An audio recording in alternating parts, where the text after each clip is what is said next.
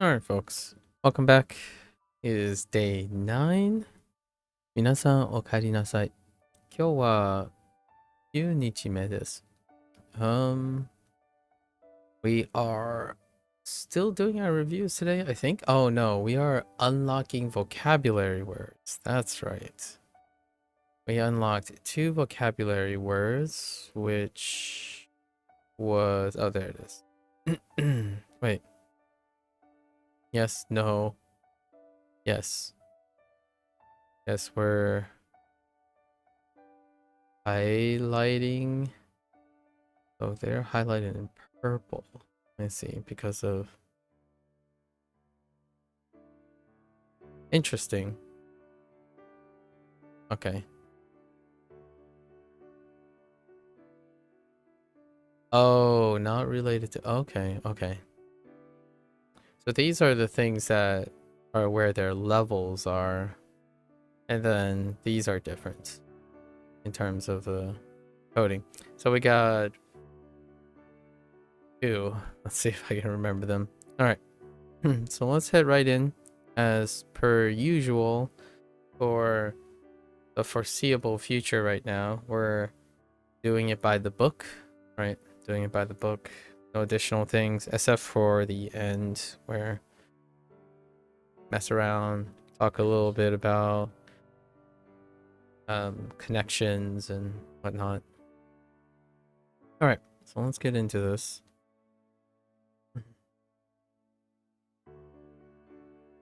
Alright, so instruction 2.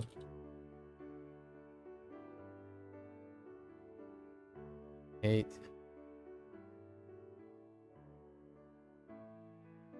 Below. Oh. Big. Above. Joe. Whoops. I hit the wrong button. Oh, it's fine. 3. Achi.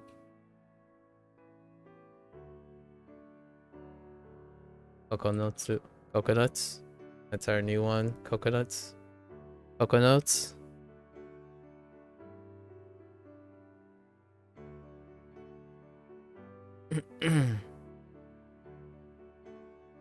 San. Fuji-san.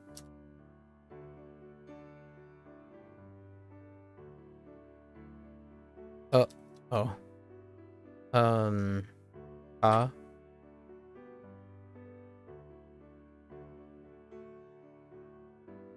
Joanne. Um.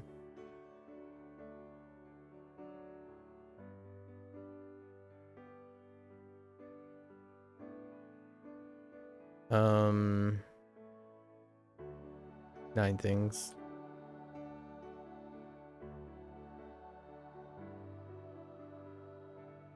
Santa-san.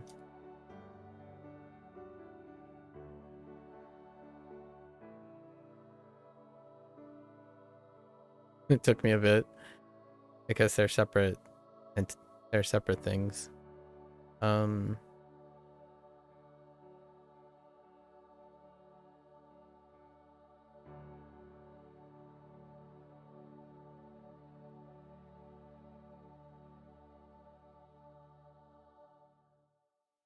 Kawa. Yeah, I'm doing pretty well today. How are you, Gecko?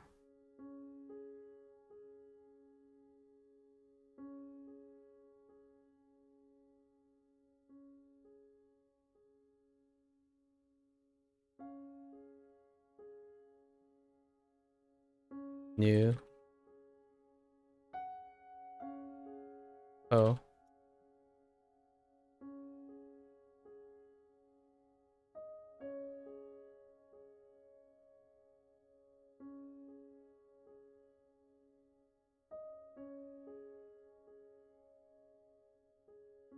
You.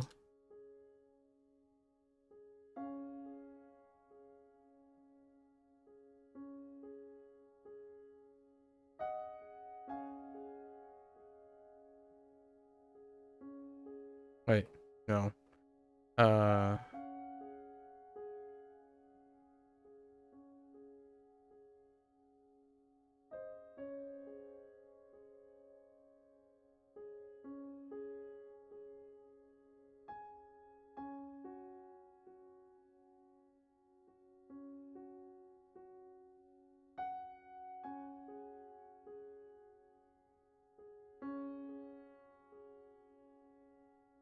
Genki desu. Nice. Glad to hear you're healthy.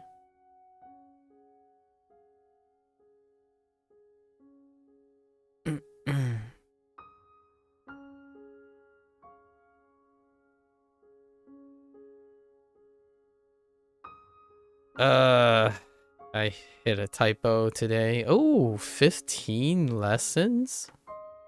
Yo, all right. Let's see what we got. Okay, 1. Okay. Self-explanatory. Numeral type. As in the case with most vocab words that consist of a single kanji, this vocab word has the same meaning as the kanji it parallels, which is 1. Nice. 1 Ichi. Ichi. When a vocab word is all alone and has no... Oh, yeah. Wait. I think this is the same message for the other ones. It's usually used to kunyam. Yeah. And the numbers are an exception. That's the same text from our other number, our first number. This is cute. Eiji this time. And guramu, of course. Of course. Kono lemon.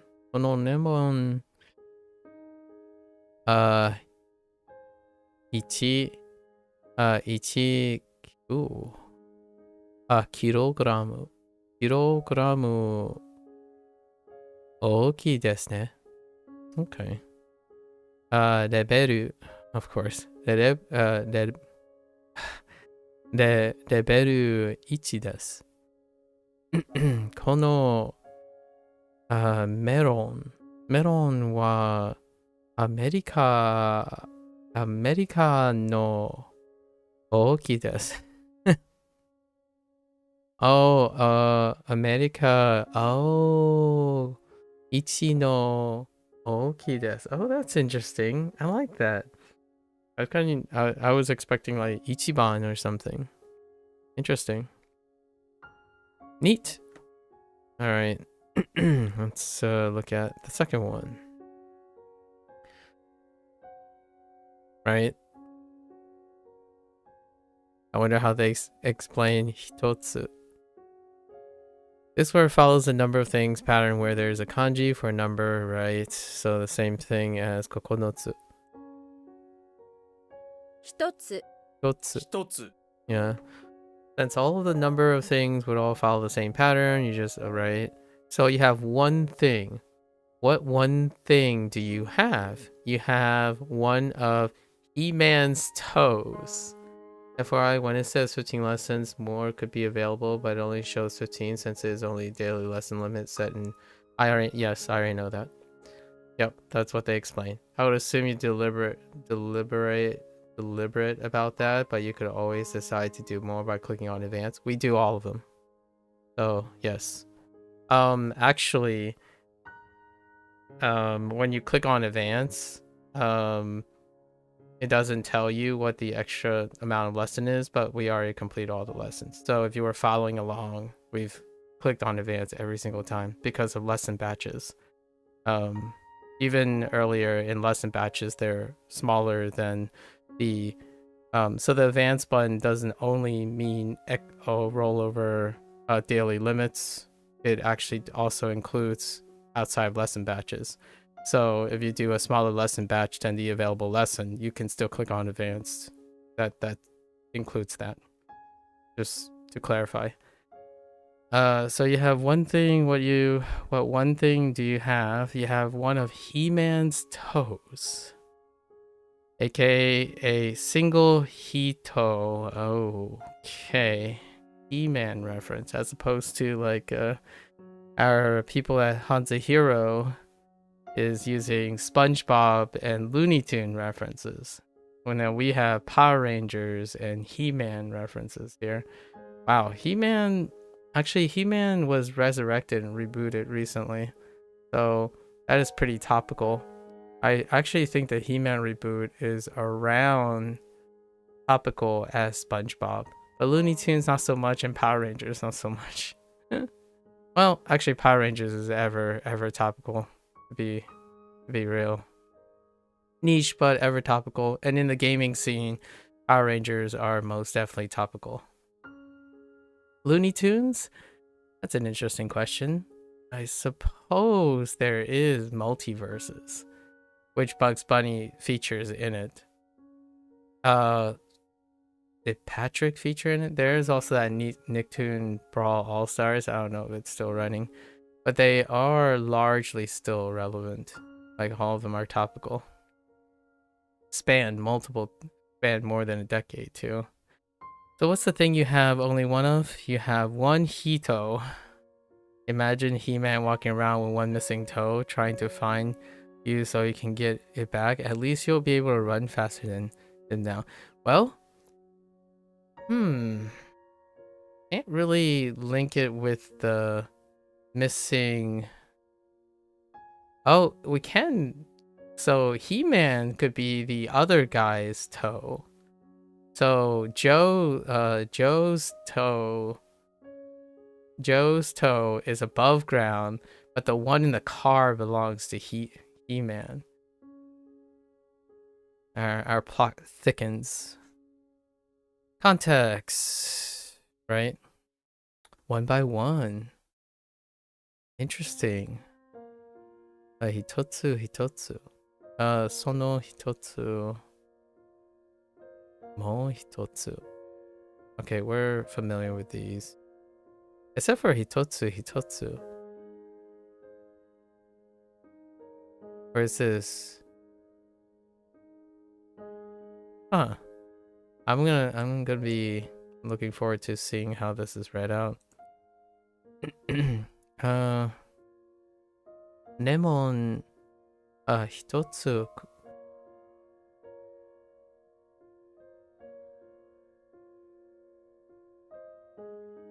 Oh, you're right. Kudasai.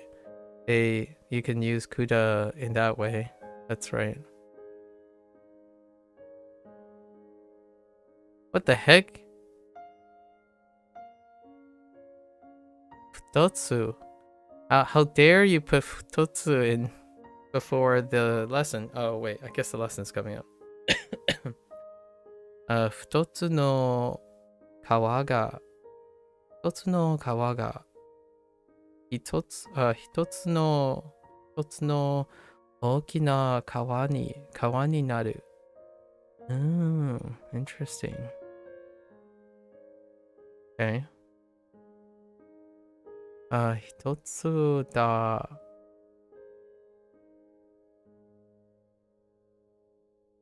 Hitotsu dake. Oh no. Barina ni shita kudasai. Alright. And then now we have probably same whatever. Yep. Got it. Numerical type. And then no need for mnemonics because Ni. It's neat. Ni. The word follows the number of, right? What is our mnemonic for futotsu? Futatsu, not futotsu. Futatsu. Futatsu. Okay. That's all the okay. So what thing do you have two of? The two things you have two of are 2-foot tacos. Intriguing. I guess you can't get away with 2-foot longs, huh? So 2-foot tacos. But what if I call them tacos? Kidding. English joke. 2-foot tacos, right? Futacos. Futatsu. Okay, 2-foot tacos.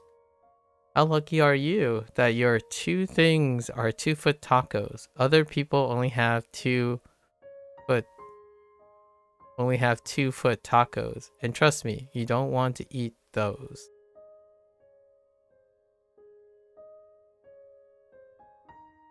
Ko, please. Ko, you're killing me here. Others only have 2-foot tacos? You're killing me.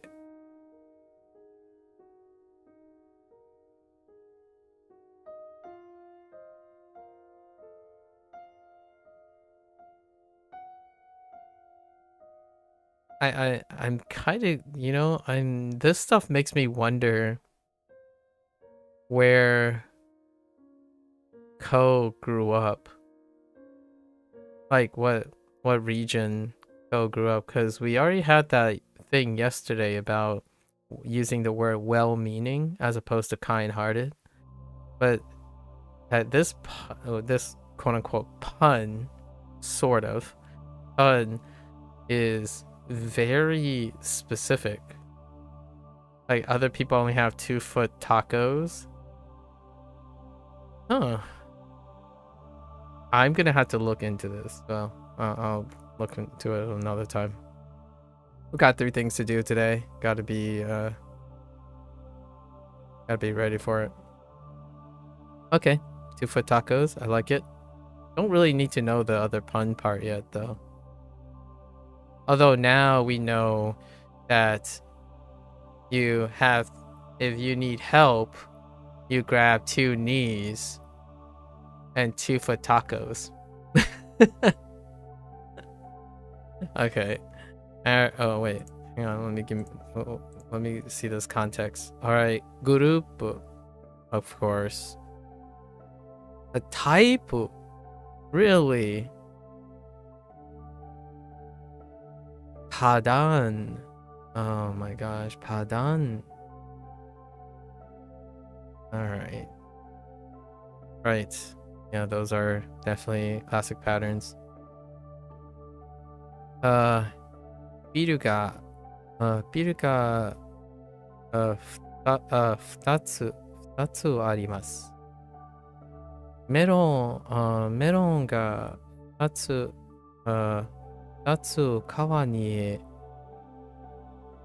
行った。はい。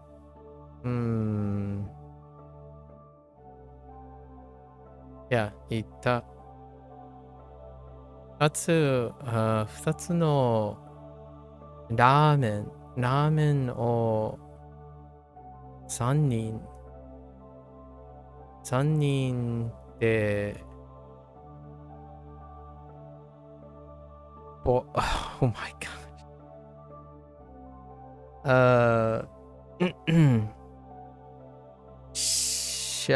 Oh my god. Shasta. Siesta.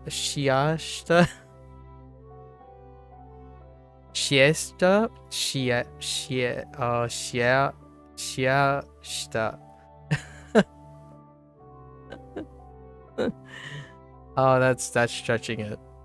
Oh no. Katakana ego. Well, it's a good way to practice my katakana reading, I suppose. For now.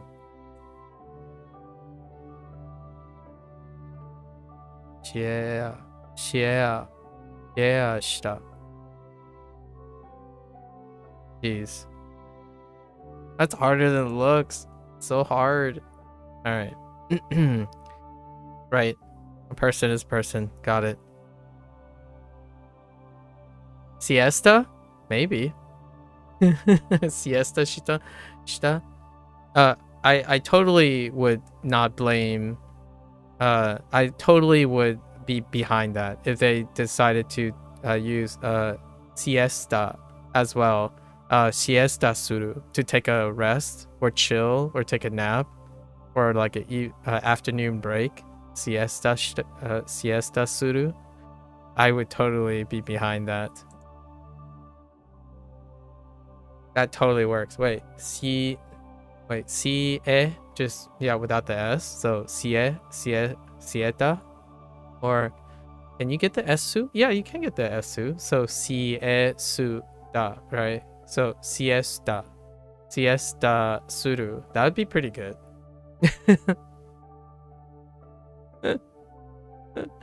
It was share. That share is kind of borked. Alright. Okay, so how do we get hito? Right? Hito. Hito. Oops, wrong. A little too long. Hito. Hito. What does a person hate more than anything? They hate extreme. Hito. Oh, alright. Alright, sure. You can always put on more clothes to stay warm, but when the heat gets high, you can only take off so much. Whoa, that's a little saucy. Someone turn up the heat in here. Ba-dum-dum. Okay. Alright. So, no hito, hitoka, and hito. Yeah, those are... There's no C sound though, so maybe like...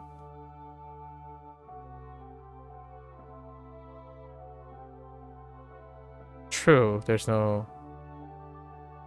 Well, there is, but you would use that. Yeah, you would use that katakana. So, don't. It would be, oh, I guess. I was gonna say she, or you could use C and then put in an extra So, she, su, da. But that is, what did they do for the share? They used xia. Yeah. Yeah. Pretty much. No si, but si. That's a good point. No si. But it's really close though. The katakana contraction with she and e. Close enough. Just think of siesta said with a... That's not... Oh, that's not a small I? Oh, no, I mean even with the small I. I'm talking about both. Not C with a small I would be C. At least that's what I came to interpret. To get the like V, T, C, you put in a small I. And then put after. So it would be like a not a very good looking katakana, but like what I mean is the difference between plain and this. I think this is C and this is she, right? So then you put an after it, but I don't think that's typical. Or not I'm talking about actually. Wait, is that No. Wait, yes. No, that's... What am I thinking of? Am I being a pep? I'm being thrown off by your katakana choice.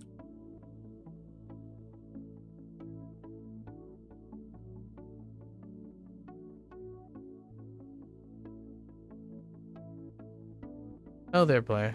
No, is the in siesta. Oh, okay. Yeah, but there is a C.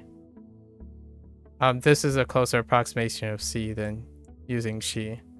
So when you say there isn't a C in Japanese, I agree. There's no C in Japanese. But representing katakana, this would be the C. In C, su, da. But I don't know if that even exists. So actually, let me see what they say. Let me see what's listed. Oh, that's kind of funny. There is something there. Oh, okay. So they just completely omit representing it. It is what it says, though. It is what you written. But that would come out to siesta as opposed to siesta. Interesting.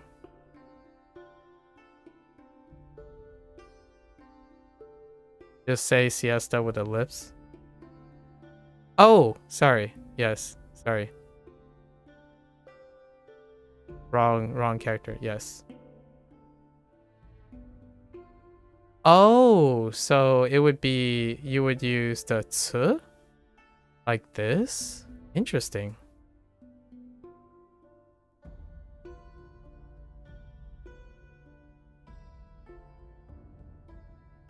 Oh, you're wait, is that listed? Siesta is already logged in as what you've written. So it's already logged in as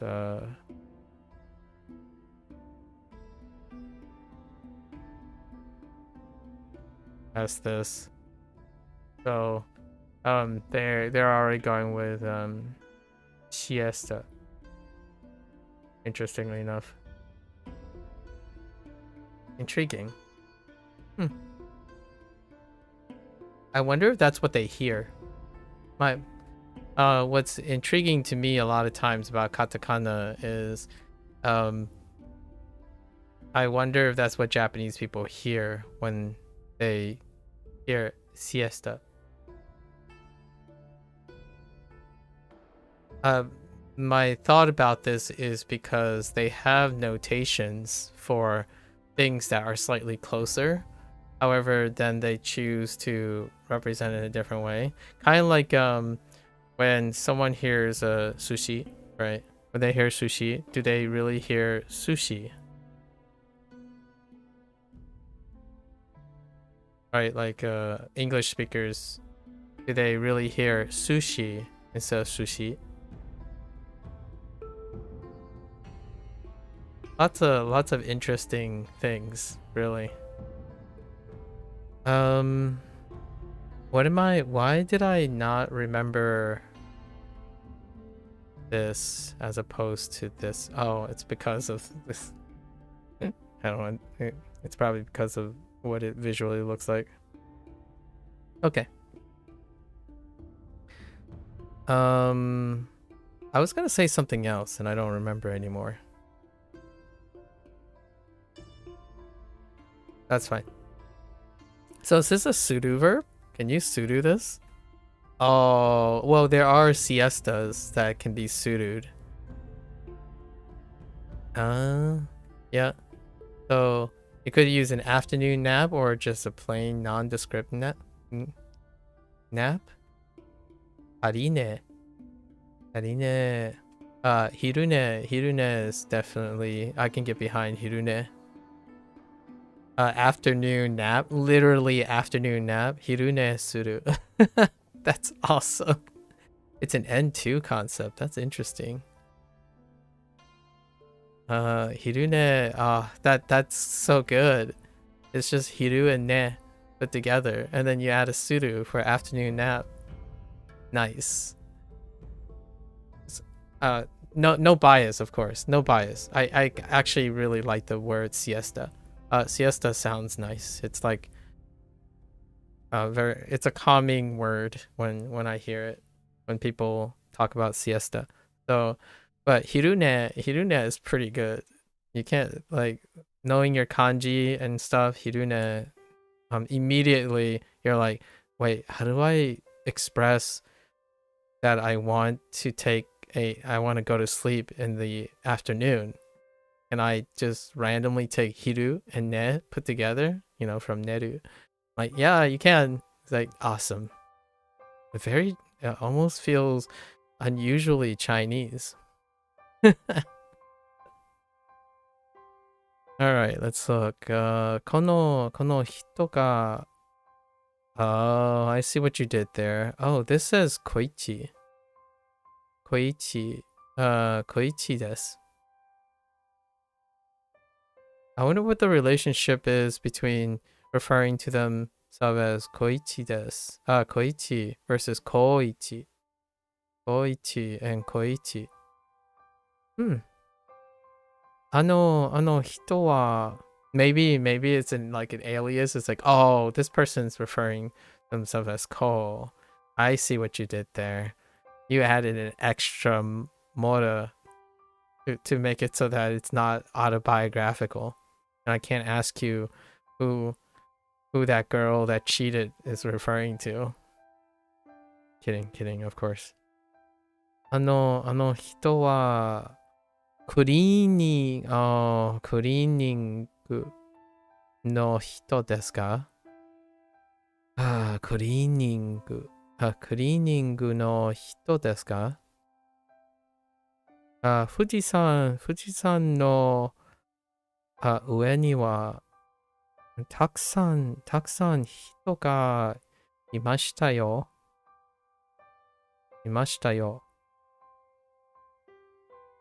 All right. All right. Quiz time. That's what we were talking about yesterday. If you know the kanjis hiru and ne, you can probably deduce hirune if the first encounter the word, which is fun. Yeah, but this time I'm not talking about that way. I'm talking about the other way, the construction way. So you don't have to. This is before you look at something. Now you're constructing. Like, well, I've never seen this. I've never heard this, but I don't even know if it's a term. So we're gonna say, hiru wa neru? Hirune? Hirune desu ka? Right?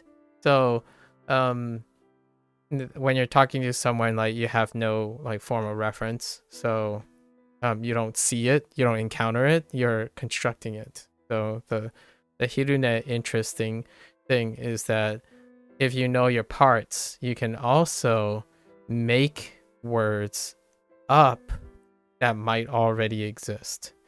Like in English, you can do something like it does can you like, is this non-disposable? Is that a thing? Non-disposable? Because that's 3 parts. Non, dispose, and able. So you have non-disposable, right? Someone might not know might not know if that's a word or not. And in English, after a while, you kind of do that too, where it's like,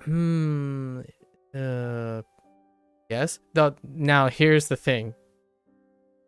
It's not the identical because English is prefix, suffix, and middle. Japanese, on the other hand, it's agglutination, or whatever they call it now, where each of the characters still carry their meaning, which is the distinction that the HanziHero people also made, where now I disagree with HanziHero again when I mentioned yesterday that the alphabet is phonetic. However, the alphabet does lack meaning. It doesn't hold agglutination, so to speak, ish, where you can take one meaning of a character and another meaning of a character and you slam it together and somehow they hold their meaning together. In this case, dispose will always be dispose. And you can't say like, oh, that's D-I-S, like dis, and post. Sometimes you can by taking the roots and stuff, but a lot of times it's not as like retained, or occasionally you can take a word that's a compound of another word, but when you get really down to like hiru, for example, what does dis mean? Well, I mean, by coincidence, dis is actually a suffix, but something like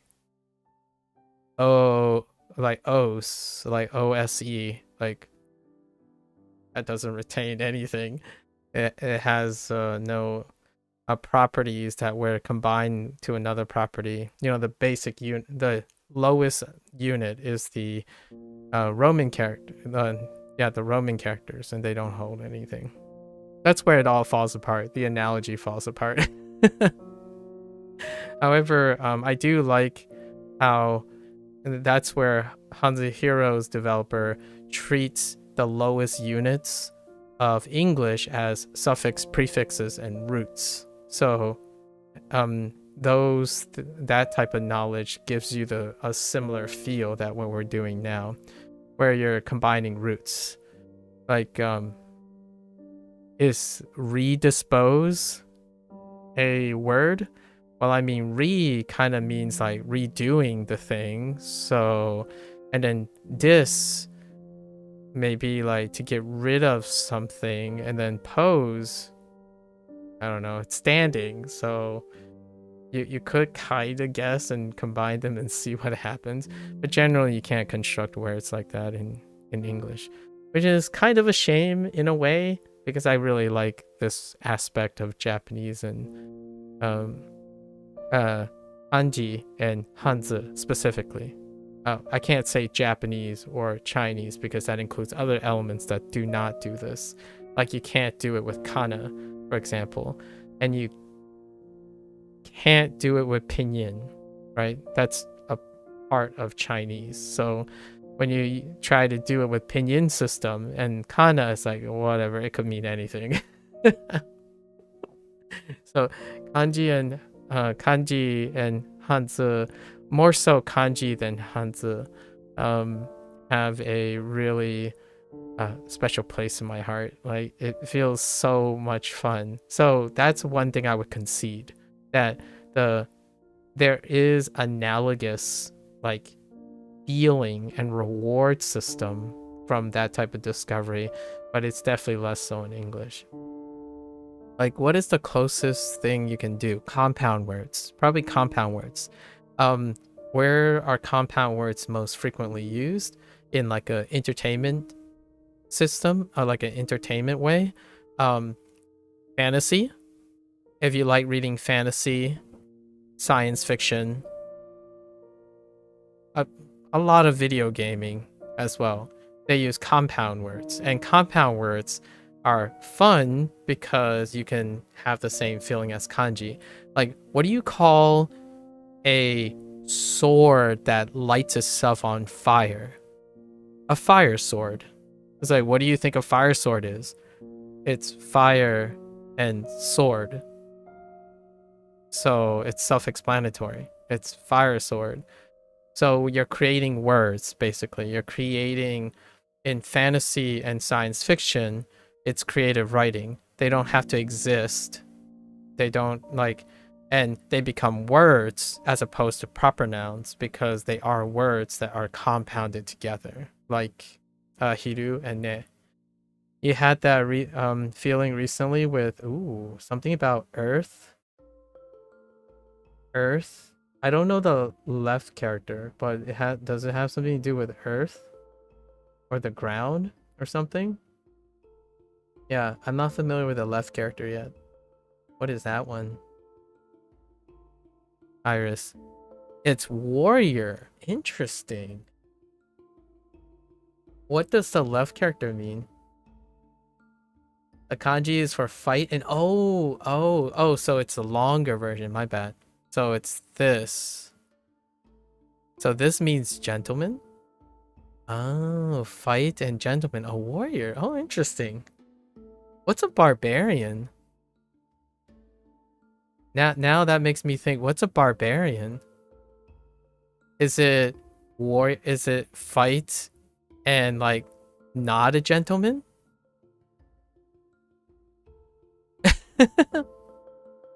Wait. Okay. Oh, so it means a lot of things.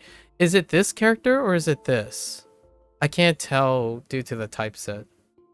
Like due to like the IME limitation. Is gentleman you're saying this or this? They're two different characters. Which one is it? I actually can't tell because this is what I think of. I'm thinking of Earth, like the ground. This one, is it the same character? The one with the longer top. I have no idea. Yeah, I have no idea that this meant gentleman. I see. Okay. What's a barbarian then? I swear it would be hilarious if it's fight. It can also mean samurai or scholar, which makes sense, right? Fight in a different way. like intellectual fights, and like samurai are very respected warriors, obviously. But what's a barbarian? Hold up. Oh, it's a little bit more complicated, actually. Wait. Yeah, it's I was kind of expecting maybe it includes fight and oh, it kind of does. Yeah, you will see warrior someday. Yeah, sure.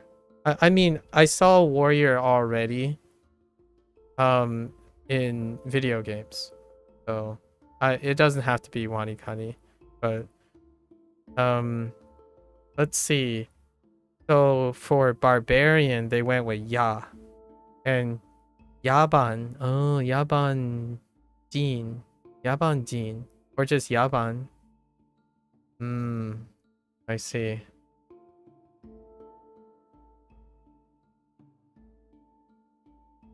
I guess that kind of makes sense. Yeah, anyways. Sci-fi and fantasy. That's where you'll, in my opinion, since we're on the internet, obviously people play video games and all that, created English words, compound words, closest thing I can think of that immediately screams that's exactly how people created those words in the first place. Like a lightning rod would be a practical example of an English compound word. Lightning and rod. So what do you think a lightning rod is? Well, it's lightning plus rod. You kind of have an idea what it would be. Or like a oil lamp.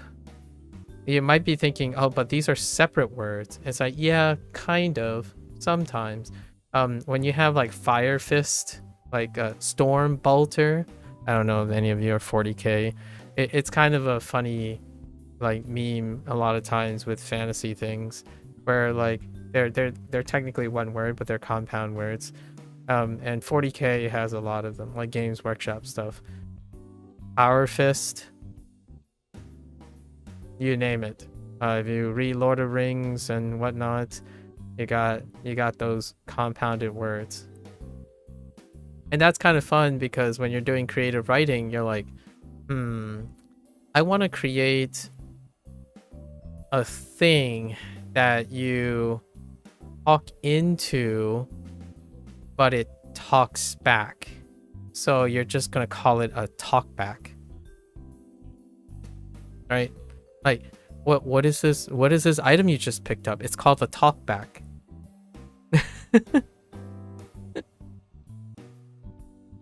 At least that's how that's what we're talking about in this case. Yesterday, yeah, I understand the whole, like, if you look at something and you're trying to read out the meaning, that's definitely your classic learning direction.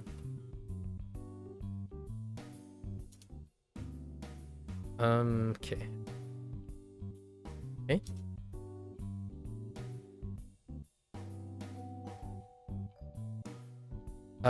Hito, right? Hito, He-Man's toe. Oh, that's kind of funny. Do I still? Yeah, we're fine. Yeah, WaniKani teaches vocab. You gotta normal. You gotta apply your radicals.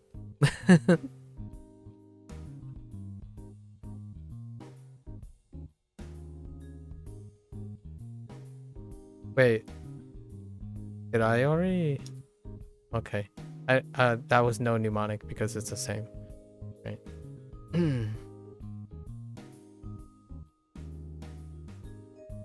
Now it makes sense why WaniKani started with the vocabulary that it did. A while ago, you know, since I didn't use WaniKani, this is a good retrospection. A while ago when I started Duolingo, maybe like a month in, within the first month, people brought up WaniKani, and they talked about like, oh, we learned this, but it's weird that Duolingo hasn't introduced these things. And now I have a better idea of like it's actually not for the reasons that the other individuals who started told me, at least in my opinion. And largely thinking about it now in retrospect, now that I'm here with the vocabulary and stuff, now I see their choices from a different perspective. Like, they're very strategically picking specific things, which for a different purpose than out of convenience, relevance, or like frequency. There were times, right, in when people either use both or use one and then watch me use Duolingo, and they would mention something like, man, Duolingo hasn't taught you this thing yet, like this vocabulary, but in WaniKani they already gave it to you. And I could explain why how Duolingo introduces counters and numbers far later, but how they like compile and relate each of the sets, right? They actually start and group them by euphonic changes. So they introduce counters, and then they introduce numbers that don't change and numbers that do change grouped together in order to get you to recognize that there's a relationship between the euphonic changes. So like when they introduce these two, which is usually early on because they're the exceptions. So like hitotsu, they would get hitori, right? Hitori, futari, and futatsu, right? They would be grouped together because they're euphonic changes. And then they would group it to things that have different euphonic changes. And then in the middle numbers, those numbers that don't change, they would group up all the numbers cases that don't change and do change. So they're constantly grouping and introducing numbers with their counters that change or do not change, so that you get to the habit of saying, oh, here are all the reads and some of these change. It sounds like this should change here. And then also the 10-10 shifts, right? Get used to the idea that da could be ha sometimes, like all the 10-10 associations, where you have lots of euphonic changes that deal with a switch in that 10-10 column, right? A into da, and right, sa into za, that kind of thing. So that's how they go about tackling this. And then a lot of individuals made mentions like, man, you should really learn how to count numbers first and whatnot. And then like, because WaniKani does this. And at first I was thinking, oh, I can kind of see that, because you need to know how to count things early or describe things by counting. But it's a whole different reason, in my opinion. Like, just looking at this and how they're lining up with their construction of their radical, like how to read their radicals and mnemonic, that's not even close, in my opinion. That's not the major motivation here, to use numbers. They're not necessarily teaching the vocabulary in the sense of its relevance, of its use or its frequency, but the convenience of its construction in pairing kanji that looks like the vocabulary and stepping up mnemonics without like doubling down or tripling up mnemonics immediately. So they have lots of representation of where the radical is the same as the kanji, which is the same as the vocabulary word that has one of the kanji. And then they give you examples where it's two of those things and then one of those things, right? Well, they haven't gotten to the one of those things yet. And then eventually they'll, the context, here are some examples and whatnot. There are examples where it's none of those things, where it requires multiple radicals to compose a kanji, which then kanji, the vocabulary word, is composed of multiple kanji. So they're kind of like building up. So they went from the bottom line, the most bottom line, which is they're all the same across the board, while still addressing read differences. So the reads are different. So they found as closely examples, in my opinion, where everything is as similar across the board. Then the reads change, right, of each. Then the reads change in one, then the reach change in two of them, going a transition from that staggered state, and then they're building up to it. So the way they're introducing vocabulary and stuff is how they're progressively going up. WaniKani even teaches some kana only words. I'm personally not the biggest fan of this feature though, as there are not many at all, so I guess I don't really understand the reasoning behind that decision. The ones that are done in kana only, in my opinion, is a great opportunity to understand that, well, I don't know how often you read kana, but you have to, in my opinion, lots of the kana only ones are like incredibly ubiquitous. And I already made a comment on it. Like, for example, kudasai. Kudasai, I saw them write the kanji for kudasai, but you're probably not going to see that often. I'm not even sure if kudasai is one of the kana only words. Kana only words are very structural words a lot of times, and those structural words will come up very frequently. So this is the part where you're equating usefulness of a category to how many unique words there are versus how frequently they use. I would argue some of the kana only words almost outnumber the usage of several common kanji things put together. So it's one of those things like, do you make a separate category for bro?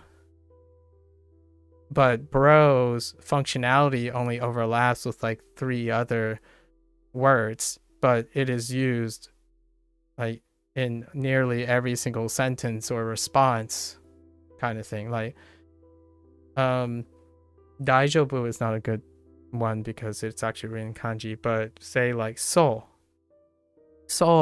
needs to be in a vocabulary thing regardless if you're surrounded by kanji or not. Soul is required. It's like bro. Like even conjugated stuff like copula and stuff like des, that requires some mention because des is going to be ubiquitous, right? Even ne alone is probably going to be one of the kanji only quote unquote words or something like that, largely because it makes up an incredibly large volume for being a low group. For example, the word like in English is unlike many other words. So like if we try to categorize it, the words they teach are very important, common. I just always felt it was kind of out of the scope for WaniKani. I saw you still definitely need to get a lot of kana vocab from other sources. Yeah, that's fine. I mean, like, this is a being spoiled kind of thing, Gecko. I don't believe that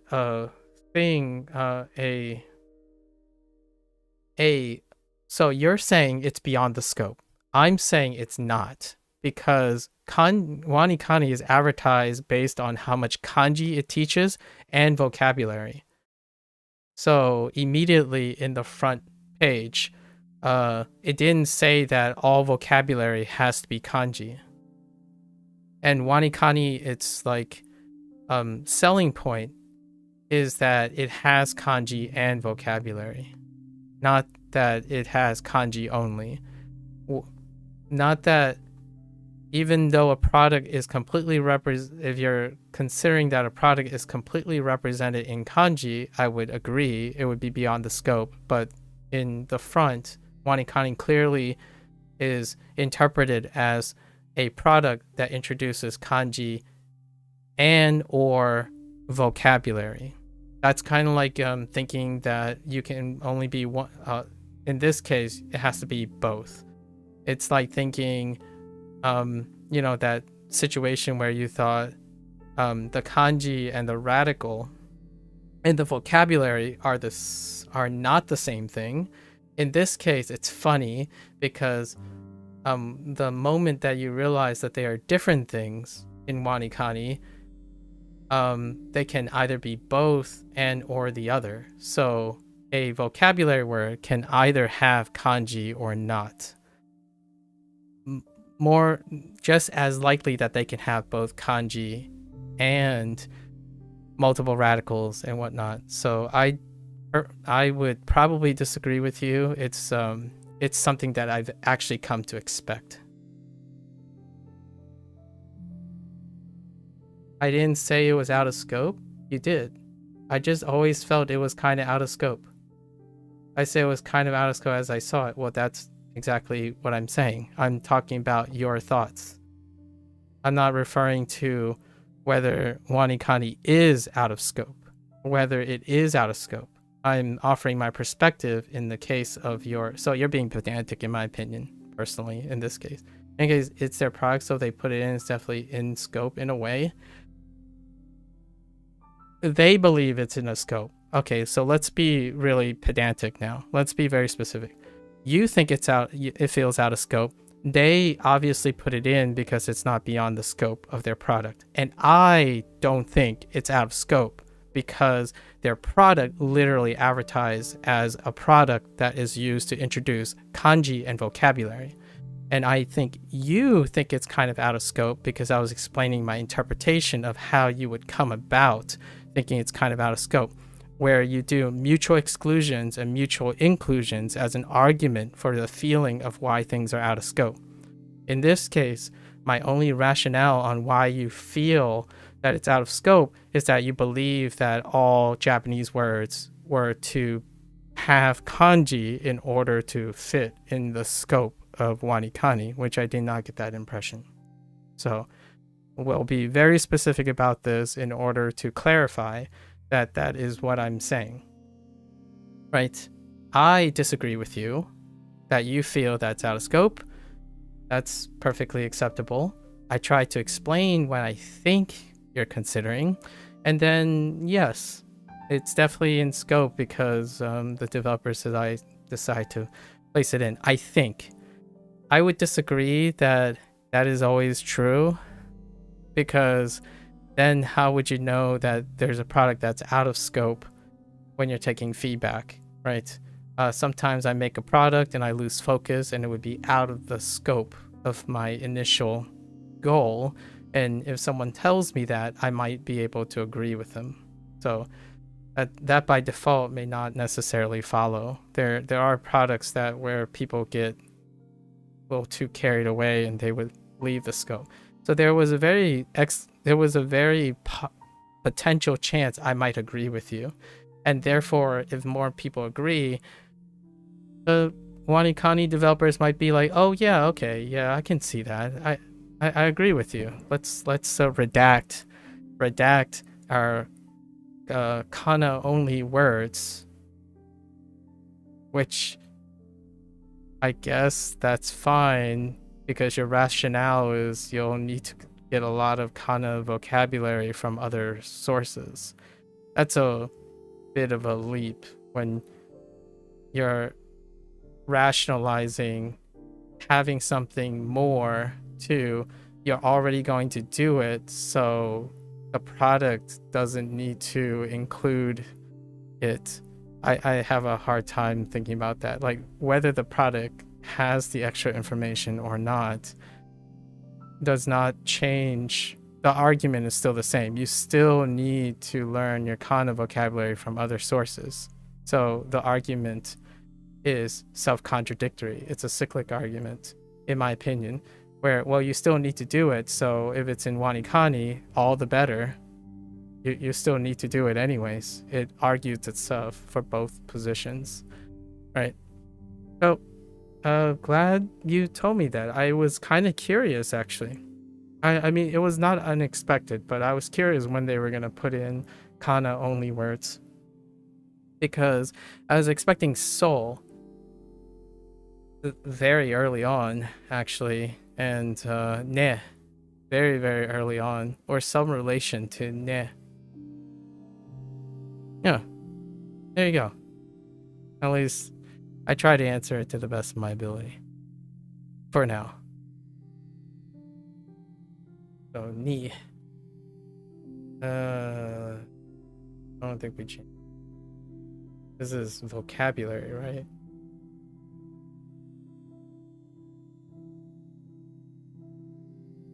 vocabulary.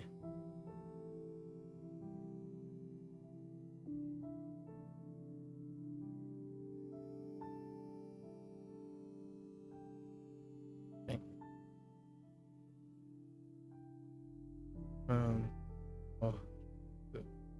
Futatsu. What was this? 2 foot tacos? 2 foot tacos.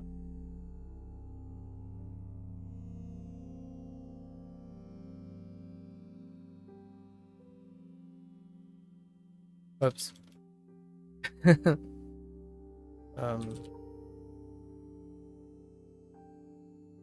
And I'm always grateful that if you want to be more specific and you correct me on my generalities, that is keeping me on my toes, right? So I don't actually feel that that is a waste of time to address technicalities.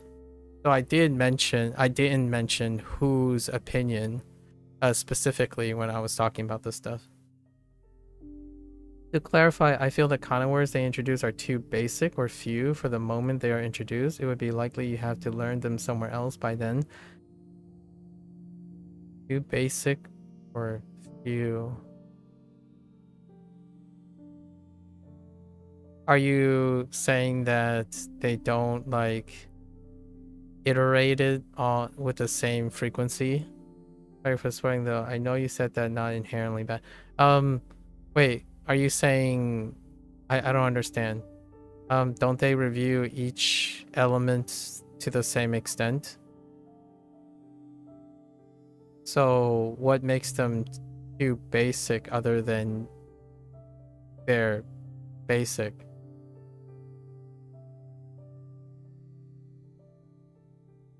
Like, don't they... I don't know what they do, obviously. I guess I'll be able to talk about this when they come up. But don't they use the same SRS frequency-based system for each element? So what makes them too basic for the moment they are introduced?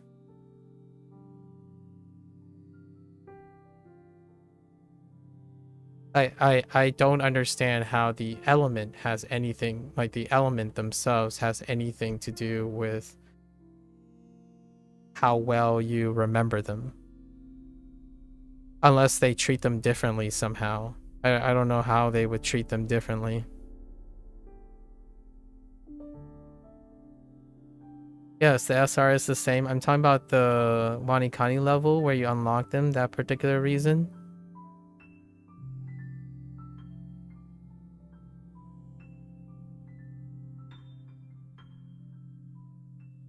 I'm still having a hard time processing how that affects what you know about them. Like, it would likely you have learned it somewhere else by then. That's fine. That's like a serendipitous thing, right? That's a serendipitous thing where someone might still encounter something here and there. That's a good point, actually. You know what? I can see that. Largely because I can see how they're introducing the vocabulary here, right? The way they're introducing like vocabulary in general is due to the scope of WaniKani, which is what I mentioned earlier. Duolingo has a different scope for introducing vocabulary words, right? So, which level the kana only thing. Oh, you know what? You could make an argument where did they prioritize kana or did they not, right? In this case, they didn't prioritize kana, or they didn't give me an impression that they did. So naturally, that sounds like it's not a big deal by any means to me. It just feels like noise that somewhat pollutes your review pile. That's fair. I mean, I can't change how you feel about that. For me, there's no distinction. Largely due to the nature that every kanji I see kana. So largely because of how Duolingo did things. So like it's not like I don't see hito here, even though it's not there yet. Or in this case it is. But like I see hito. I actually see the furigana like right above it. So when I see a character like that, I also see the read. So when I see the kana and if there's a kanji above it, I could see different kanji that would overlap with that kana, but at the same time I don't distinguish. So when you say noise and pollution, that's a yeah, because it's both. Kanji are both kana and their reads. And their reads can be represented by the sound and or the writing. So when you're saying noise and pollution, you give me the impression that your hearing, your listening skills is priority, and your kanji is priority, but you secondarily prioritize kana, right, as a representation of reading and or listening, because you don't necessarily have to know what the kana is if you already know the kanji. I don't necessarily think that's true. Very interesting. Goes back to what we discussed a few days about how the experience might differ in the order of introduction to the tools. Yeah, and here's the thing though. It isn't that different. I think you skipped what leads to WaniKani most of the time. WaniKani has an expectation from Tofugu that you have spent most of your time acquiring kana first. So what I mean is, at some point, either not using kana as much or coming to the conclusion that kanji is priority, that kind of backseated kana, giving a feeling of noise and pollution as though that it's optional. Kana to me is not optional. It's a part of the whole building block thing. The thing that can be a little bit misleading is that WaniKani is an offshoot of Tofugu. You did memorize kana, the characters, not kana words?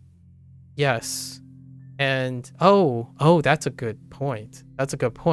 You memorized the kana, but you didn't use the kana at all. That's a good point, because Duolingo ended up using the kana first. So to learn and memorize the kana, they also used the kana for words. And then they added the layer of kanji. So in this case, Tofugu would totally be responsible for the leap from kana to kanji without considering that there are kana words.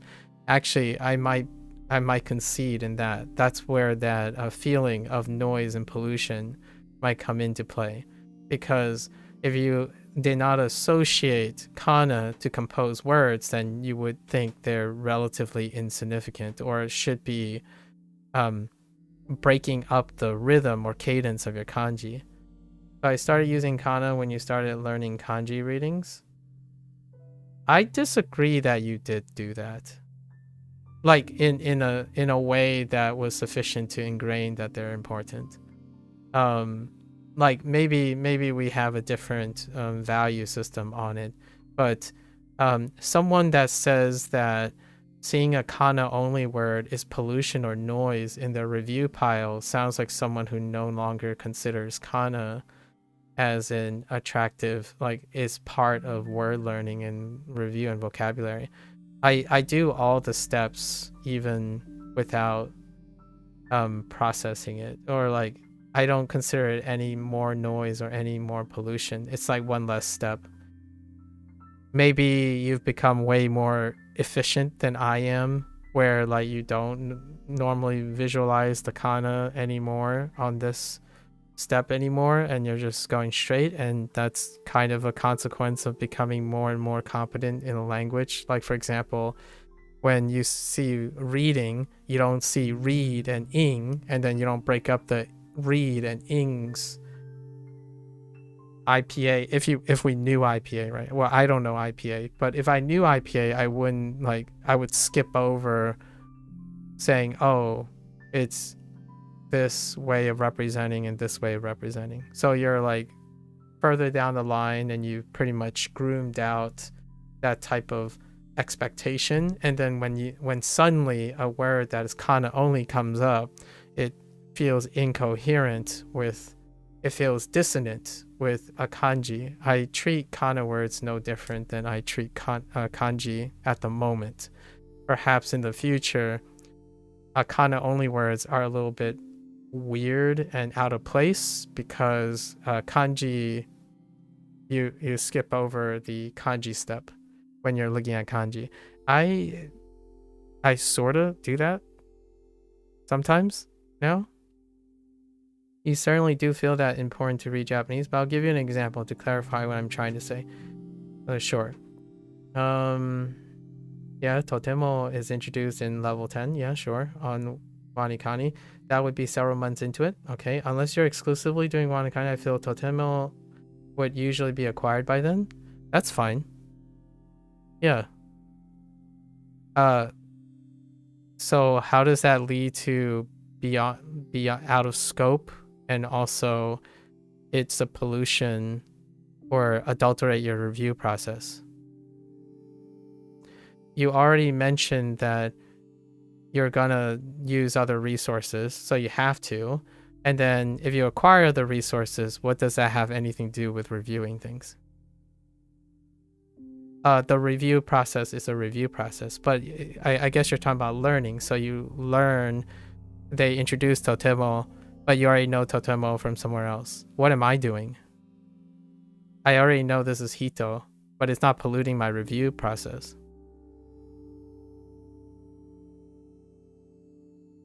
I've engaged in this conversation already a couple times already, because people have often a hyper concern about how to naturally learn things, like natural order, right? It's a big deal. I totally get it, right? There's a natural order in learning things. A lot of people instinctively think about natural orders. Basically, if totemo is a very common word, you would naturally encounter it and have learned it before WaniKani shows up. That's important to note. Whether it comes up or not, you will eventually know all of those things due to its frequency anyways, right? So it's more of a moot point than a disturbance, at least in my opinion, or at least that's the impression I would get. But there's something very specific about WaniKani introducing a kana-only word outside of your expectations of learning something, right? Like, you still get reinforced for what totemo is. Your argument that you're going to learn it from other things and acquire by then, that's great. I'm glad you did. If someone only used WaniKani, they would get totemo then. So it's a moot point to me, where it has very little to do with whether the product reviews it or not, in my opinion, because you're going to have to review it or not. And I'm not sure if Tofugu ever insists that you should only use WaniKani. And I'm not sure if Tofugu give you the impression that their natural order of introducing words and vocabulary was the natural order that you would think based on frequency, right? And my commentary, which led to this discussion, which is very important, by the way, because it's a really important observation that I won't see until like level 10 or like a month, several months in. I would probably make the same commentary that, oh, I see, functionally, the way they're introducing components and stuff, so they introduce the exceptions a lot later due to their natural construction of the flow of not introducing kana at all in the product. So now in the scheme, the scope of their product, which they want to introduce their construction of kanji, kana only vocabulary proves to be an exception to the rule. So they establish their construction and flow of thinking and then introduce exceptions later. In Duolingo, yeah, you get totemo like in the second unit or something, like the third unit. Because it's kana only. It's actually very convenient because Duolingo's flow is that they stick to kana for as long as possible until you're ready to, so they introduce all the words as one layer of kana and then introduce kanji because that's their approach, right? And they also prioritize frequency. So they try to use frequent themes and frequency of use first. So those are their priorities. So for WaniKani, that's a very interesting point. We'll see if my opinion changes after level 10, after we get to level 10. But my thought would probably be like, oh, I see. So now they think you're finally ready to note the exceptions to their construction rules, which brings up a very good point. I don't want to make it sound like a bigger thing than it really is. Well, I think it's a important aspect. So now you're doing the thing where, in my opinion, the thing where it's not a big deal, but you care to share it with me. So I think it is a big deal. I think we can leave this discussion there for now and maybe pick it up in a couple months to get your updated opinion on presence of some kana words on. Yeah, sure. I think there's a very, very rare chance that my perspective will change due to that. I think what you're stating is an emotional problem, so it is bigger than you think it is personally, largely because you're using emotional words like pollute and noise. It wouldn't be as big of a deal if you're saying something that wasn't like an emotional thing, but I think most things are a big deal, largely because it's brought up. Otherwise, it wouldn't have been brought up in the first place. Yeah, and it fits what I was saying. So it's relevant to what I'm saying now about how they're constructing and figuring out which vocabulary words to introduce first, right? I was under the impression, at least people gave me the impression, that WaniKani had a natural order of things, quote unquote, natural exposure order, and that's not the case. This is the first case.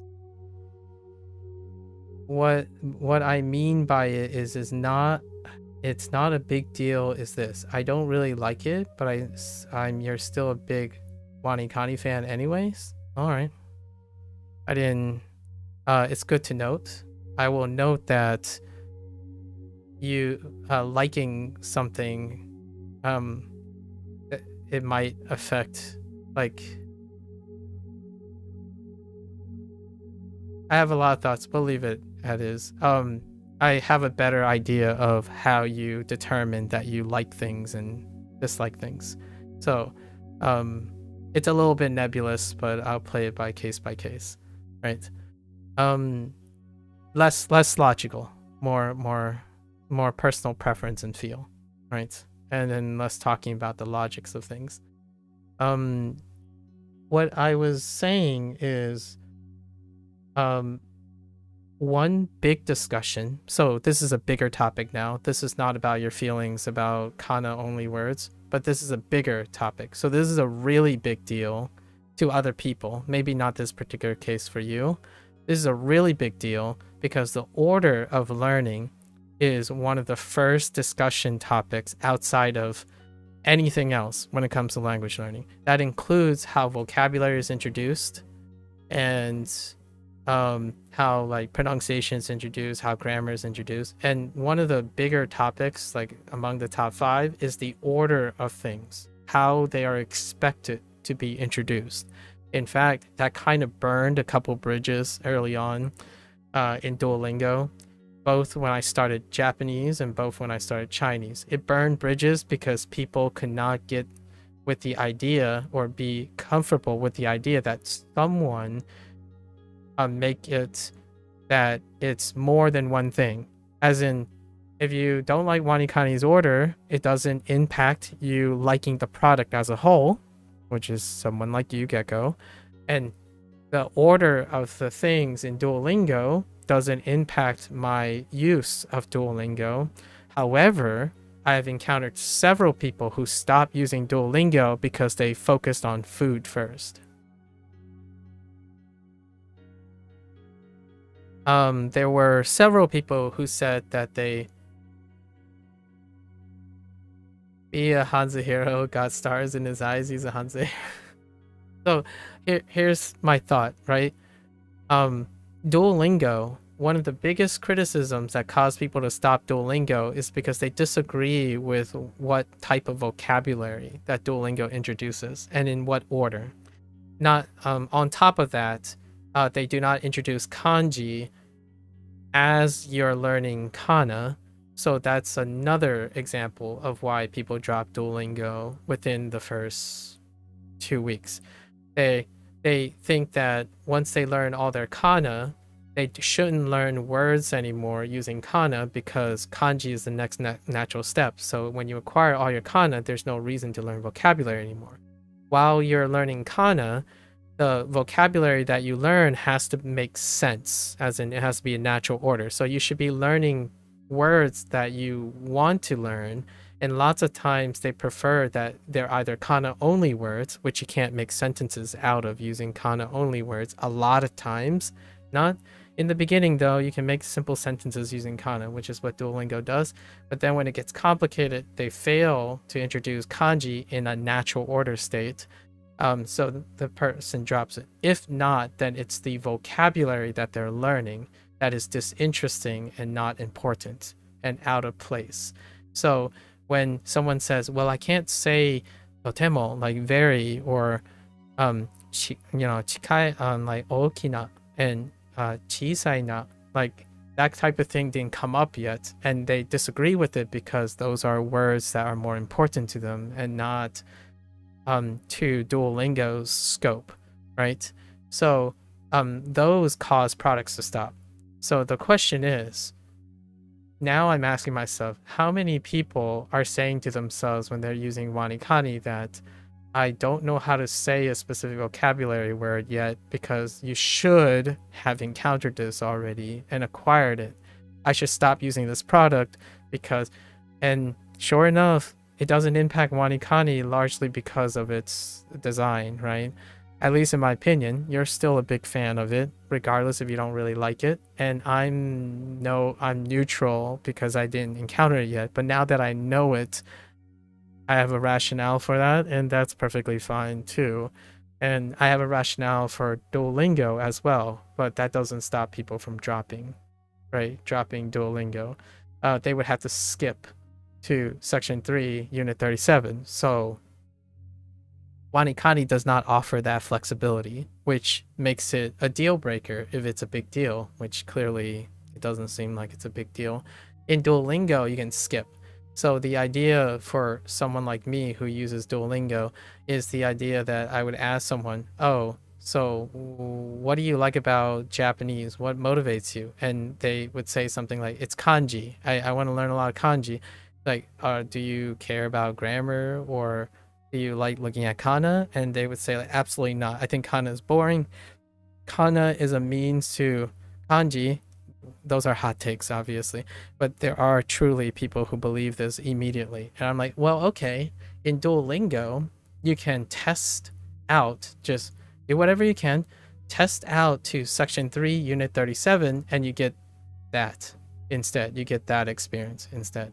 So when I think about whether I like or dislike, which we'll find out in a couple months for sure, I don't think my opinion is going to change very much, is that, oh, this is where they introduced totemo. I already learned it from Duolingo in within the first 3 weeks. It's a very important expression. And taksan, for example, as well.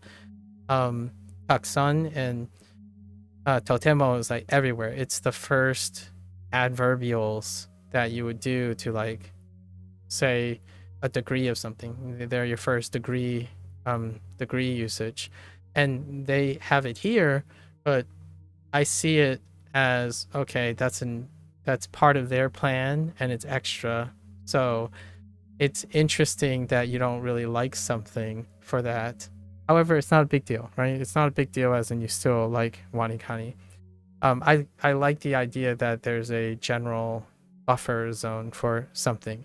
For others, not so much. It's like a one strike, I'm dumping this thing kind of thing. So it's great to know that we both have some sort of buffer. Like, we have a wider perspective. It's not like if something bad happens or something you don't like happens, it's the worst product ever. You have to understand that this is practically a meme level of things on the internet now, right?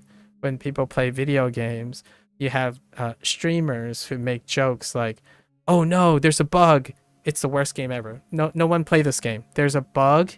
They had a typo in the first screen 15 hours into the game. It's like, it's broken. This game is unplayable. Absolutely unplayable." So it is quite a big deal for others. It's good to know that it's not a big deal for you, because it would be we would have a very, very difficult time hanging out in the future, where, like, for example, like, I don't make you, like, expecting, like, for example, I don't ever make you angry. I'm pretty sure I'm gonna make you angry or exhausted at some point. Ups and downs. People's experiences are dynamic. So hopefully I don't give anyone the impression that everything I say would be exactly what they want to hear, or I would overtalk or talk too much about something because we disagree with whether something is a big deal or not, kind of thing. I hope that's the case. Obviously, on the internet, you could decide, yeah, you don't have to listen to me. That's the idea. It wouldn't be too much of a big deal. I don't expect people to entertain and continue to entertain my monologues. Right.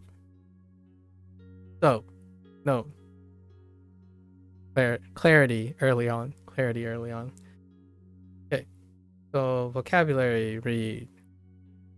We certainly most disagree, but I have a hard time thinking what you could do or say that would actually make you angry. Oh, well, I suppose that the feeling is mutual there. Yeah, the feeling is certainly mutual. I also would say that this type of level-headedness means it I hope it communicates the aspect that even if I know or strongly think I have an opinion, until you actually ask and it's amenable to that opinion of why I strongly disagree or discourage these things, I won't offer that. Right? So mainly that's also one of my compromises. So I'm not here to convince you of anything that you don't agree with, unless you're asking me to convince you, which then I will sound more persuasive.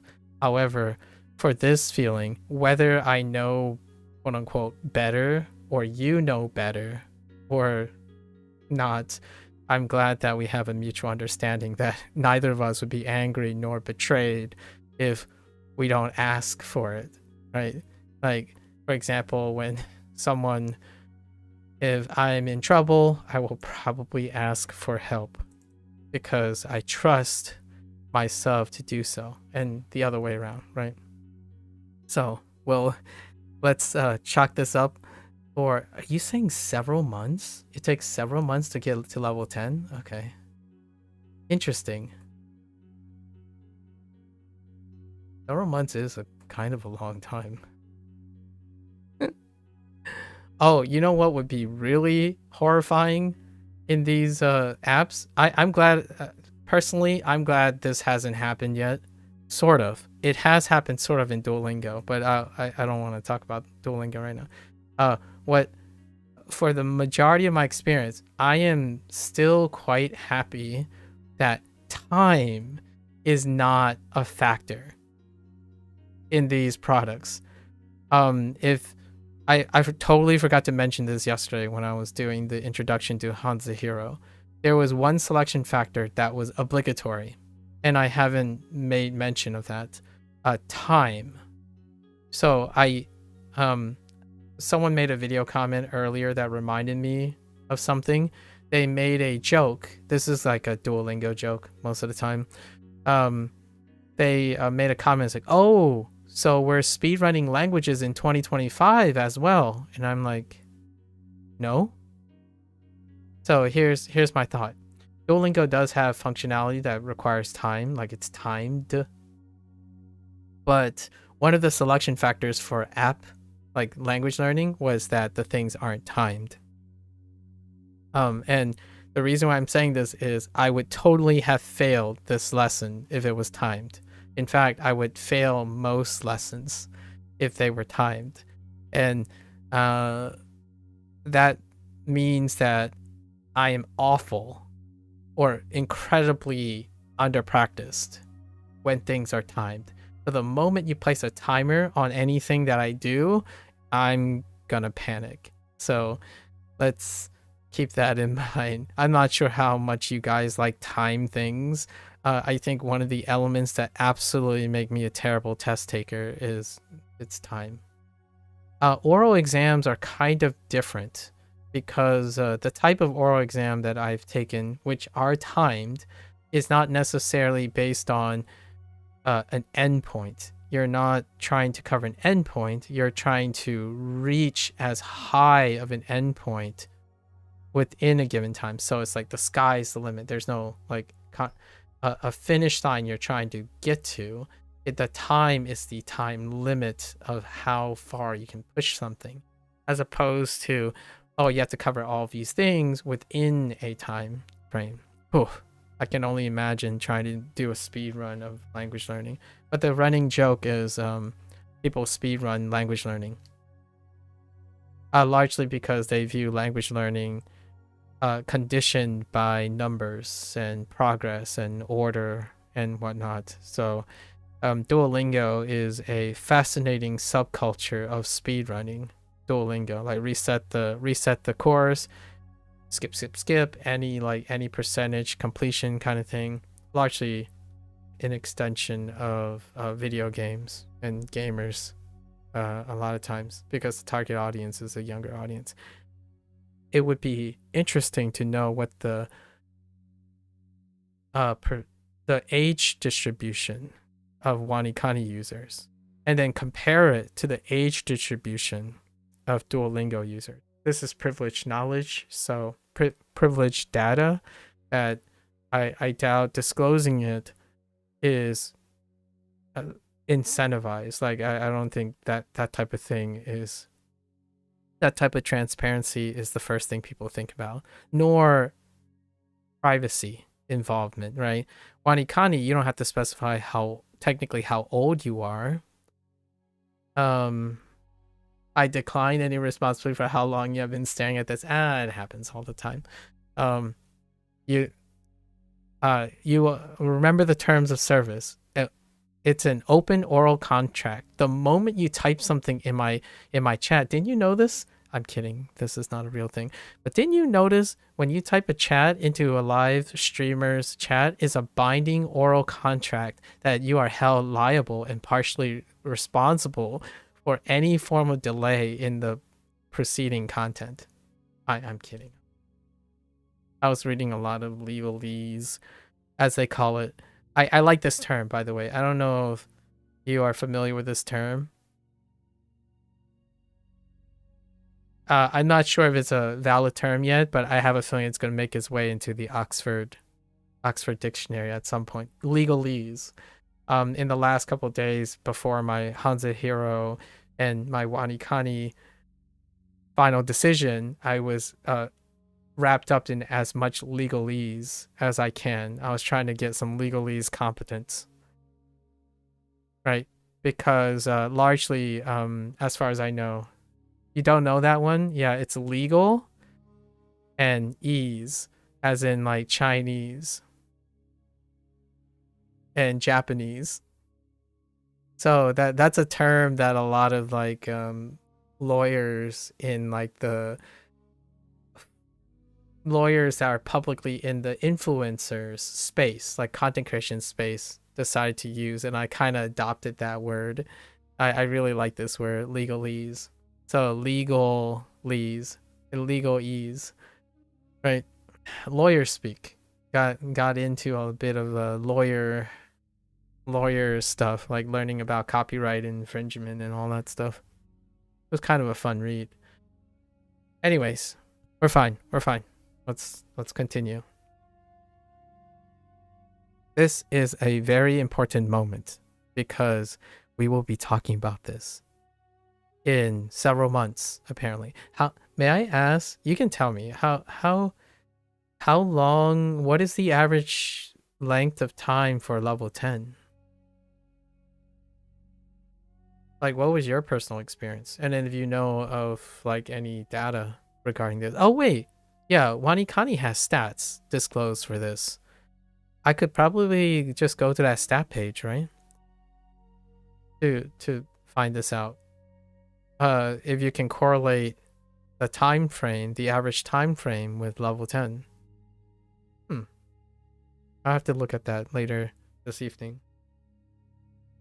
What was the vocabulary read of this that they wanted?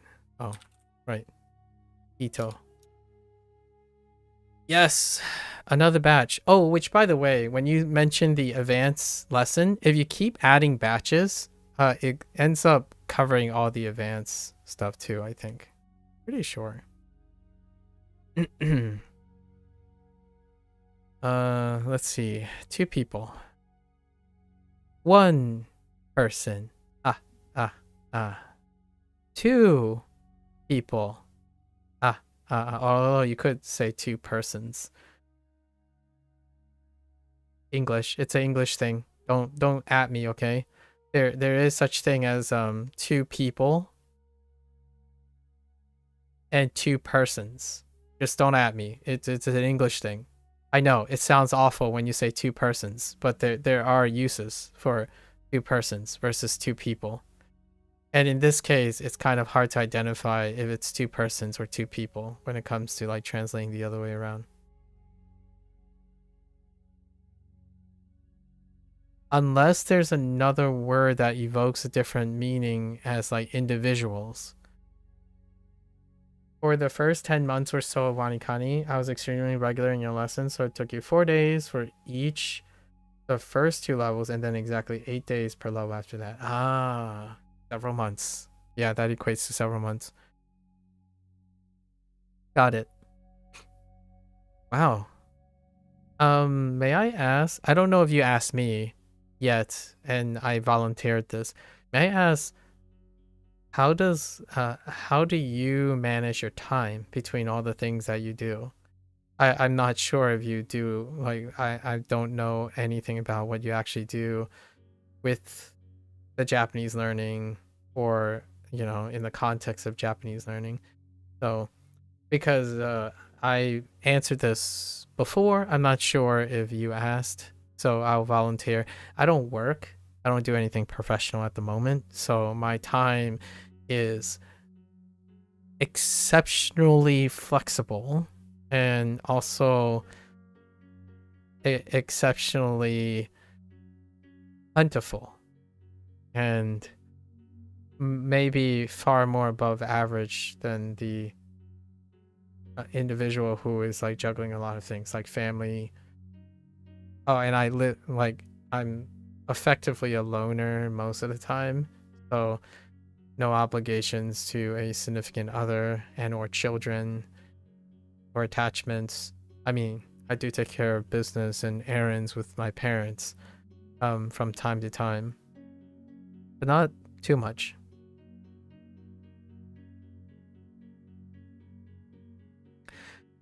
Two people, meaning a pair, a couple. Oh, here it is. Oh, they did write it.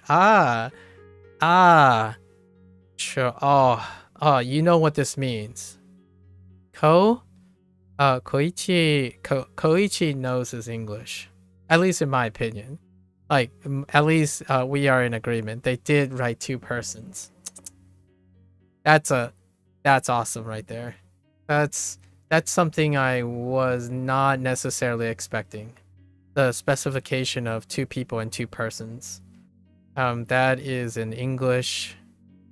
It's not necessarily colloquial English.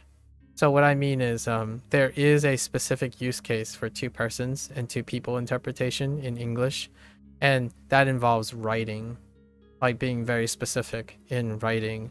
And I don't think colloquial English differentiates between this. It's always two people. Well, most people say two people. If you say two persons, you're gonna get some eye rolls a lot of times. Or like, you said what? It's kind of like two fishes. You're gonna get some eye rolls versus like two fish. There are others, but you know. Oh, a type of pant. It still feels a little weird coming out of my mouth, but I have found a use for the singular pant because they're a type of pant. As opposed to pants, which is the colloquial, like most people would still say a type of pants. But there is a specific use for pant as well. You work office hours. Ah, you usually try to do WaniKani before work. Ooh. Then a few review during lunch. Nice. And if I can manage, and most of your reviews in the evening. You also do my Duolingo lessons in the evening. Then right before bed, I would either watch. Man. Wow. That is exceptional. So you would manage to integrate a morning routine prior to something you are obligated to do. So no matter what, it's coupling. Wow, you got some really. I'm not sure if you think about like habit formation at all, or like how this creates a consistency. But that's awesome. You have a morning routine and you have WaniKani lessons as a morning routine before you do something obligatory, and then you associate additional practice with something you probably kind of enjoy because lunchtime is kind of a break time, right? And then you settle in on the practice and stuff with your immersion and enjoyment. That's pretty solid. And of course, Duolingo is at the end. Duolingo is largely going to be practice for you at this point, right? Just like extra practice on the side. That's some solid schedule. I say this largely because that's how I wanted to explain what I was thinking when I read your remark. The most important thing to me is understanding how a person like interacts with their thing. So you do watch anime, huh? I do enjoy doing your lessons and review most of the time. It's fun. I feel you can relate. Absolutely. The things you choose to do when you're grouping, the ultimate goal is to know that it's not taxing, if you know what I mean, right? My morning routines, when I use morning routines, I typically associate it with something that gets me going so that when you get it going, at some point, it becomes the new norm. And all these new norms, then I build up on it. So I get on stream because I want to do lessons. I get on stream because I want to talk. And I get on stream because I build everything around it. So at some point, it no longer feels exhausting, other than my voice. Like my voice can't handle it. But outside of body constraints, you get to a point where it's great. You don't even worry about it. Like, why? This is the fun part. Like, this is video games. I can't believe I'm saying that, but doing this, I'm gonna get flack for this. No, I can make this. I can make this happen.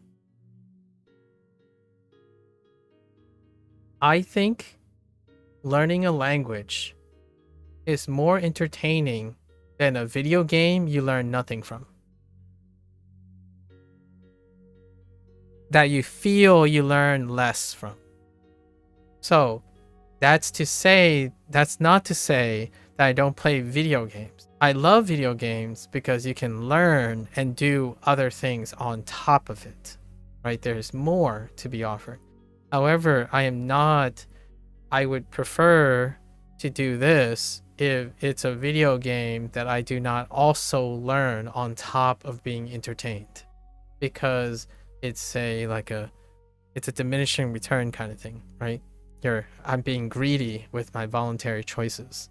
So I wanted to not say the overgeneralized statement. Like, at the moment, I prefer to be using WaniKani, HanziHero, and Duolingo as opposed to playing a video game. That's not quite true. Sort of.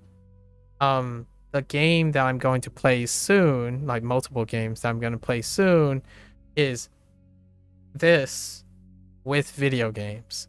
So that's more than this. Anyways. That won't get her butt off your keyboard. Yikes. Is it which one is it this time? Is it Sammy or is it Godiva? Oh yes, when I was younger, I spent hours upon hours playing games like Rocket League or FPS games. Very fun, but eventually you felt like they didn't really bring much to you. Yeah, exactly. I can't tell. I hope we get to talk about this in the future, about like puzzle games, logic games, circuit games, or like games that are meant to develop, like create another sense of intellectual stimuli. But that's why I fell in love with games initially, right? Games were breathtaking. They were less about consistency and safe bets, because games cost millions of dollars to make now. Like the big games cost millions and millions of dollars to make. So businesses have to stay safe. So their designs are iterative to the point where it's no longer intellectually stimulating for me. However, there's an uptrend of indie games, and those are less risk. They tend to take creative liberties and risks, and I most definitely gravitate towards them.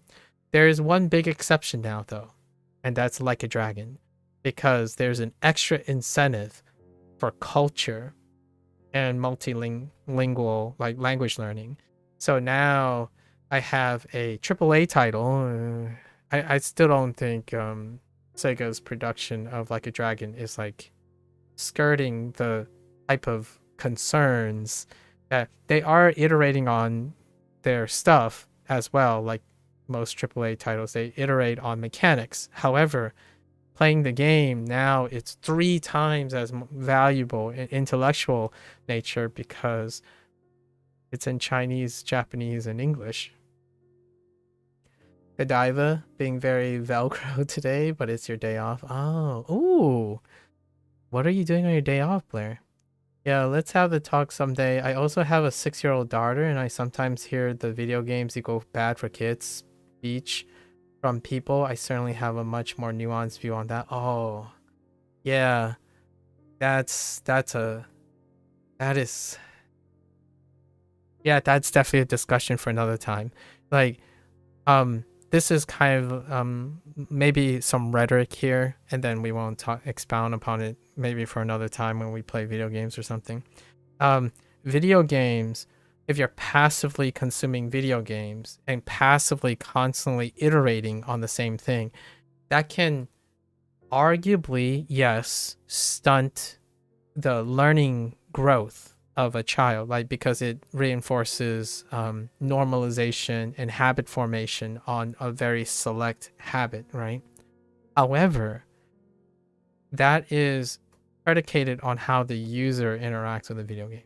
Now, if you're, by the way, I had no idea you were a father figure or a mother figure. Actually, we haven't established that either. A parental figure. You're a parental figure. Engaging with video games with your daughter in an active way was one of the foundations of how I was ahead. For example, now it's a leap of logic from how I was ahead when I was a kid. Father figure? Okay, cool. I wanted to make sure that's a clarification. So, for the example, my engagement with video games was due to the intellectual interest of video game design, how people design video games, how they teach content. And it was about consuming the content for its educational material. So video games challenge my spatial orientation, you know, my perspective shifting, and lots of other things.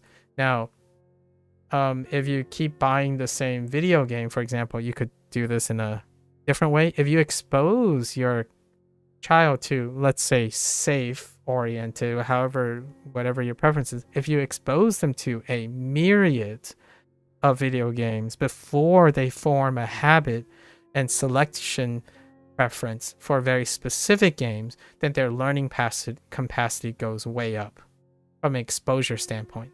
It's kind of like throwing 6 language learning apps at a person and ask them, okay, you have to use all 6 of them, dramatically different language learning apps, for 30 months, whether you like it or not. No matter what, they will eventually come up with a list of dislikes and likes due to the myriad of different experiences.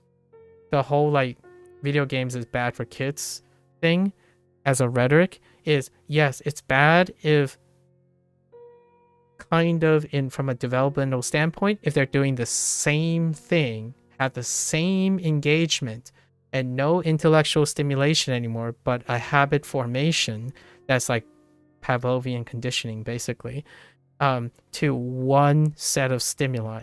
Then it would be very, very difficult to convince that kid, or any adult really, or even an adult teenager, that anything else is more interesting, right?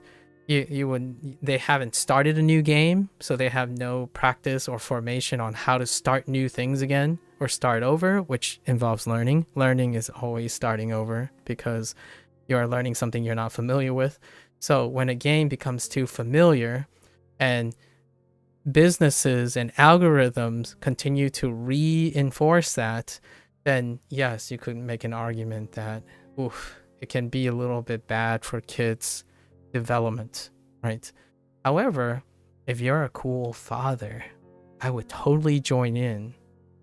You know, you're like, hey, let's go play this. What game would I plug? Let's go. Let's say you wanted to play Talos Principle 2. You should have your daughter join you. I don't know if you've ever played puzzle games, but Talos Principle 2 would be a fantastic game that deals with spatial reasoning.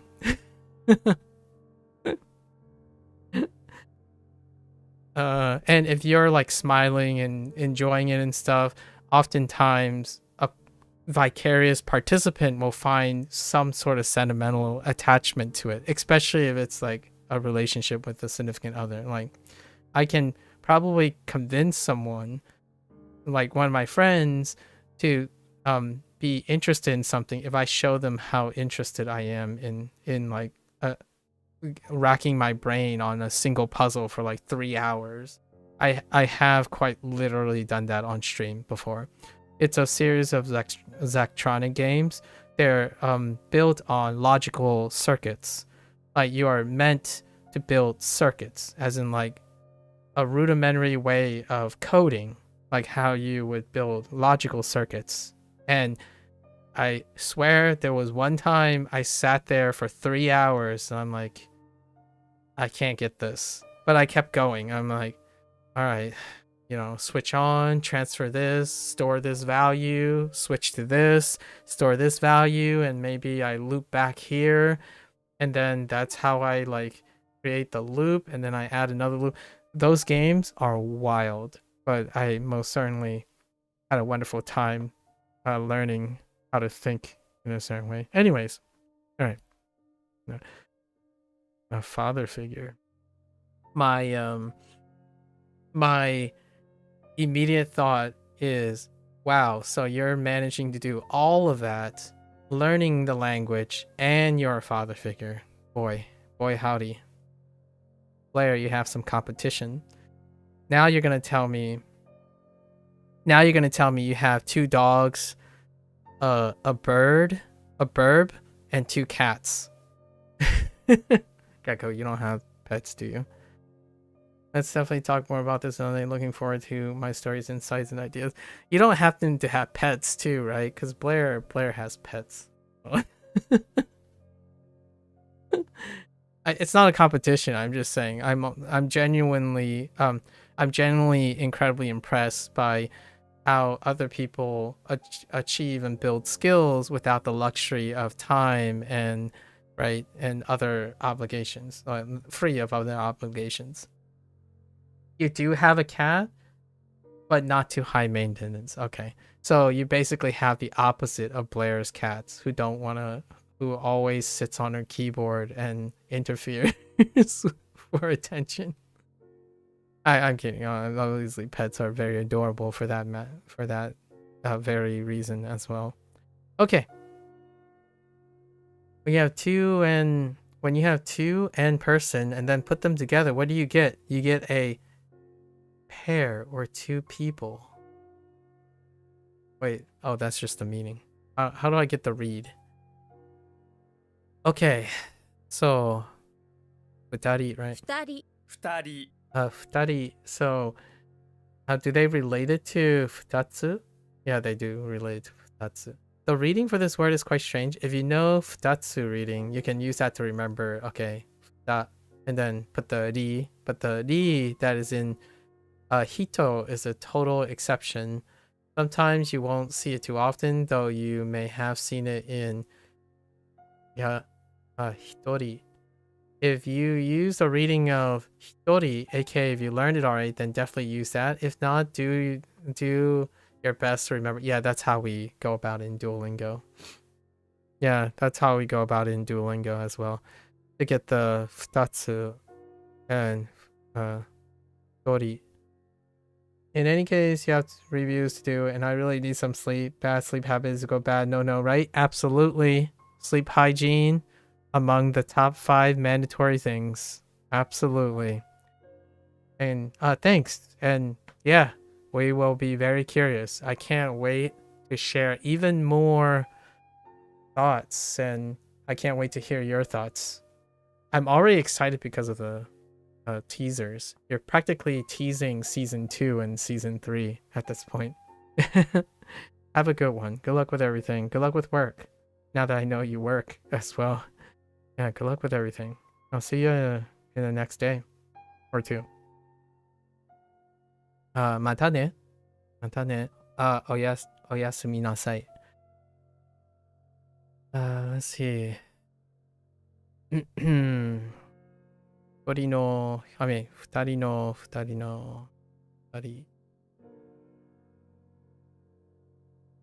Wait, yeah, so we're just relating this to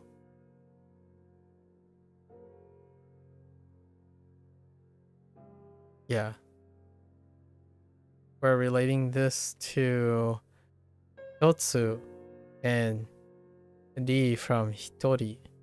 Okay. The multiverse approaches. Oh, your husband cooks so good? Oh no.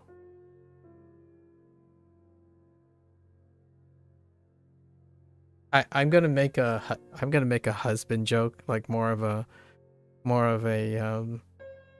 I guess potentially like a old school boomer joke. I want to preface this because it can come off as a little bit sexist, or like more of a time humor.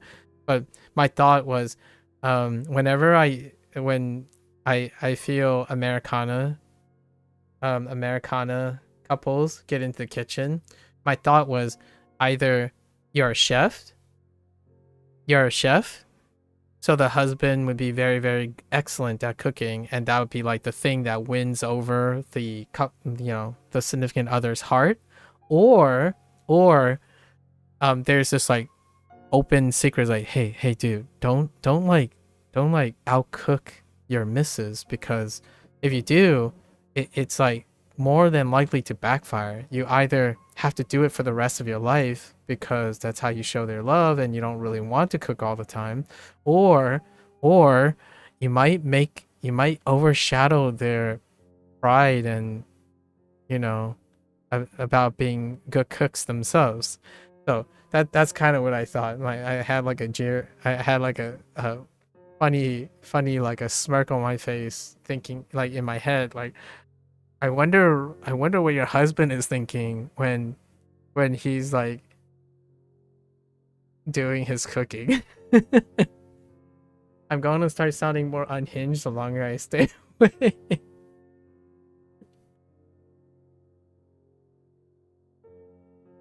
Oh wait, you haven't slept yet because it's your day off, right? Is that what you mean by unhinged the longer you stay awake? My mother does this thing where whenever she has a day off, she decides to stay awake longer than usual because the rest days are rest days, but they're highly active still. Well, you took a 3-hour nap after you got off. Oh, I see.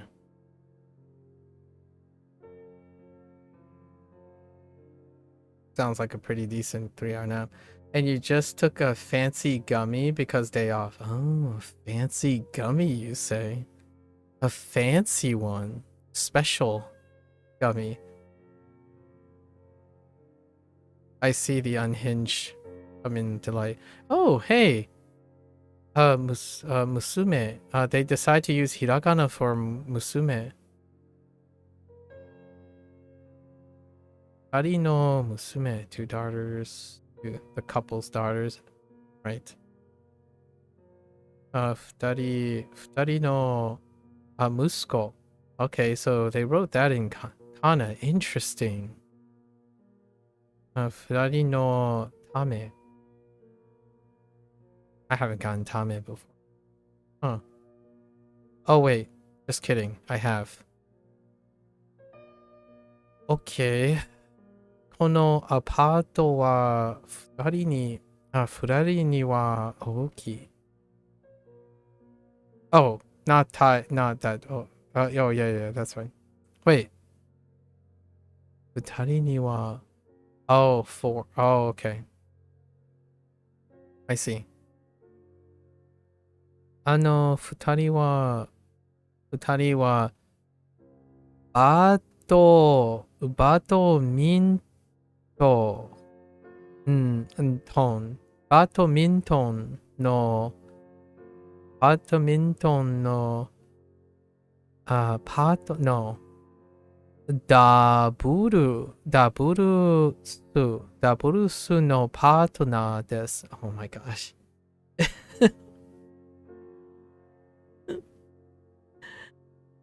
Did you giggle when you read this too, Blair?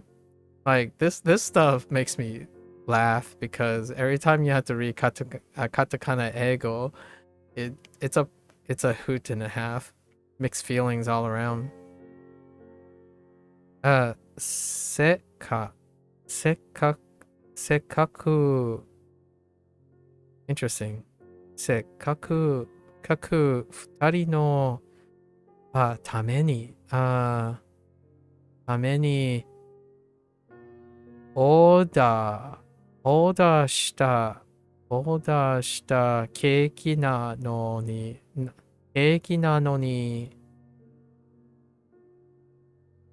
なんで一人で食べちゃったのYou personally find Wasaiego hilarious? I find it pretty funny. Like, it's mixed feelings funny. Yeah. When I'm hearing myself speak it sounds like I'm deliberately being... it makes me feel like I'm deliberately being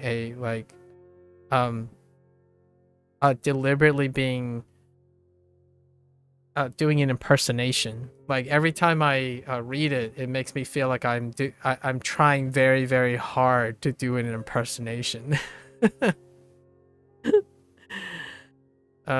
Like, what was this? Badminton no what was this? Daburusu no partner desu. Try guessing what this means. Besu swap.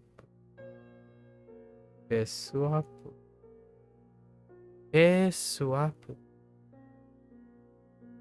Beswap.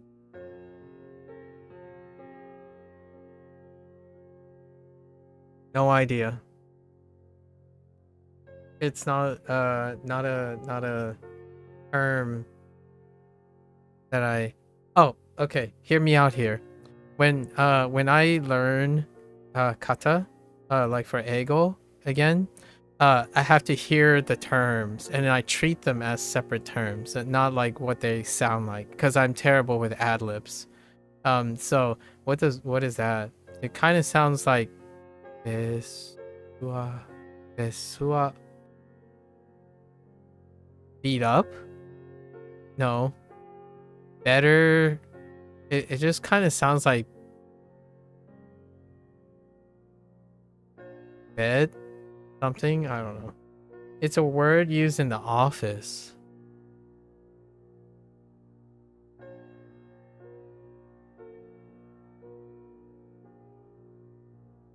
I'm not an office worker, unfortunately. Something you do in the office.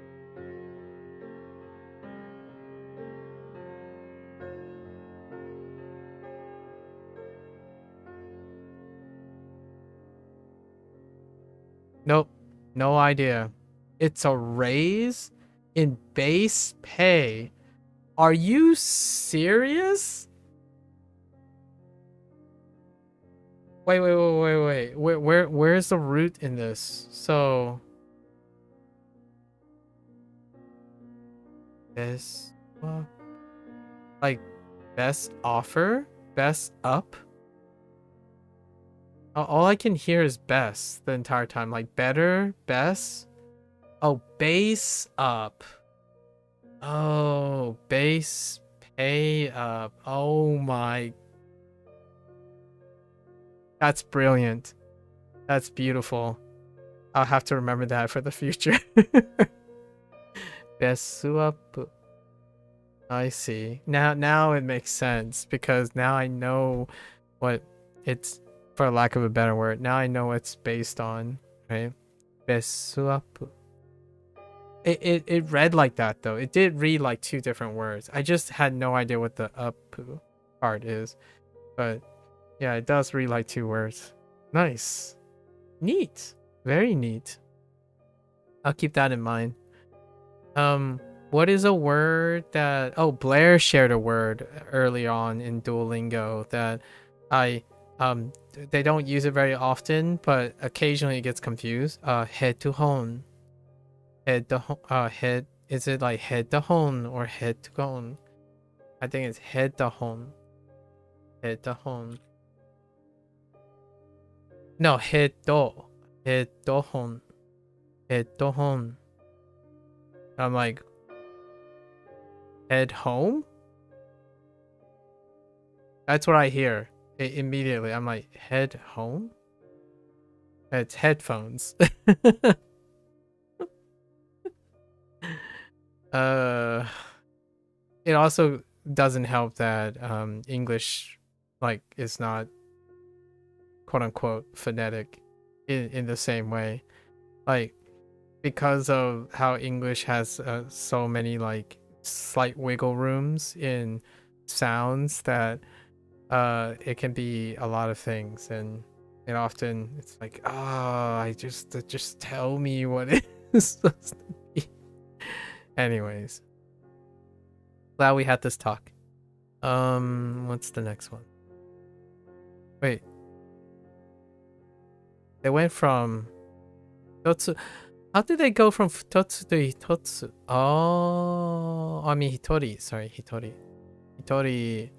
So Futotsu, they said if you know that no, Hitori, Futari, if you know Futatsu, and then they said that if you know Hitori, which Hitori came after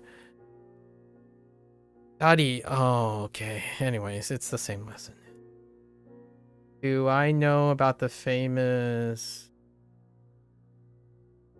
Consato?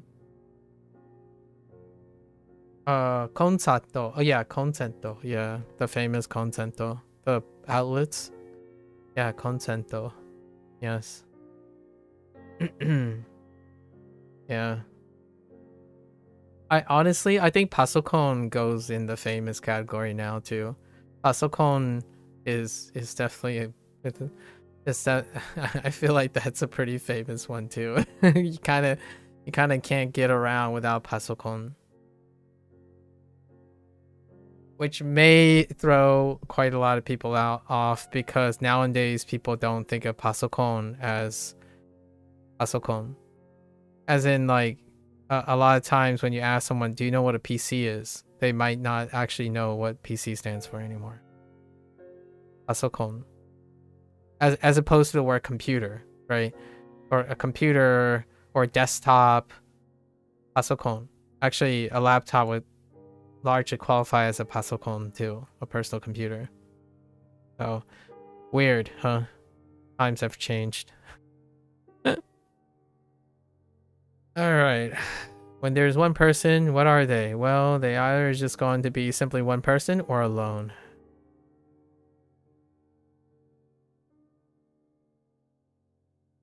Blair, are you okay? I think your fancy gummy might be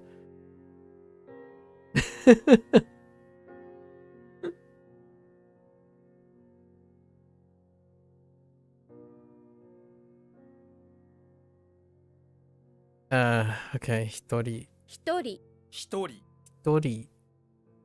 The reading for the vocabulary doesn't follow any rules you learned previously. It's an exception, which means you have to learn the reading separately too. Spend a few moments trying to remember this word. Look away for 10 seconds and then try to recall its reading. Could you do it? Try again, this time in 30 seconds. Did you do it again? Okay, go ahead and move on. You know now, though, you need to recall it in the next 5 to 10 minutes. Yeah, that's kind of a very famous, or not famous, a very well-practiced way of how I do active recall.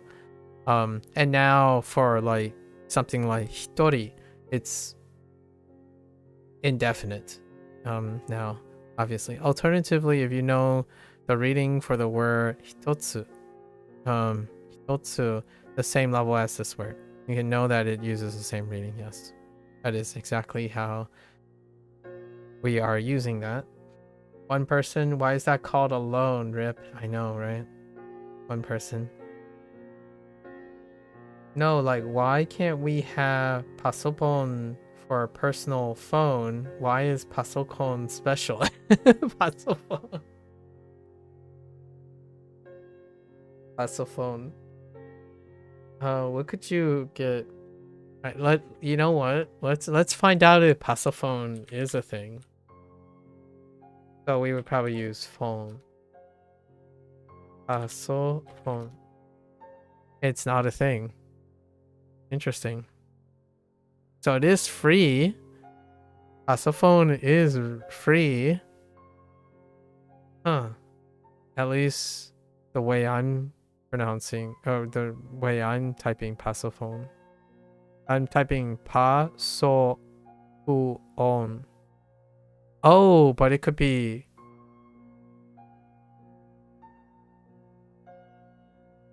No, not really. Personal phone, you say? What is personal phone? Is there a phrase for personal phone? No. That is, ego. We got whatever this is. RFID smart card system built into mobile phones. Used for contactless payments. Osai. Wait, hold on. Osai fuke dai. Osai dai. Oh, oketai. Oh, Oh, that's the name. Oh, it's a trademark name. For Wallet Mobile. Interesting. Okay, well, there's no phone. Sorry. Between you and me, Blair, we can make it a thing. It's fine. You know? And whenever someone asks, it's like, why are you making up ego? It's like, I don't know, because English speakers like to make up words anyways. Have I said a personal phone before? I think I have. Although Sumaho kind of just replaces most of that, right? Oh, can I see your smartphone? Right. So I don't know. Kind of tough. It's a tough sell, Blair.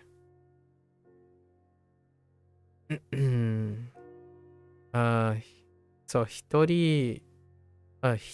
人でいる。一人でいる。You have to be by myself. 一人で好きる。Oh, できる。Do something, yeah, to be able to do, yes. できる。And then, 一人でする。Okay, you have to do something. The other one is potential form. So, する in the potential form is できる. Oh, there, Zhao. How are you? Did you manage to do your daily thing today that you mentioned yesterday? Was it 1 hour today as well? Yeah, I would hate trying to differentiate. Yeah, yeah, fair enough. Fair. 一人で Oh no. 一人でカラオケに行きました. Okay, that's fine. I'm okay with that. Although they decide to write 行く in kana for this sentence. It's kind of like random. Things are random here.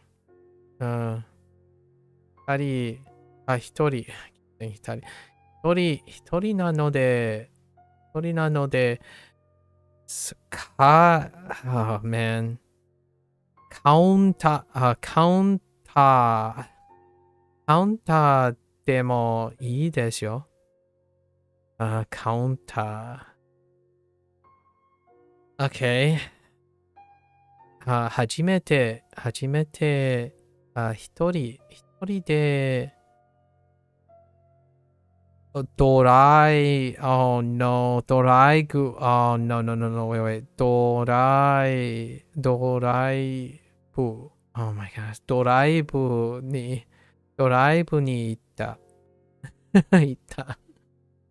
ドライブ You did 2 hours today? Solid.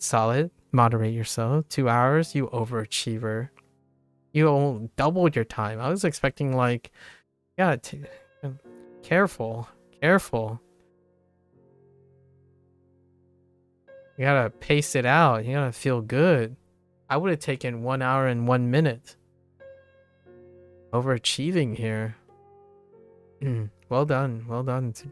No, well done. Okay.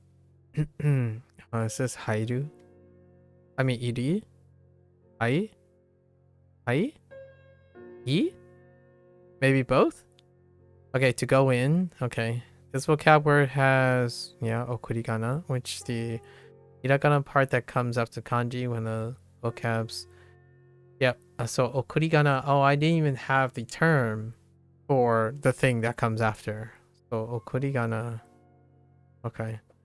They said it a bunch of times, but I specifically did not get an example yet. And this is the example I see. Ooh. In this case, we have a ru. It often is going to be a verb. So in this case, the kanji for enter, the vocab, what did I say? Hairu. It's what they're going to go with. Well, we're just taking the kanji and using it as a verb. Okay. It feels better when you're doing things. That's great too. That's great to realize and also know. I hope you continue to be able to like add more value to all the things you do. Intransitive. Oh, they even specify intransitive already right off the bat, and godan. Right, it is definitely godan. To do verb, and then intransitive. So we're doing airu for intransitive.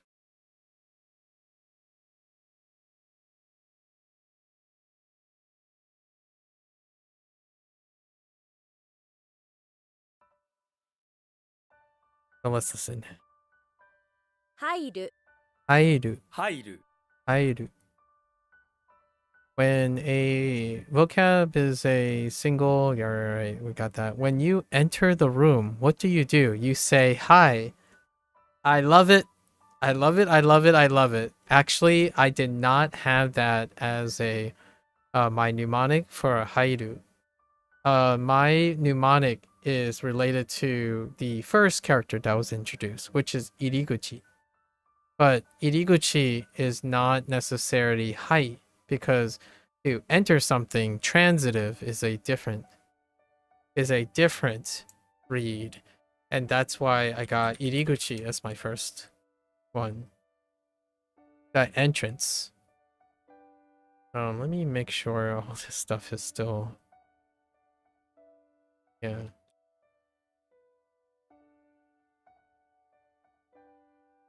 Yeah. So, iru, which is actually, no, that's actually intransitive too. Now that I think about it, iru is intransitive as well.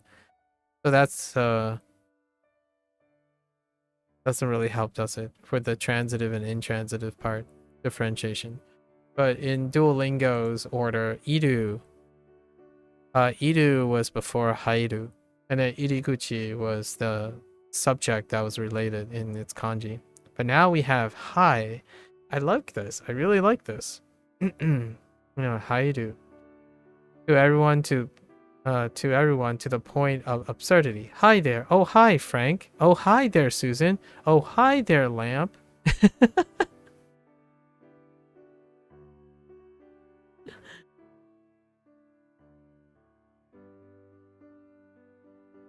Nice. Nice. I wasn't ready for the lamp. I was not ready for the lamp. I think Ko has a very relatable sense of humor. What was it? Reductio absurdum, but using reductio absurdum in a different way. Maybe that's not the correct theme I would use, but I like that absurdity. You're gonna finish your next Omodoro. Have a good night. Yeah, take care, Jao. Thanks for stopping by. I'm glad to hear that you're being very productive. Let me I would love to hear one thing that you find very interesting when you do these productive things. Yeah, that would be cool. I could get to learn a little bit about you and about the things you're doing from time to time. Good night. Oh, oyasumi nasai, Yao-san. Let's see. So we have, okay, ni hairu, ga hairu. Okay. Puru. Of course you would use puru. Puru ni hairu. Ni hairu. Konbini. Yep. Konbini ni hairu. Uchi ni. Yeah, uchi ni hairu. What do we have? Oh no. Jenny wa mo sugu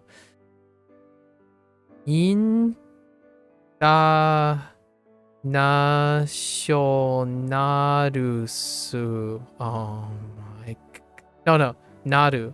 In, oh my god. In the national school, school ni hairu.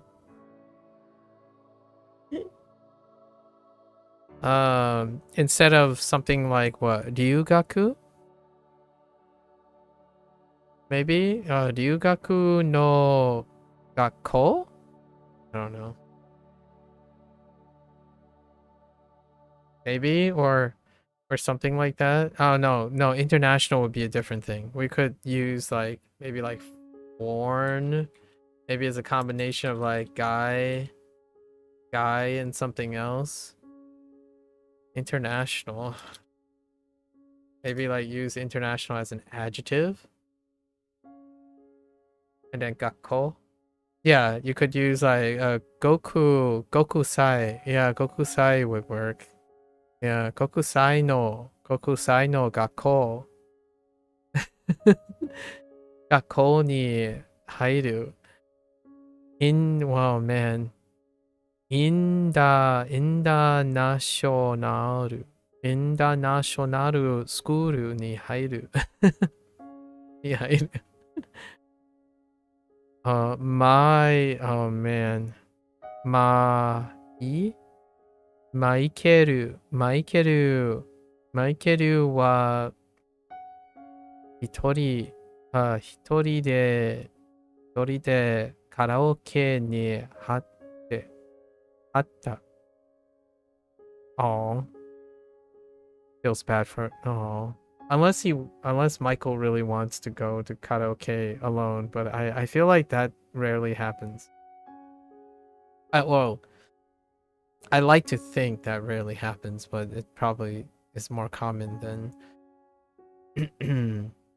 I would think. Ski no kurabu. Oh, okay. Yeah, kurabu is something we have a word for too. What did we say? Actually, wasn't that written in that was also written in katakana as well though. Seikuru, right? Seikuru. Also written in katakana. So kurabu ni hattan desu. Okay. I joined the ski club. Makes sense. Alright. When a vocab is a single kanji, alright, we got it. We're going back to basics. Basics. Hachi. Same thing, which awesome, you know, that's one of the reasons to include that early on. We got hachinin. Hachimiri. Interesting. Hachimiri. Hachimitaru. Mitoru. Okay. I like these sentences.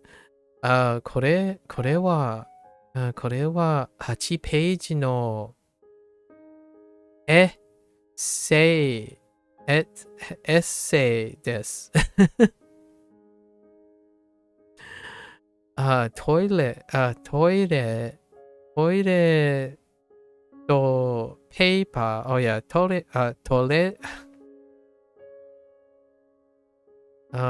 イレとペーパーが8ロールしかいない。wait, しかない。only, okay. しかない。Oh, okay. You saw so many cute octopi at octopus at Walmart for Valentine's Day. Did I say octopi by reflex? Oh yeah. Interesting. Is that a thing for Valentine's Day? Like, do people do that now? They buy octopi for people? I don't know. I'm not very close to Valentine's Day, so I have no idea. Like, what I mean is, I don't usually think of Valentine's Day too often. Does that say papa? Oh my gosh, papa wa. Papa wa 8トントラックのドライバー。ドライバーなんです。Oh my god. Wait.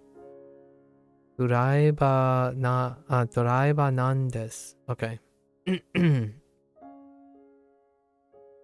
Wait, how does that work? Oh, des and ドライバーな. Oh, because ドライバー is probably a na. Oh, wait. Actually, I don't know how that works. Don't worry about it later. I've never had octopi. Oh, wait. Oh. I'm like, are we talking about? We're talking about stuffed animals, right? Or are you talking about consuming?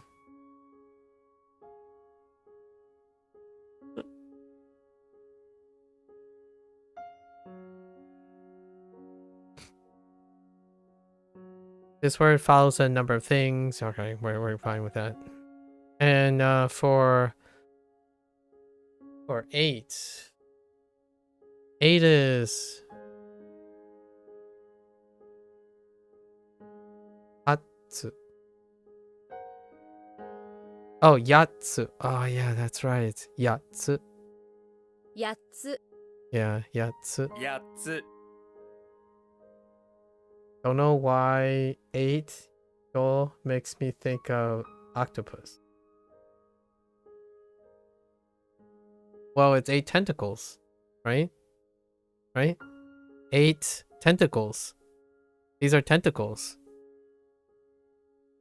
Look, it's practically tentacles. So if you drew like a look here, 1 tentacle, 2 tentacles, you know?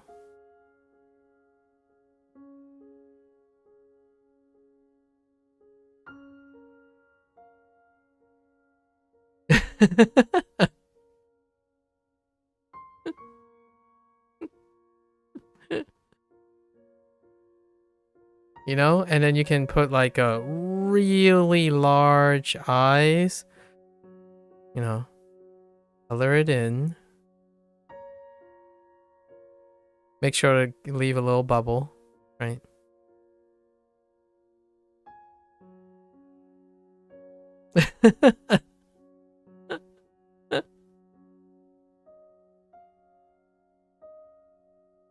eight tentacles, you know?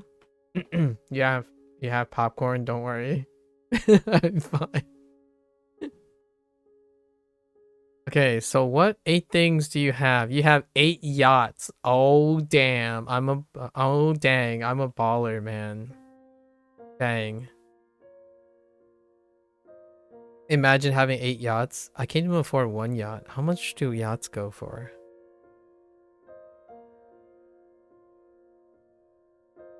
What is the cost of 1 yacht? Let's ask. 2 zero for 2 0 for boats. What's the average price of a yacht? A small yacht under 50 feet long. I can't comprehend how long that is. Can cost between $500,000 to 2.5. The baseline yacht, it's $500,000 USD. Sorry, $500,000 USD. Yeah, that's I can't afford that. I understand now. I kind of understand why that's like a marquee of a rich person. Wow. They gave you a range, and the lowest range possible. I can't even afford that. Man, imagine spending half a payment on a house, on a really, really nice house for a yacht that has like maintenance costs and probably terrible resale value as well. Dang. I think I once wanted to know how much yacht would go for on the black market. Yeah, that's too rich for me. Holy heck. And yacht is such a weird word. Look at this English word. I mean, I'm gonna say, look at this English question mark word. Look at that. Look at this yacht. Of all the words, like, how do you even do this? How do you explain the word yacht to someone who's learning English? Like, I knew this is how you spell yacht. Oh, but that could be like thought. Oh, okay. Then we would have to think about thought, right? Which is like yacht. No, thought is different. Dang it. Oh, it's more like brought, right? Yeah, brought. So yacht? No. I don't know. Yeah, look at that. Hang on, let's find out the origin for... What does our etymology say? Dutch? Early modern Dutch? Mid-century? Mid-16th century? Early modern Dutch? Okay. Wait, no, that's not how you spell it. Yeah, I know. It's more like tot. Yeah. The ot part. Yeah. So what happened? Somehow the UG got turned into a C. Oh, I can get behind. Oh no, the UGH, the Of course it's the that became a C. Oh wait, no, you get to keep the H. Oh no, yeah, you just drop the dip the weird part. No, I don't really know. I'm making this up as we go. Whenever I feel like when I'm like trying to explain English, like how to remember English, I feel like 40% of the time I'm just making it up as I go.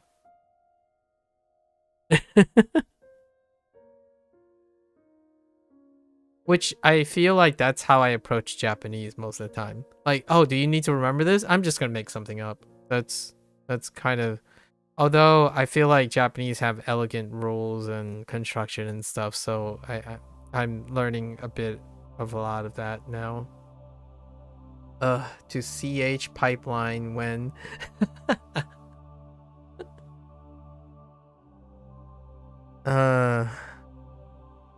What is the closest thing to yacht that I can think of?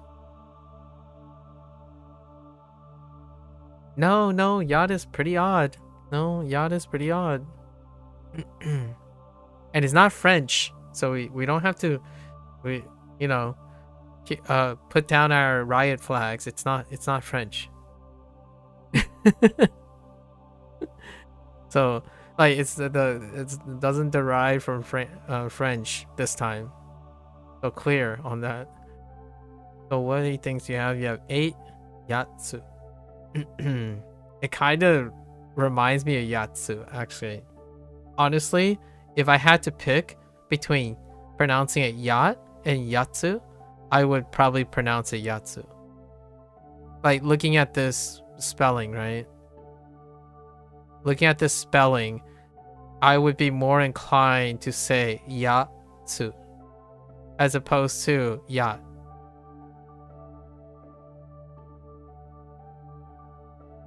Yeah, I think Japanese. I think Ko is onto something.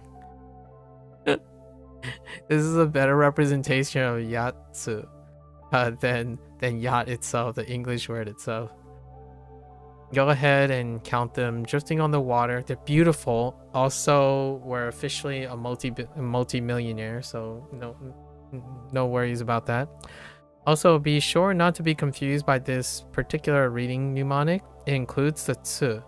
So even though the tsu is outside the reading you need to learn, just make things easier for you overall. Since you can see the tsu outside, it shouldn't be too difficult for you. If I'm seeing a yacht from the beach, I'm already too right. Too rich. Yeah, too rich. Yeah. Alright, let's see some context. We have Yatsu no Yama. Yatsu no wow. Keyword. Kiwato. Yeah, kiwato. I'm not used to saying wa too often in katakana. Kiwato. Well, it's more common in that, but I'm not used to W words a lot of times, especially when I see wa in a word.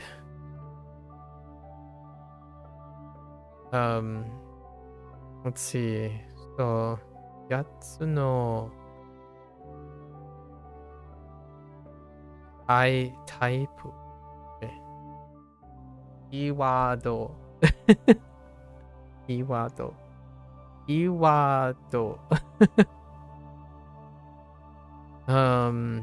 このカレーにはじゃがいも potatoes じゃがいもが8つ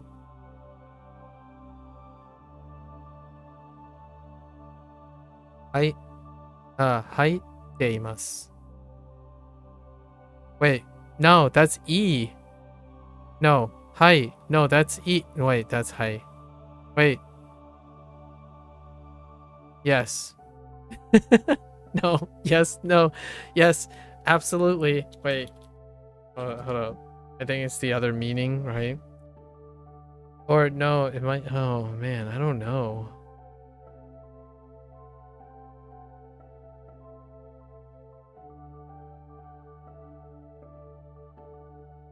Yes, right. To be composed of, like to contain something. Yes, I do. Kit Kats. Kitto katto. Oh man, it's like a bakubaku. And what was the other one that we had? Bakubaku. Ototoku. Kitto katto. Kitto katto. キットカットが4つ。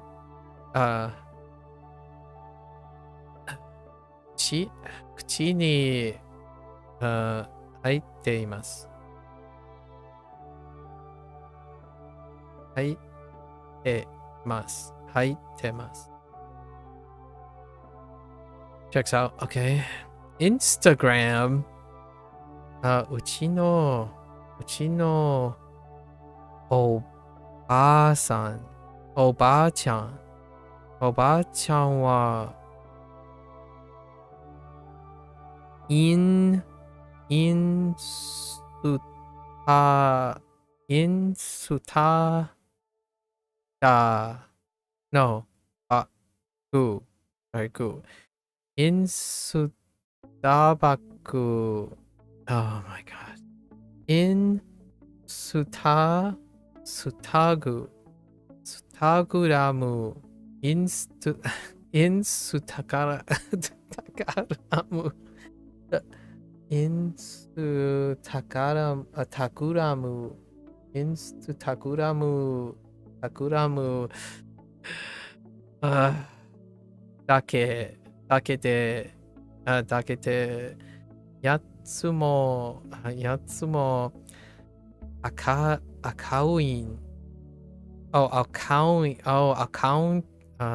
ウントを持ってるんだ。Oh my gosh. Holy Instagram. Oh my gosh, that's rough. Oh, okay. Insta, right? Instagram. Okay, I got it. That's fine. They're separate things, right? Insta. So Instagram だけでyeah. All right, we're done. Moving right along. Nothing to see here, folks. I don't pronounce Instagram very often in English as well. Actually, I don't say the word instant very often as well. And grams. I don't say instant or grams very often in English either. So when I'm saying them together, it's not even natural for me. 0, 0, 0, 0. Why do they spell out accounts like that? 0, 0, 0, 0, 0. Sam say hi with his butt. Aww. Oh, that's where the zeros coming from. Oh, the full line of zeros because Sam is on Slam the 0 key. Nice. With this button. Alright, alright. So, 2, right? Futari.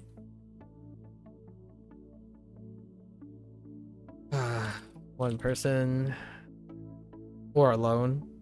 Feels bad, man. How you do?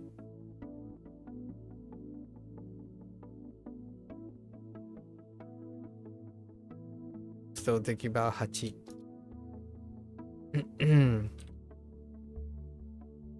I was gonna type yacht.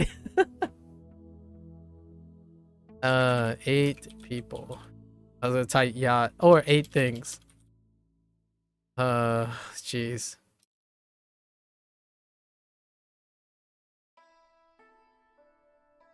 Oh, almost. It ends in Ru, so oh, they want to enter. Oh, okay. Oh, that's kind of nice. They specify that they want the 2. He tried to block the user.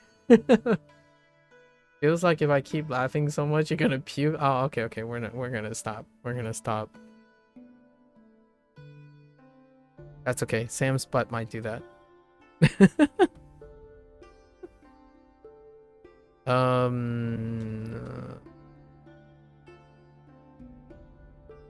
Two people. Two Insta? Yeah. It's not as bad to say. Yeah, I heard Insta before. Yeah. Lots of Americans do that too with English, but I don't have anyone who use Instagram around me, so yeah. Insta does work.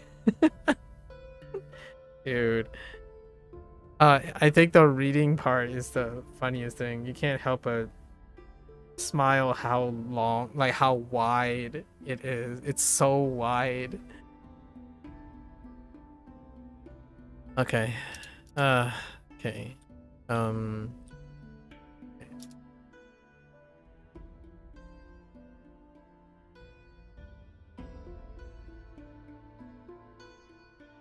Hitori. He-man's toe, right? He-man's toe. Hitori. So yeah. Okay, it still works. Nice. All of this stuff. We have another batch. Oh no. Maybe I won't have enough time for Duolingo today. I've had too much fun today and too much deep discussions.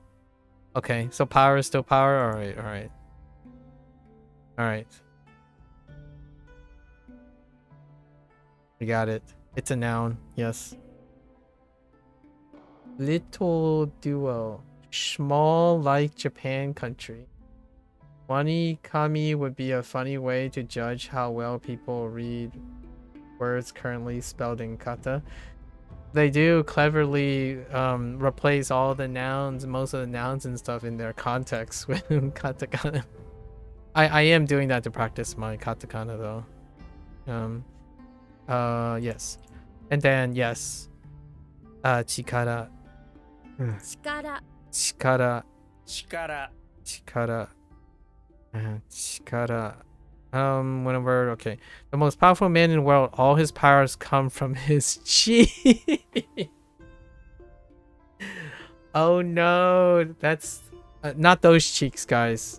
Seriously, listen, guys, not those cheeks. Actually, it's probably those cheeks, because come on, your glutes are big muscle, you know. Big muscle. It's making you have to remember how to spell stuff in Hita, which is funny to watch. Hita? Oh, yes. Hika. Yeah, Hita. Come from his cheeks, so chikara. Chikara. Okay. Chikara. These dang mnemonics, I swear. Them cheeks. Don't skip your squats, folks. Don't forget to squeeze those glutes, you know? When you're pushing, you know, when you're pushing through your squats, those deep squats, you gotta clench, you know? It's those cheeks. Imagine him blowing up his cheeks like a giant balloon. I'm kidding. They're talking about the face, guys. Okay? They're talking about the face. Yeah, don't skip cheek day. Don't cheek on cheek day, right? Don't cheek on cheek day. Don't chi. Don't chi on cheek day. Aha. Don't chi on chikara day. Imagine him blowing up, and they're obviously they're talking about the face, so because like Superman, right? The most powerful man in the world. You could imagine Superman, like blowing his frozen breath or something when he's winding up. Imagine him blowing up his cheek like a giant balloon, then unleashing his power on you. Thwap, thwap, thwap, thwap. What the heck? Yeah, don't chi. You know, because our mnemonic for chi is she cheated. So don't chi. Or chi on Chikara Day. For shame. For shame. But yeah, they're talking about what the heck is thwap mean?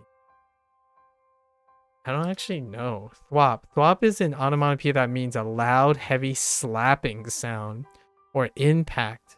For example, you might describe the sound of water hitting a ship's side as a thwap or a thwap. To strike or slap against something with a loud, heavy impact. They're not helping their case on what cheeks they are.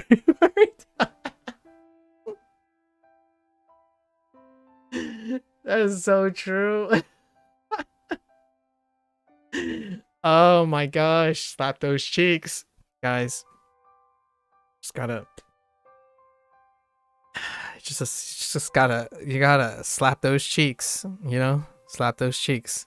It's gonna be very hard to forget this. The WAP, you love that song? What song is that? The WAP? What song are we talking about? Should I be listening to it? You can DM me the song. DM me the song later, Blair. Okay. Now I got a bag of gaggles. All right. Or gaggles of baggles. Actually, gaggle is a group of something, so I don't know why I said a group of group. Let's see. Wait. Okay. So chikara ga tsuku. Tsuku. Yes, I think Valentine used this phrase a little bit about exercising. And chikara ga to fill? Is that still hairu? I guess.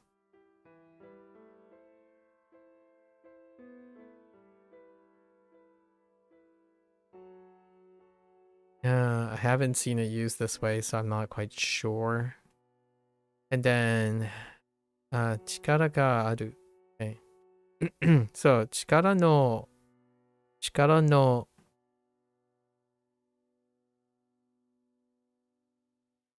the size of the force is different. I don't actually know if the read is all there. Let's see what it sounds like. Okisaka. Daiki? Daikisaka? No. Interesting. Dai? Maybe? I feel like Daikisaka. Daisa. No, that doesn't sound nice. Oh, it is? No, it's not. That's something else. Interesting. Okika. Aiki. No, that would be intriguing. We'll learn it later, so it's not too big of a deal. Chigao. Oh, chigao. Different. And then what do we have here?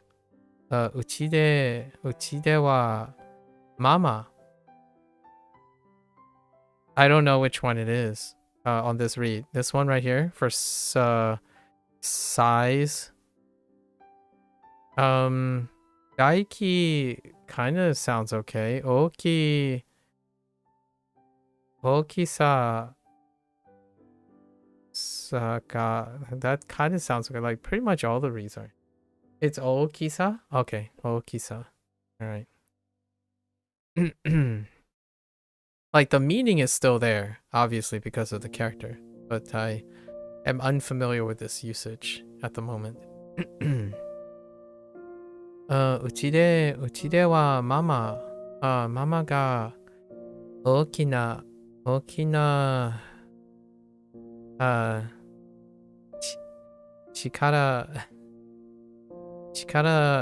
力を持っているんでしょう。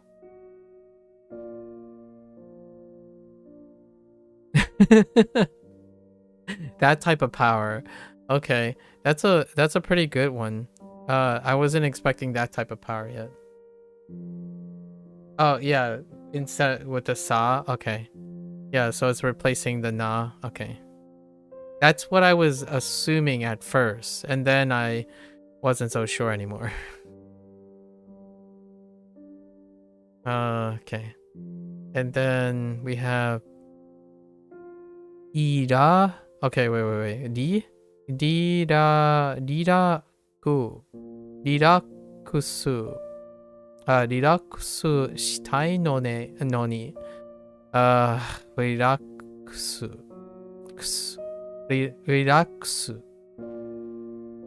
スしたいのに、どうしても、力が入ってし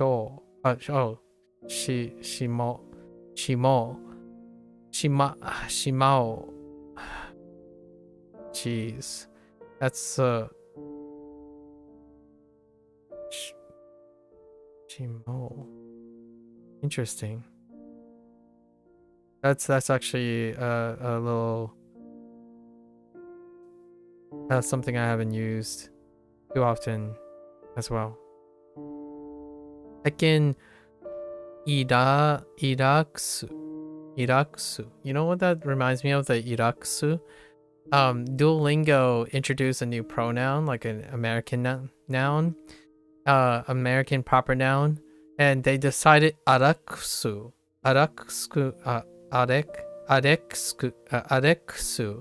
as like, oh yeah, let's just use that name instead, areksu. And this reminds me of the iraksu,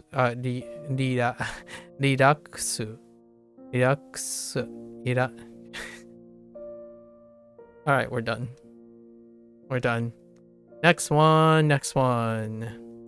Yeah, this is taking a bit too long, so we're gonna probably have to think about, we have to squeeze in duel. Otherwise, never gonna get my review done. Okay. I maybe we'll stagger like Chinese one day, Japanese one day. I still deciding. When a vocab is alone, yeah, that's fine. Ju.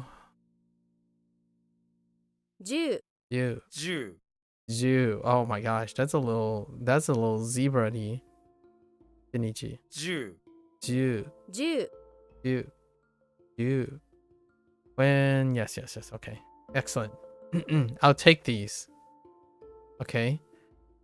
Maeru, right? Ritoru. Oh my gosh, Ritoru. Goru. Oh, alright. Butterを10グラムください。10までね。10まで買カウントするよ。1、2、3。うん、川で、タコ。The heck is... Oh, wait. Oh, yes. Taco... Not taco. Taco... 10メートル。メートル。No, oh my gosh, メートル。The reason why I thought it was... I'm thinking meter, but it's me. So, メートル。メートルまで... up to... that's...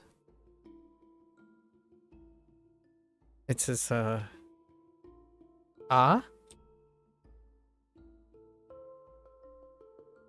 開けた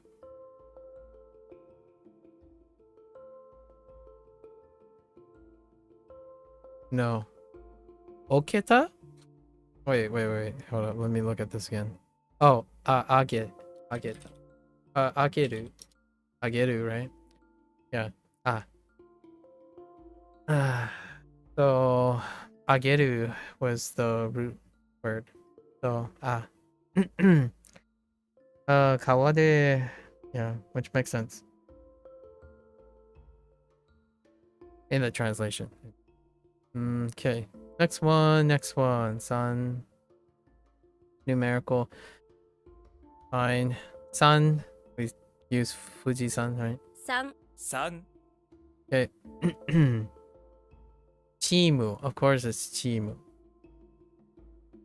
Paku. And then gramu. Alright. Sandoru. That sounds like sandals. Sandoru desu.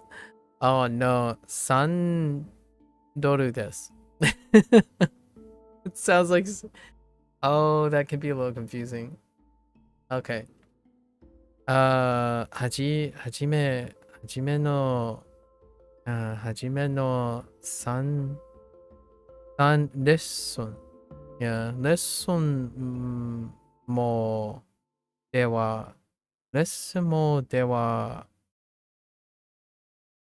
トライある。トライある。トラ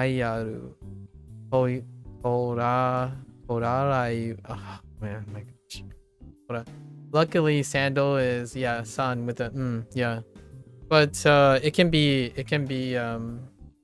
misconstrued because of the closeness. Because you could think of it as a pause in English.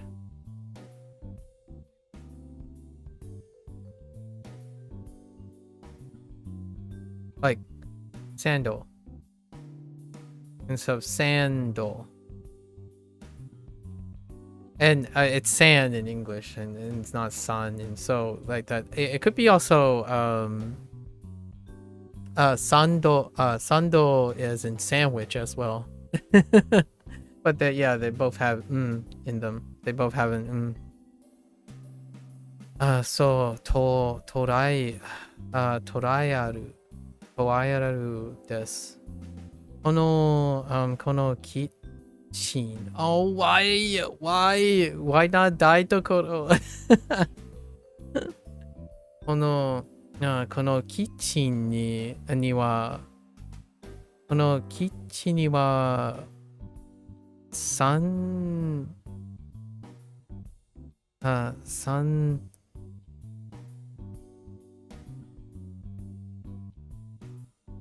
Oh, actually, I'm kidding. I retract my statement. I meant do instead of da. Sorry.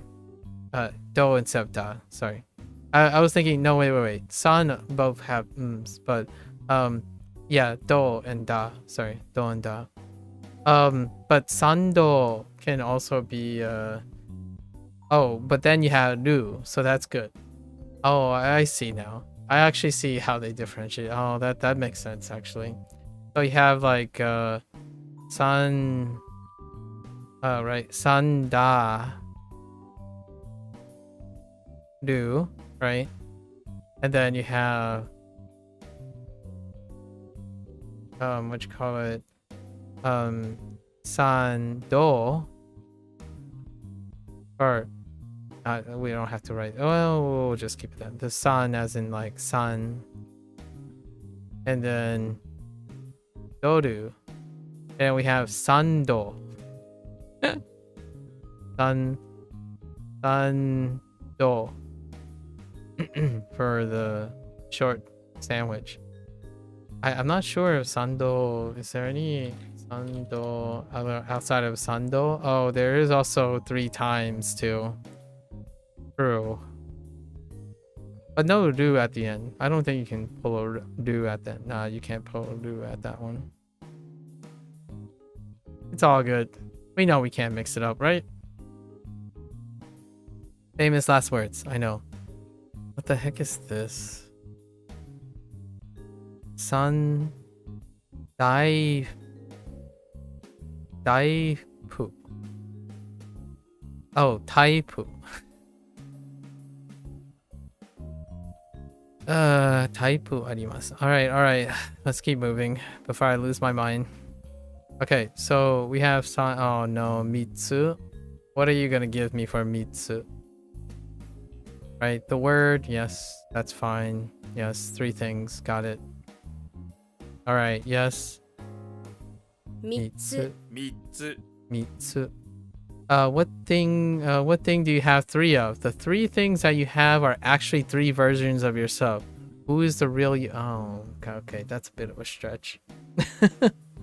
3? Alright. Who's the real you? You ask yourself, it's me. Wait, no, it's me. Just remember that there are 3 of you, and they are all saying me to try and prove that they're the real you. Okay, I'll bite. Do I have a 3 me though?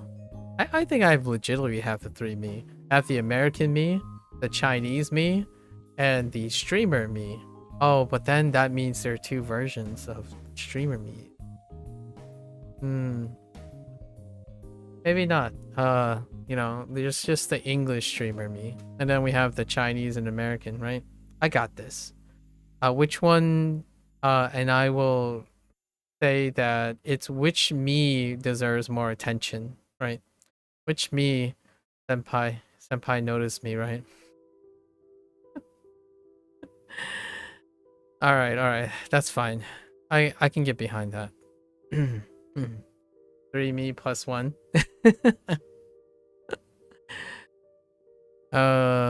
Okay, that's fine. We've already, oh, what is this?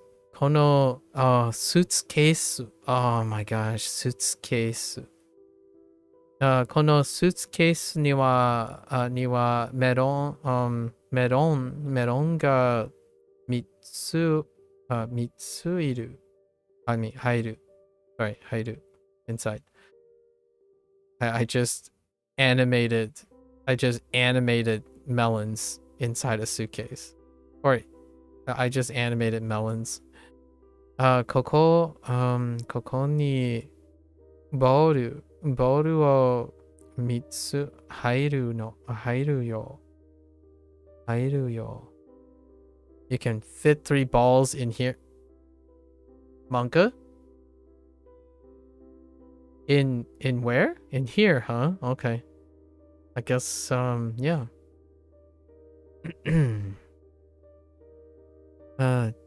Cheese.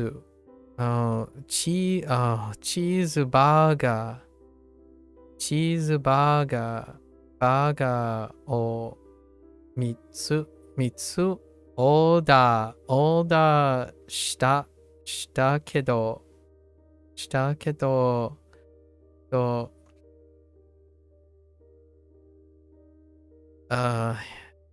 一つで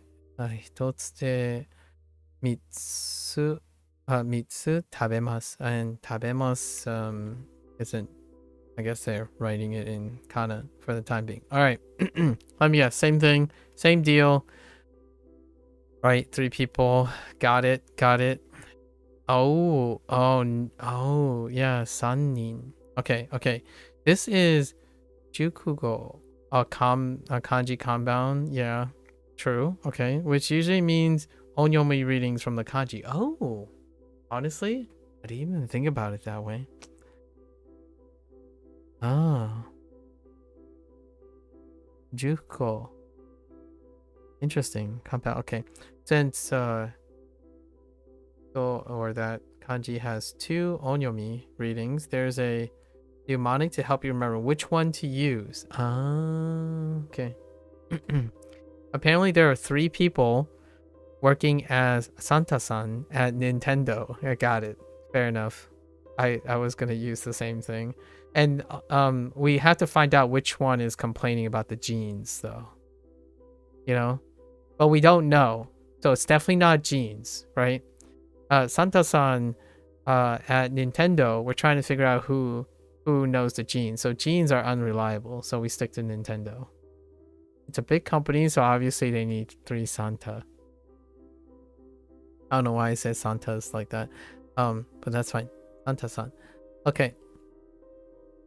3人 3人. 3人 Yeah. Okay. Middle-aged men. Oji-san. Oh yeah, Oji-san. Yes. Tame. Uranna. Uranna. Okay. What do we got? Roommate. Okay, of course. Roommate ga imasu. Yes. What do we got? Table. Yeah, table. That's fine. Nicolas Cage, Keanu Reeves, and Tom Cruise. Yo, come on. Please. Oh. Nicolas Cage. Nicolas Cage. Keanu. Oh yeah, actually Keanu works really well. Keanu Reeves. Reeves. Oh no, the cheese. Oh no, Reeves. Yeah, Reeves works. Tomu Cruise.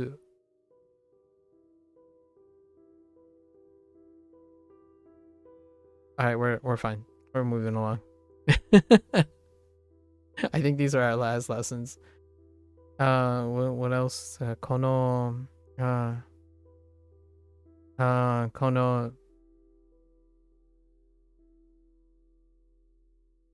三人。この三人で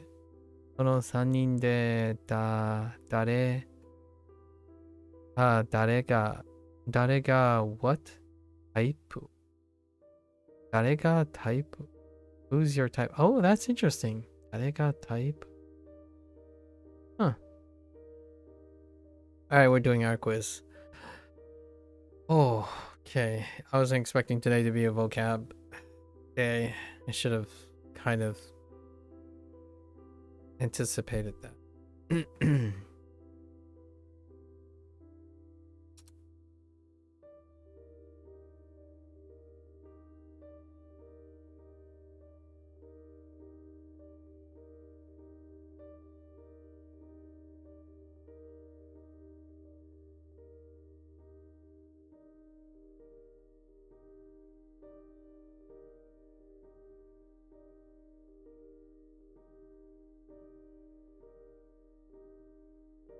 3 was me, right? Me. We have 3 types of me.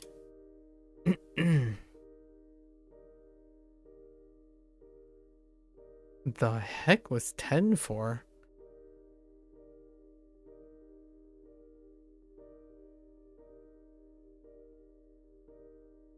Oh, I think they just went with like, yeah, it's the same thing, so...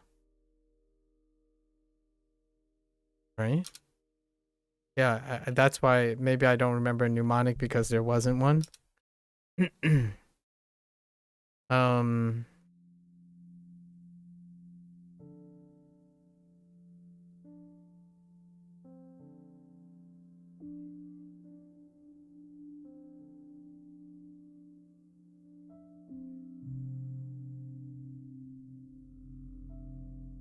Squeeze them cheeks.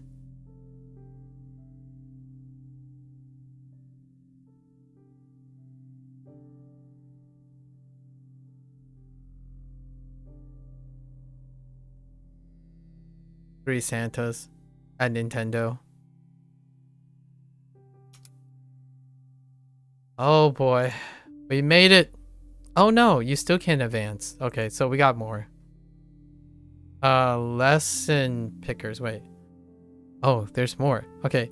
Lesson picker. Select item to build your own lesson queue, or click batch please and we'll cook you up a batch. Check interleave lessons to mix up the lesson order. Okay. All right. So we checked that and we're just going to click on this and see what happens. Okay. Big ol' goggles. Don't play that on stream. Oh, don't play the song on streams. Okay. Yeah. We don't usually play songs on streams. It's very difficult to foresee song playing things. Okay. Right mouth.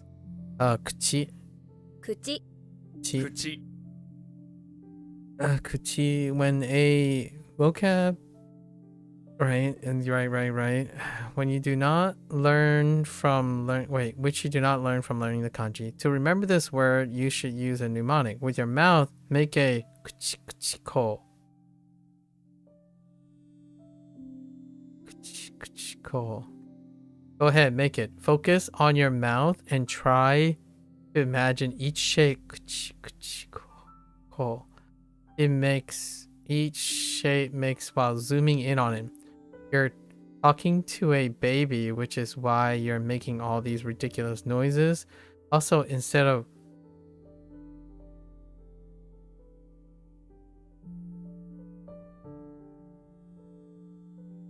ko at the end, you're saying ko because that's the reading of the kanji ko.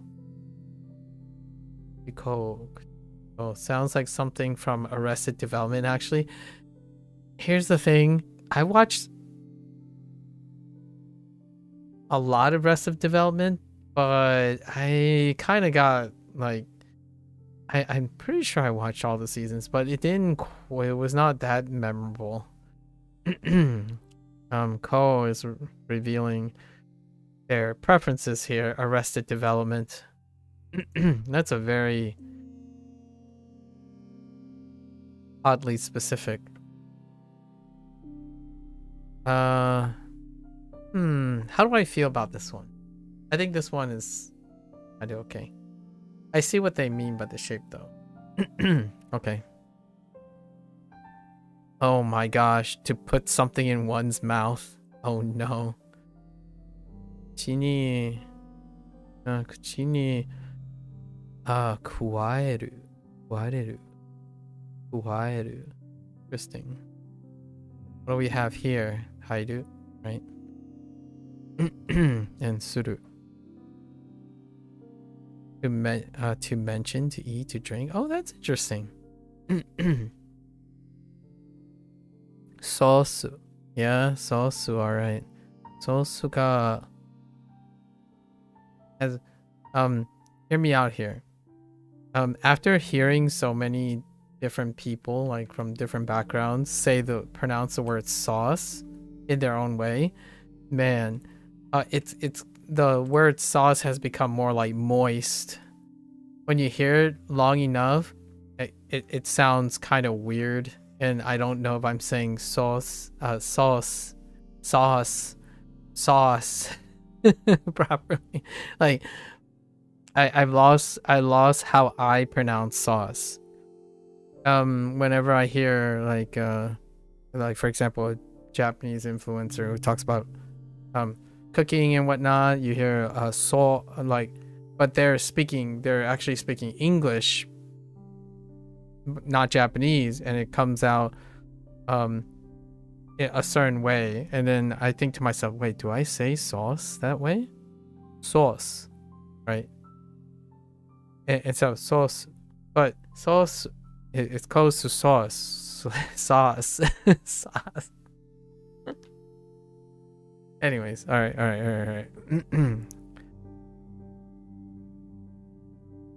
Tsui deimasu. Tsui? On your mouth.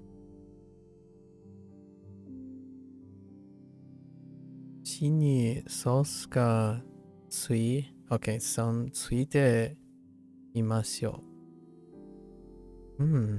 OK。カレーを口に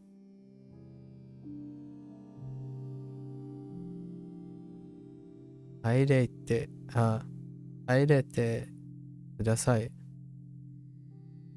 Oh, now they spell ください. Oh, they use kana this time for ください。このペットボトル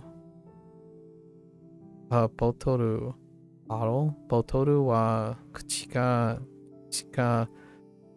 大きすぎる。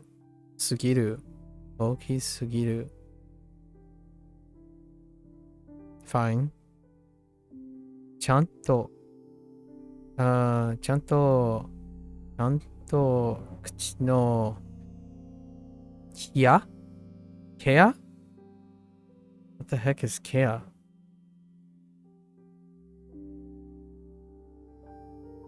If you don't, oh, care.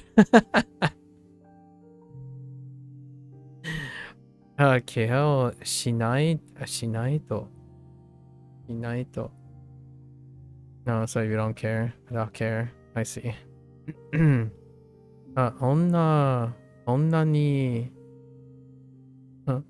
女に持ちないだろう。持ちないだろう。What is 持ち much? Ain't no way that's much. Oh my, wait. No, wait, what's happening here? Luck? Wait. Ne? Wait.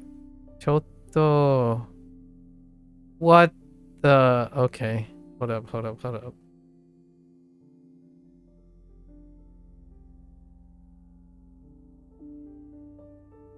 Oh, wait, no. No, that's not mochi. That's mote.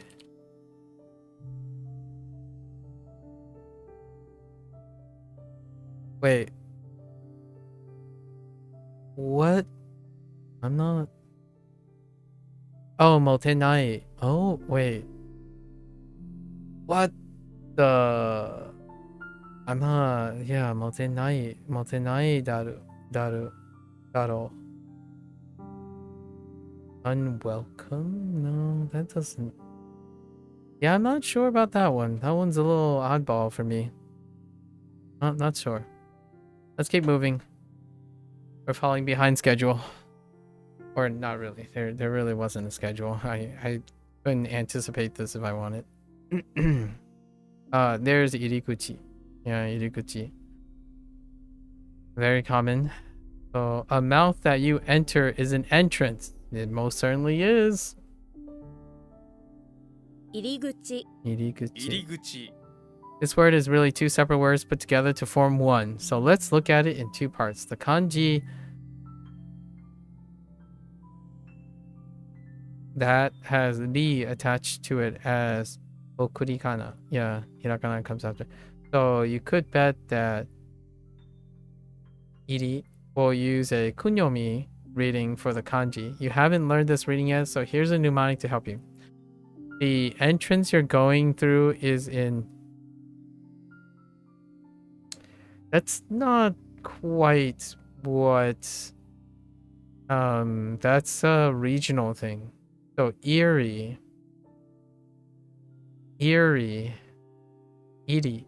Iri has cobwebs and creepy figures covered into it, and it just gives you a really Iri feeling.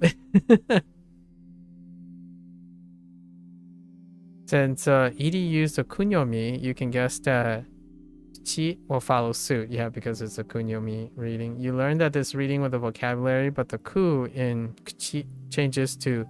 Oh, Kuchi. Yeah, that's right. Due to something called... Yeah, rendaku. Yeah. Think of it as a eerie entrance into the Gucci store.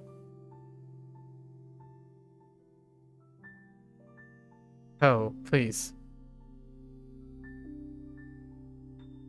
It would be eerie of me to walk into a Gucci store, that's for sure. I think we're gonna change it to a motivation. If you find me entering a Gucci store, we're in a parallel universe at this point. It would be very eerie to catch me entering a Gucci store. Iriguchi. Yeah. That's right. Rendaku. I don't use this term too much. Rendaku. I just say euphonic changes as a blanket stuff, but it's nice to. It's kind of at some point I'm probably gonna convert to using like these terms to refer to the thing that's related. Tunnel. Let me guess. Tonu. Tonuru. Oh my gosh. Tonuru. Biru? Hoteru. Hoteru. That's fine. Doko. Okay. Mazu. Mazu, anata no apato no iriguchi no doa no okisa o oshiete. Show me, tell me, oshiete. Yeah, tell me. Oh, the size, okisa. Okay. I'm kind of learning something that I haven't learned. Okay, oki. Let's see. Right? Same meaning, though it is a word for describing. Words that end with E are often adjectives. Remember that for future words as well. So as long as you know the meaning of this kanji, you can transfer that meaning to this word. It's the adjective big or large. Okay. I think we're gonna have to skip Duolingo today. 大きい Okay. 大きい Okay. What do you do when you see something really, really big? You say, oh. Okay. Sorry, my eyebrows raised when I say, oh no. Like, you see something really like, oh no. Say oh because you can't believe your eyes. Imagine something really large and saying oh out loud to help seal the memory in that brain of yours. Yeah, that's a mnemonic that I've used for some time. Oh my gosh, what is this?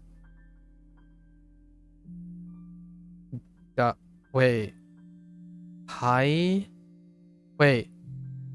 So, new, nah, nah, I don't. I'm.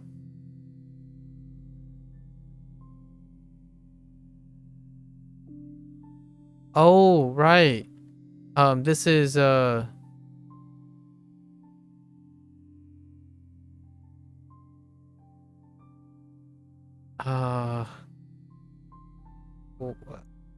what? Is it? Oh. Oh. They decide to replace the nuigurumi, right? Nuigurumi. Interesting. I don't know if I'm used to seeing it this way.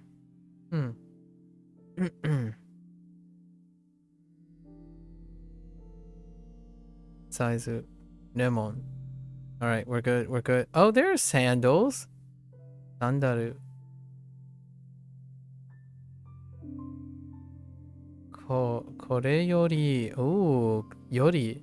Kore yorimo ookii. Ookii saizu arimasu ka? Alright. Oh, and they do introduce Okisa. Okay.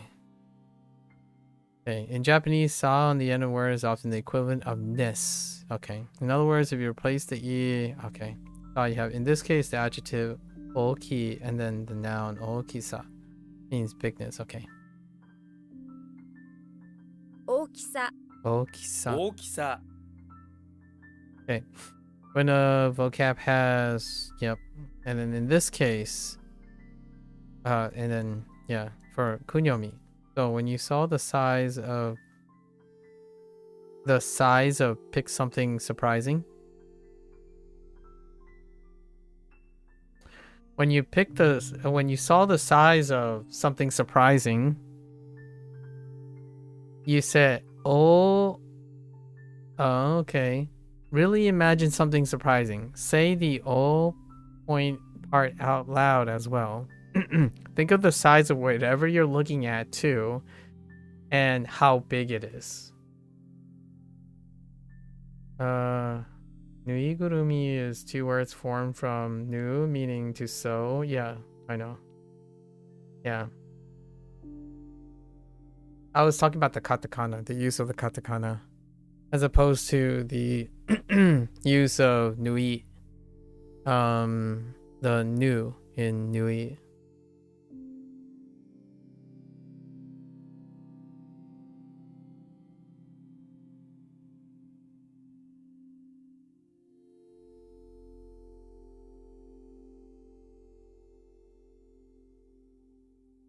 Let's see. And it's something sewn, right? So e instead of the dictionary or nu.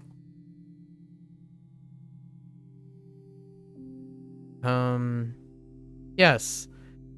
This doesn't sound sussy at all.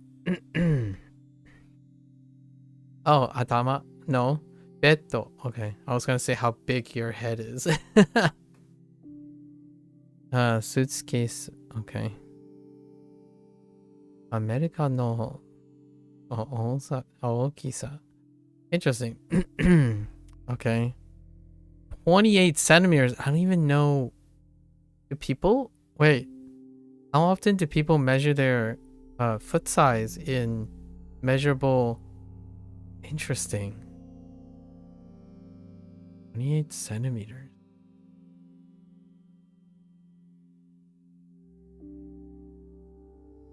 That's tough to imagine. Dang. Don't actually know. Huh. Interesting. What did they go with? Centimeters. Senchi. Okay, senchi.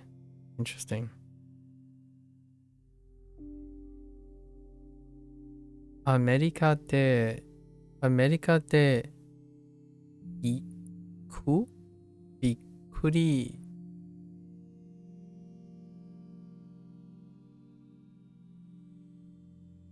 Bikuri shita da koto. Huh. Interesting. Bikuri.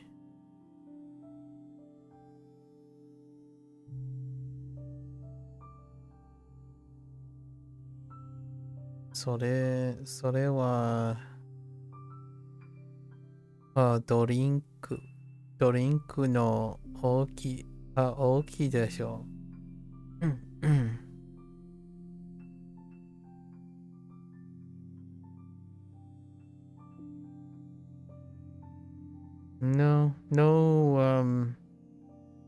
No quite idea where that's coming from.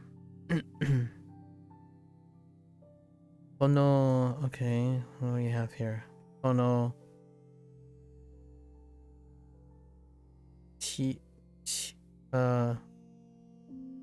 Che, oh yeah, che. Oh no, チェスト Freezer.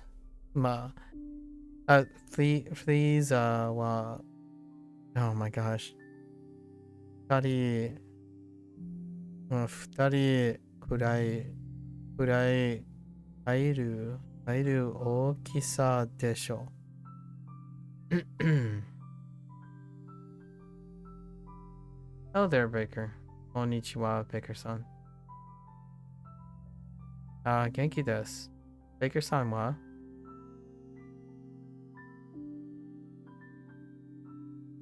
we're getting to the end of our WaniKani session. 押したね押したね押した Considerable, important, great, big deal, yes. Shita is the past tense of suru, yeah. Yes. So essentially this word is did big. What is something that did big? Something that's great or considerable. Indeed. But what's the read? It's taishita. Okay. The read is taishita instead of oshita. Oh yeah, because of kunyomi, right? Oh no, onyomi. Wait. The reading for is actually the onyomi reading you learn when wait. Oh, because it's not a yeah, fair enough. I'm trying to keep note of their shortcuts. I just remember them. Hold up. I have to get rid of bots.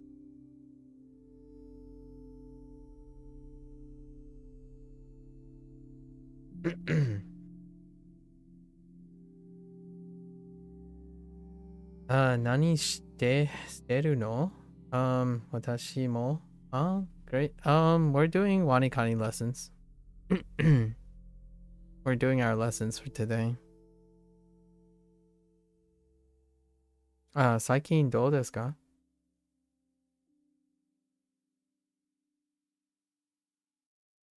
So, 大した. The reading for the onyomi, right? Since I have two onyomi readings, there's a mnemonic to help you remember which one to use. Oh, okay. That's where the mnemonic. Oh, what's something great and important? You better wear a tie. I like it. I like this. I like where Ko is going with this. No showing up without a tie to anything that's a big deal, okay? Okay. 大丈夫です. Context. Let's look. 大したことはない. Yeah? 大したことはない. ことはない.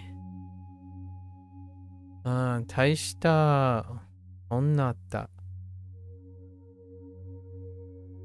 Okay.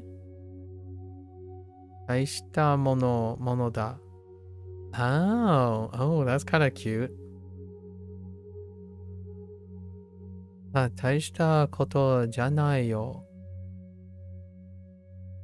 No, I'm just kidding. Koichi. Oh no, are you gonna compliment? Koichi가 oh no, 메이저 리그に 入る. これは 大したものだ. I mean, not also. 大したものだ.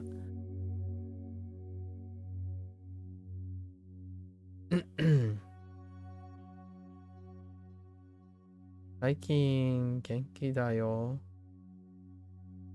振りはWaniKaniと読みますか? アプリ yeah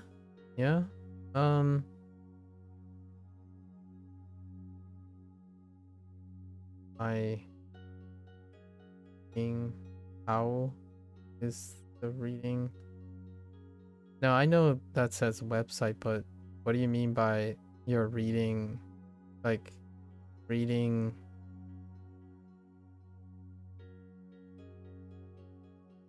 Yeah, this is I'm reading the site. Yes. I don't know what the question mean. I'm not sure what you're asking. Yeah, I'm reading off the WaniKani site. Oh, you asked if it's pronounced WaniKani. Oh.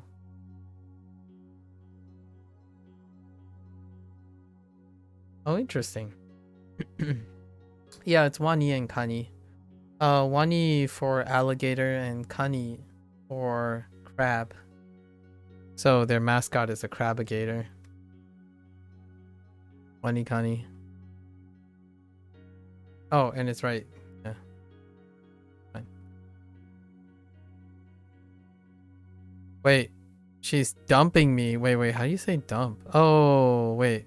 Do I know how to say dump? No, I don't really know how to say dump. Oh no. Kono ore? Oh yeah, kono ore o furu nainte. Interesting. Furu nainte. Okay. Huh.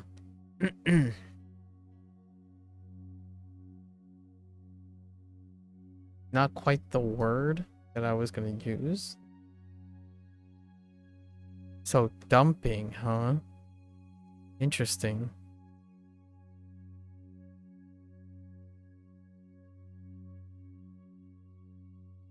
Or wait, data. Maybe it's data? No. No. That's, yeah, she has considerable nerves dumping me. Wait.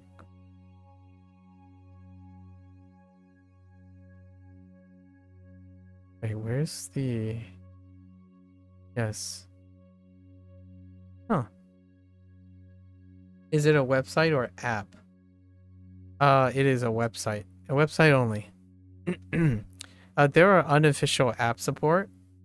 Use at your discretion. There are like unofficial things. It's kind of a modders thing. There are modders for this. The website has a kind of a Creative Commons license, so you might be able to find apps that are like this, or companion apps that are directly linked or synchronized to this, potentially, largely because the website allows for that, or the people who owns this allows that. But they themselves do not have any official apps. The website. Yep. Okay. Let's do our quiz. Okay.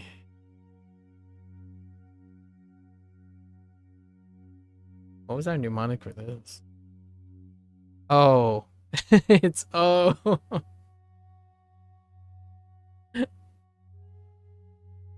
Oh.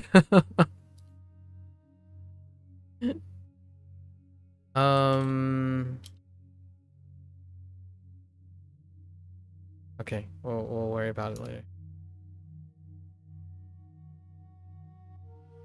What was the mnemonic for kuchi? Oh, kuchi ko. That one's kind of weak. I'll have to think about it.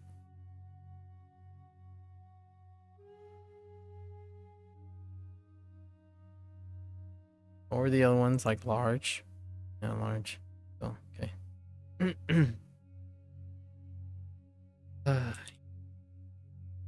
So I guess the mnemonic here is it's eerie. An eerie entrance to the Gucci store.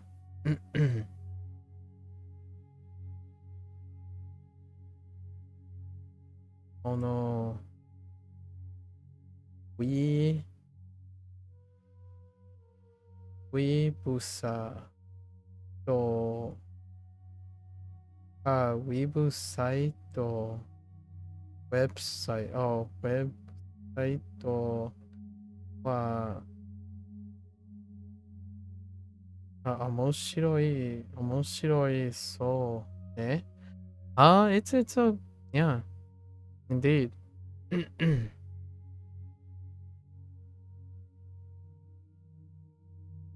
Yeah, so Fuji store. I missed one. It's been around since 2011. So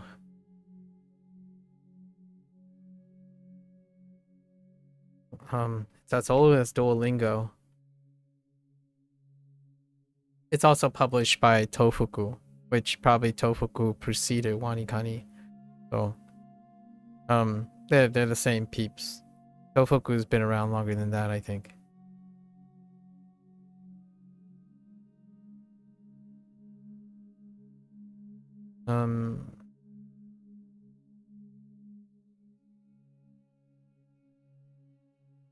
Wait, what was the mnemonic for the sa part? Oh, we're just taking oki and then swapping out the okurigana. You've heard of the company, you think? Do you have a Japanese keyboard, or do you use a setting from your computer? I use an IEM. Yeah, I use a Roman keyboard. No Japanese. It's a Windows IME. But for this, the site does it for you. So you don't have to turn on an IME. But typically on my computer, I would use a Roman keyboard to type the same thing.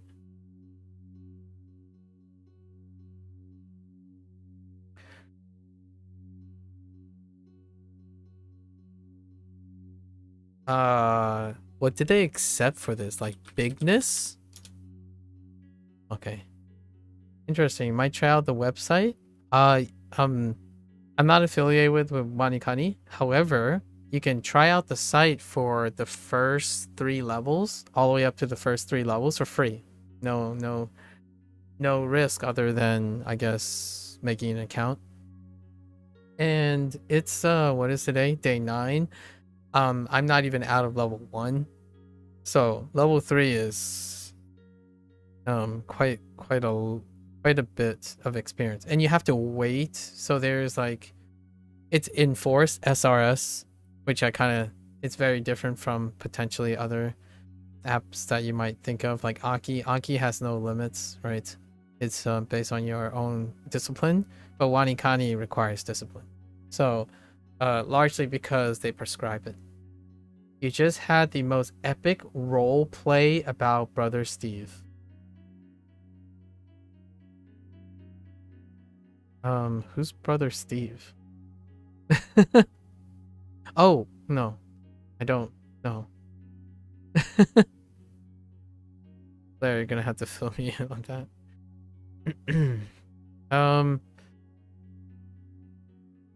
We're gonna use important.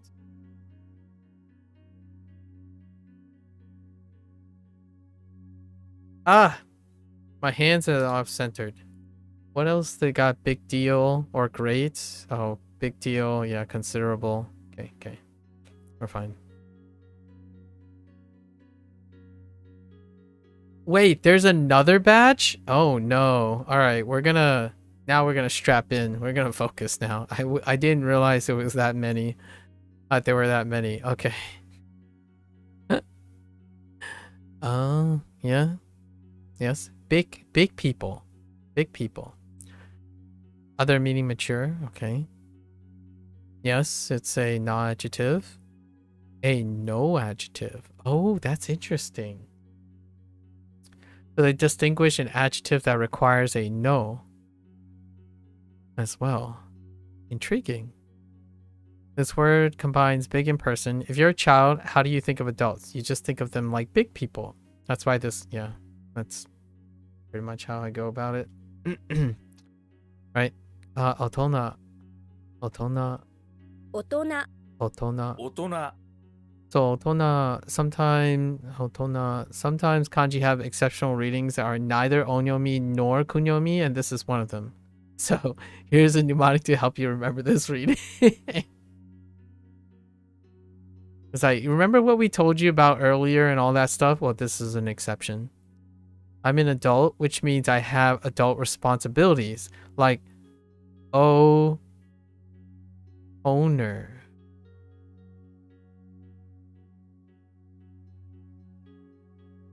Are you an adult when your own toner printer? Oh, toner.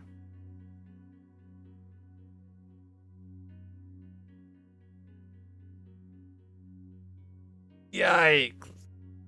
Oh, yikes. That's a rough one. I think we've hit, this is probably one of the lowest ones. You call your children tiny children, wonder if that's why. You hated Otona? Yeah, Otona is kind of a tough one. What did I use? Oh, I used, yeah, I didn't have a really good one for this either. I used like Otuna.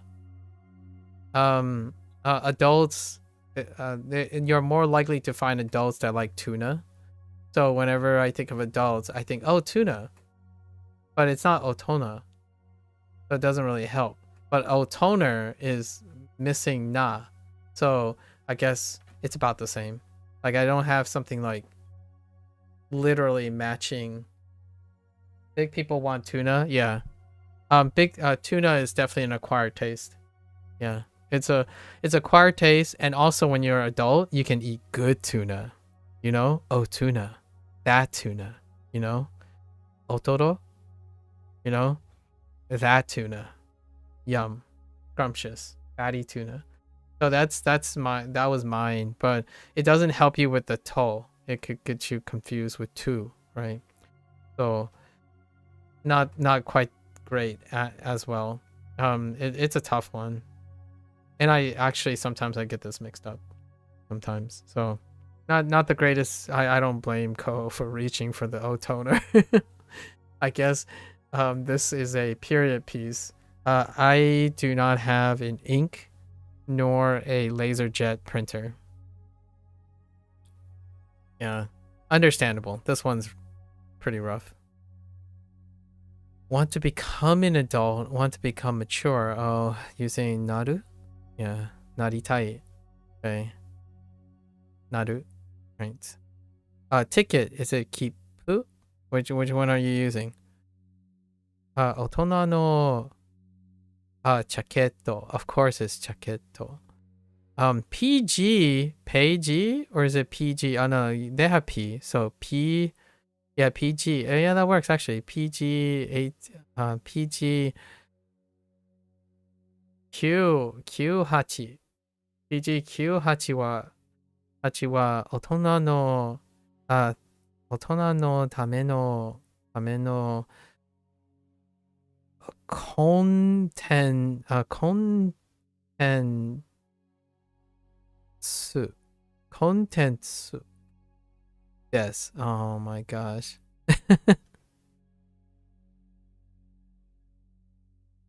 I guess you can't use something like tsutsumi, I mean naka no tsutsumi or something like that, right?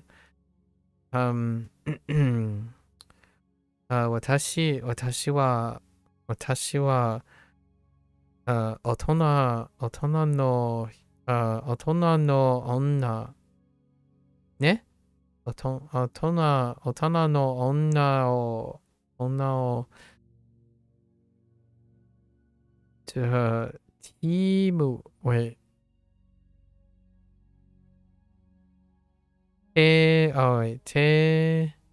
tema. What the heck?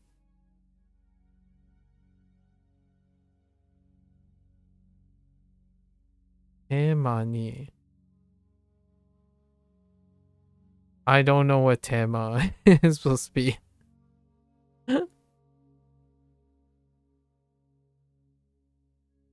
Wait, maybe I'm reading that incorrectly.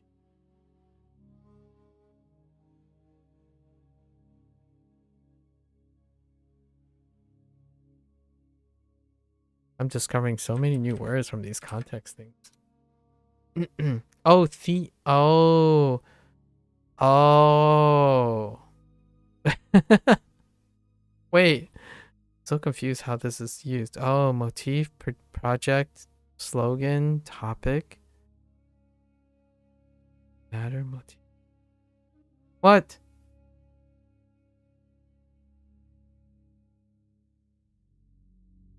Okay. Ni, shita,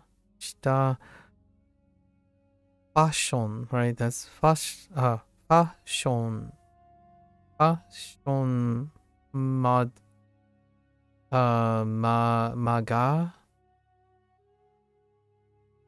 magazine, instead of zashi, magazine no,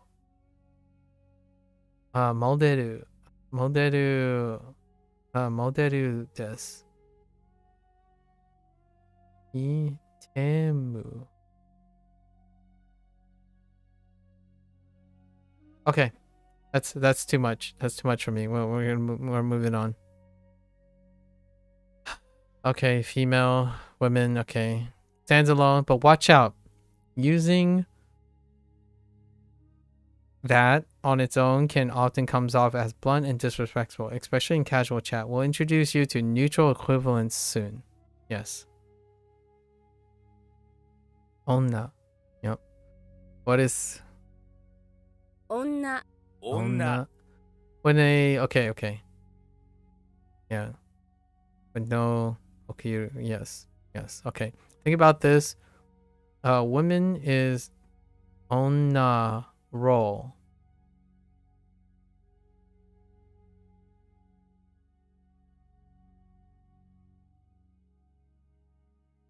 Okay. She's winning left, right, and center. She's unstoppable. Yep. She's truly on a roll.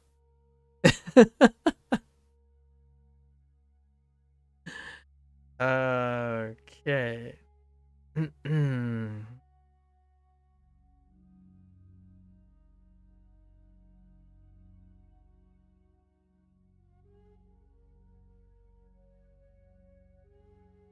I mean, I don't have anything for Onna, so this is as good as it gets. Onna. I ended up using my mnemonic. My mnemonic is using Chinese for women. So Onna. Okay. 女の人 right? 女の cosme. Oh, cosme. Interesting. Cosmetics. Cosme. 女の力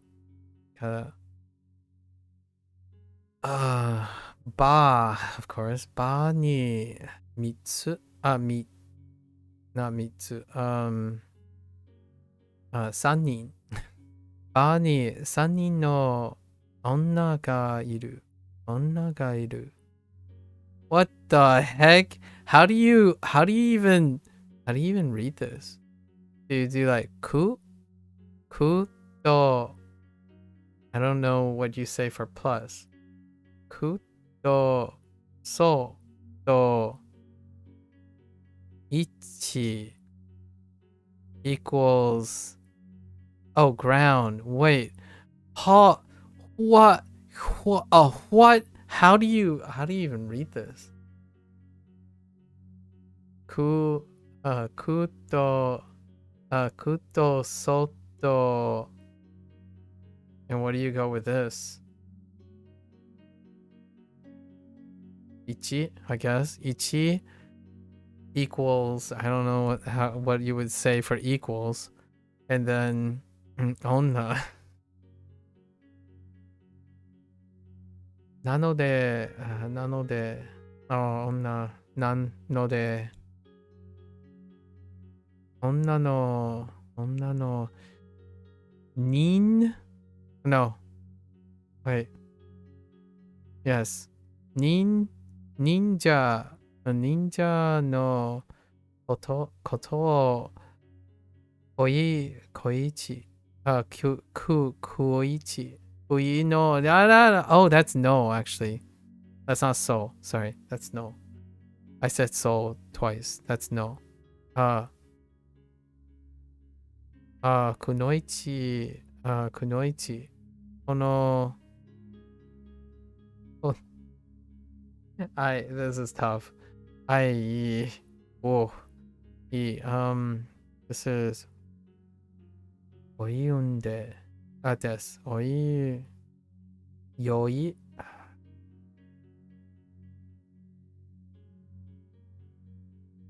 Old. I'm not sure if I've used it that way before. あの女はとても Oh, there's とてもとてもとても力のある女スパイだ。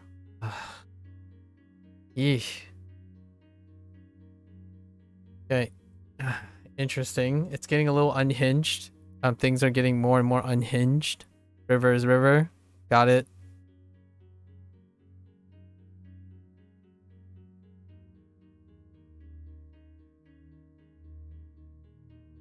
You're in luck. It's the same. Kawa. 川 Kawa. Okay. A current. Interesting. Nagare. Sese. Seseragi. Seseragi. That's kind of cute. It sounds cute. Seseragi.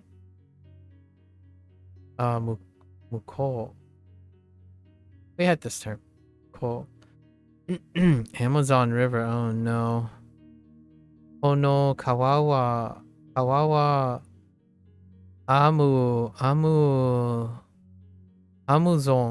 Amazon kawa desu. 川でバーベキューしたいな。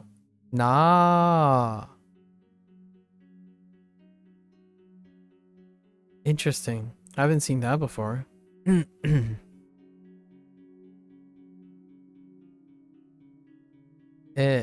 Sono bikini. Bikini. And now I've realized that bikini is a really, really good Japanese part word. I don't use the word bikini too often. Like I would say like swimsuit or something like that. But the moment bikini came out of my mouth, I was like, oh yeah, that does sound like a Japanese word, doesn't it? Bikini de kawa ni hairu no? The more you learn, the more you learn. All right. So we got yes. Inko. So now they're going to give us a mnemonic to not select Nintendo but the jeans, right? And then somehow Cole has to be involved in the mnemonic. So what is Cole going to do? This is a Jukuko word, which usually means onyomi readings from the kanji. Since Ito has 2 onyomi readings, here's a mnemonic to help you remember which one to use. Here at Tofugu, we measure population in genes. Oh, that's kind of lame. Each of us has 1 pair of genes, so if you know the gene count, you know the population. Oh, I thought Ko was going to make a... Well, Ko is in Tofugu, so still checks out. Here at Tofugu, says Ko, we measure population in genes. Nailed it. Okay. Jinko. 人口 Jinko.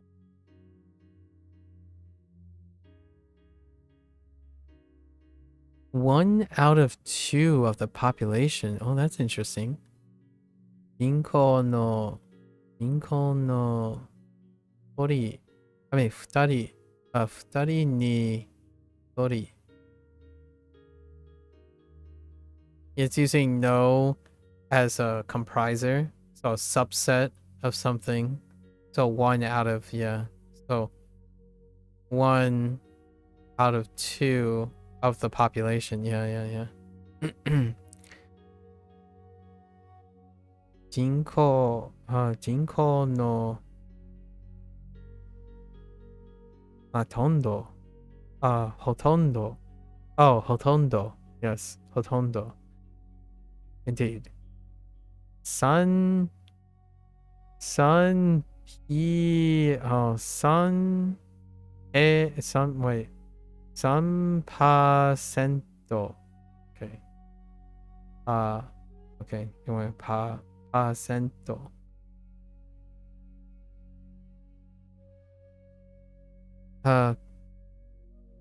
このエリア人口はあったの通りです。Only yes.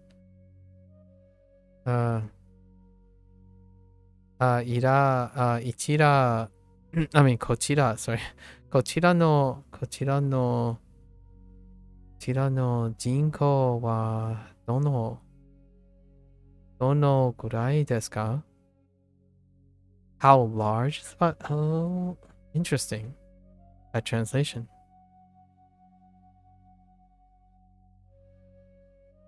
人口の70の70%ぐらいはシャイなんだって。heckin' shy. Okay. Artificial. Oh my gosh, that looks like AI. This mnemonic, the kanji writes the mnemonic for itself. What the heck? Do they do AI? Man-made, human-made, okay, artificial. A person of industry makes a lot of things by hand, so everything they make is artificial, and also it means it's man-made. Okay. Oh, it's a no adjective. Okay. Yeah, kuchiko, so onyomi. Okay, remember this by thinking about genes, right? Are artificial. So you've never seen genes growing on trees, right? Nope, genes are 100% man-made.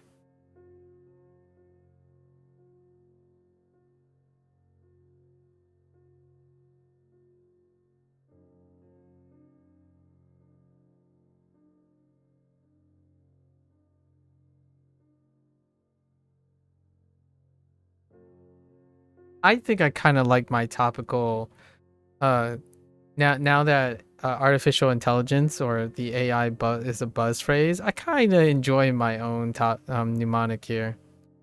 AI, what's the A in AI? Artificial. It's also man-made. Artificial is man-made, but interesting. When they say you've never seen literal genes grow on trees, that's true. But genes are made from cotton, and cotton are plants. So abstractly, they do grow on trees. It's kind of like the idea of monies don't grow on tree, but it's printed on paper though. 人口 人口の山 artificial mountain. Damu. Damu. Is this an artificial koala? What The heck? Where's the koala at? Koada. Oh yeah, koada. That actually works really well. That's fine. Quality. Don't you dare quality me. Oh, cool. Quality. Quality. Quality. Unbelievable. I know. Wait, how does unbelievable work? Jinko no. Wait, this is Jinko as well, actually. I just realized that. Oh, they doubled up on Jinko. Jinko and Jinko. Interesting. I see what you guys are doing.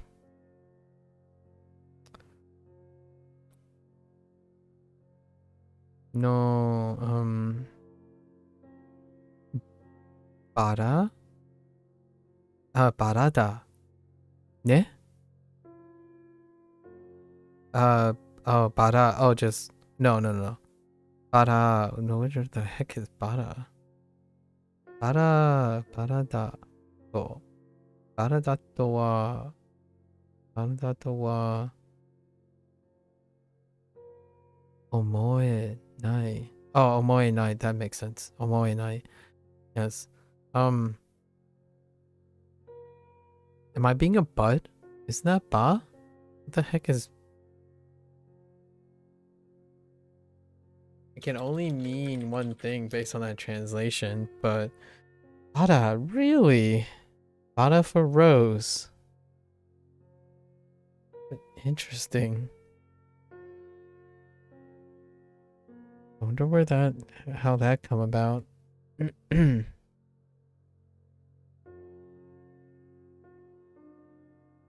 With all one strength. Oh wait, I have heard this before, actually. I don't actually know what the read is though. Full power as hard as one can with all one strength. I kind of like full power. Adverb expression, yeah. The pi gives away the adverbial, actually. You're hopefully already learned that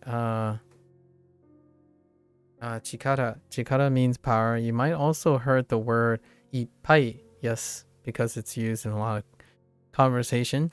It has a few meanings. You'll learn more of them later, but the important one is full or a lot. Put these two words together and you have yes. Makes sense. Yeah. Yeah. Although I'm not sure if the read is the same still. A full power with all one strength and as hard as you can. Remember this one with all your strength. Just as a side note, ippai also can be written in kanji, which you'll learn later. However, in simple words like this, one is usually written in kana. That's the first mention of usually written in kana words. So, interestingly enough, we had a conversation about this for a very long time about the presence of kana only words in WaniKani really today for like 2 or 3 hours, and this is the first mention of it. So interestingly enough, I guess in level 1 you become aware of words that are usually written in kana already. So that's something that might have been forgotten perhaps. Okay, it's still chikarai pai. 力いっぱい Yeah, chikarai pai. 力いっぱい Chikarai pai. Interesting. Slightly different between the two of them. Chikarai pai. Ippai. Hagu. Oh my gosh, hagu o suru. I need a big hug now. Jeez. Chikara ippai ganbaru. Oh, ganbaru. Oh, ganbaru. Oh, jeez. I'm not used to seeing it that way. With all strength. To pull with all strength. Oh. I. Horu. Ipparu. Interesting. We did our best. Ah. 力いっぱいがいっぱいが頑張りました。Yeah, 頑張りました。Makes sense? Makes sense? Please push on the door as hard as you can. Push. 押す? No? Yes. 押して。Yeah, 押してください. And, yep. Okay. And then door. I ran as fast as I could in the relay. Relay. Relay では、力いっぱいは、いっぱい Interesting. いっぱいは知りました。So wa here. Okay. Alright, let's keep going. I really thought this was gonna be one of the shorter days, so I guess we're skipping on Duolingo again. Gotta find a down day. So I guess now we're doing like this and this, and plus or minus. I'm gonna have to stagger. We're gonna have to stagger the.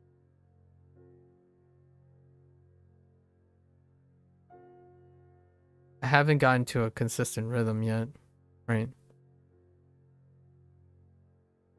We might have to stagger schedules. Big people. Big people like tuna, right?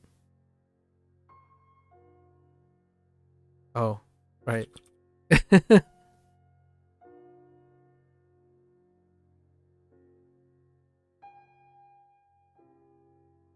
Otona. What was theirs? Toner. Toner. Okay, toner. Right.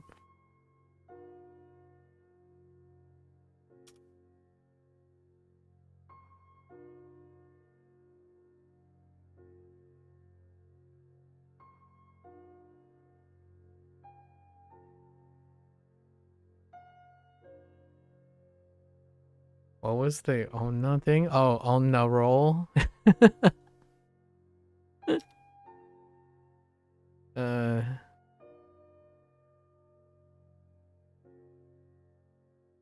Oh, wait.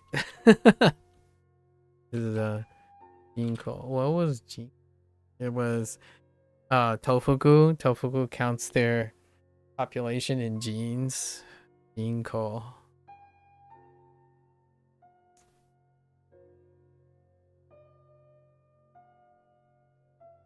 We're gonna use full power.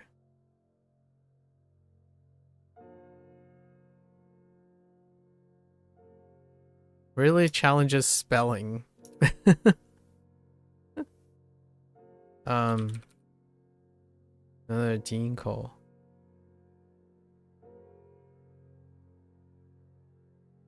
This was man-made. How was the man-made work? Genes? Genes don't grow on trees.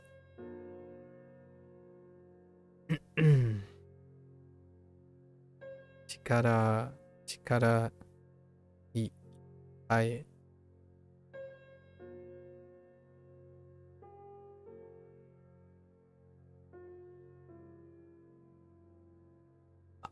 we did it! Oh my gosh, there's still 9 review exercises. Holy heck. Let's get these reviews done.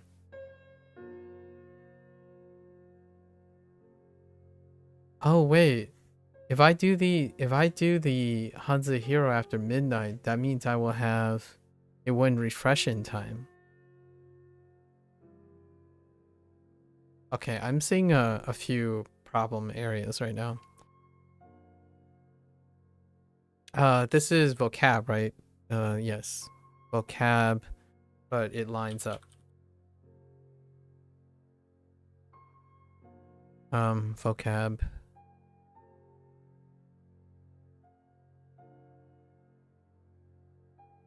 What were the two things?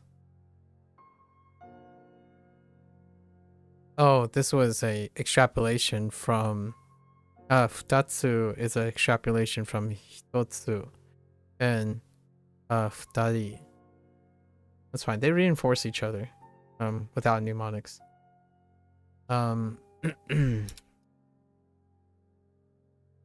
Still neat. The kanji meaning. Okay, fine.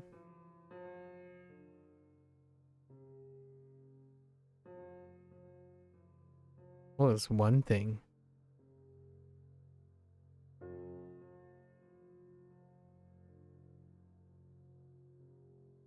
Oh, He-Man's toe. Yotsu.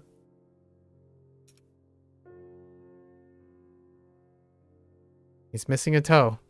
He's just, oh no.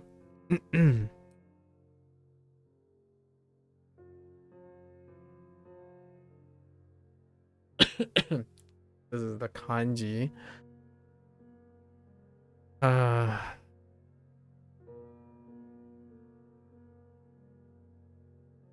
Joe's toe is above ground.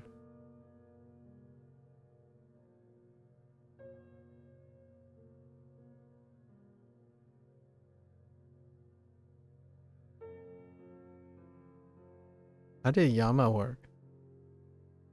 Oh no, it's not Yama. It's San.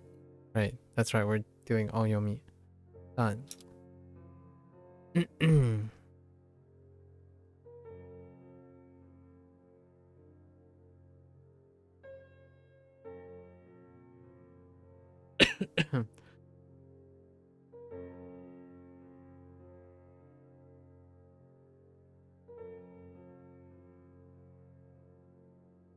We're doing hito, yeah? Oh, yeah, we're doing hito here. Is that the same mnemonic as hitotsu? Or I think we did the hito before the hitotsu. And then hitori.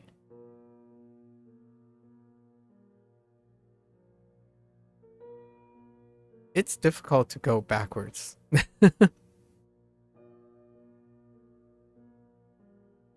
Ichi is still ichi.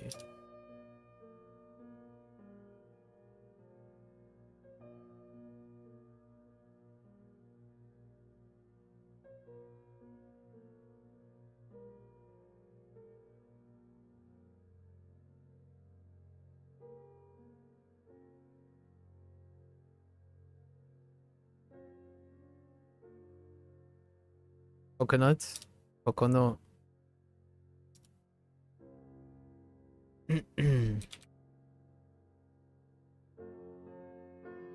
There are 10 more reviews. Oh no, we eclipsed time. Oh no. Yeah, we gotta skip. We gotta skip today. Oh, we have no time for Duolingo. Wow. Yikes. I was not anticipating this. We're let's keep going. It's fine. It's fine. It's fine. This is fine. Oh.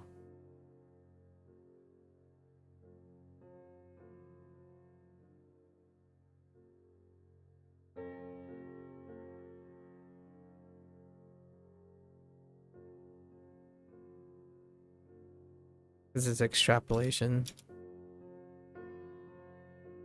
Yachts. Super heckin' rich peeps, man.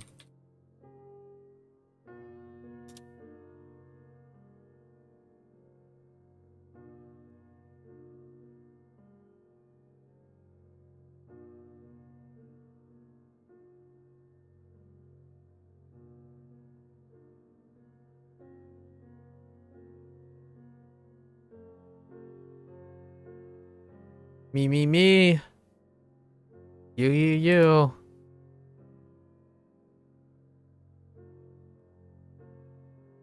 Three Santas.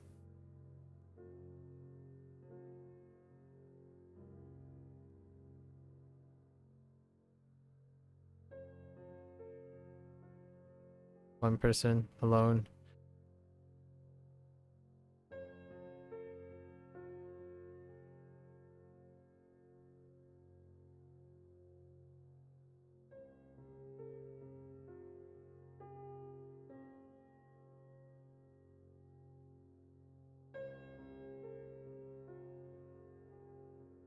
Squeeze them cheeks.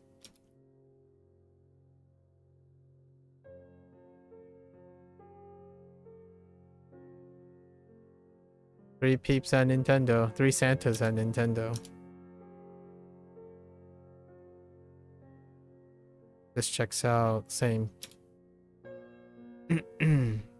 This checks out. Same.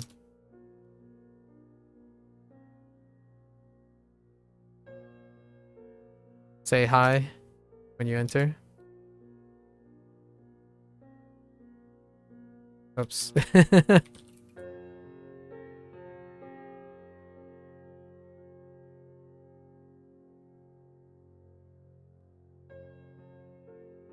You nailed it. Oh, wow. Today was a big day. Today was a big day, folks. Look at that.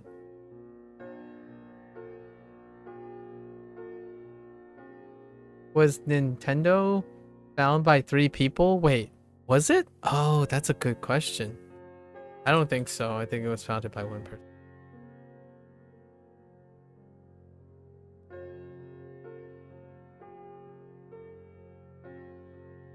Yeah, it was 1 person. Yeah.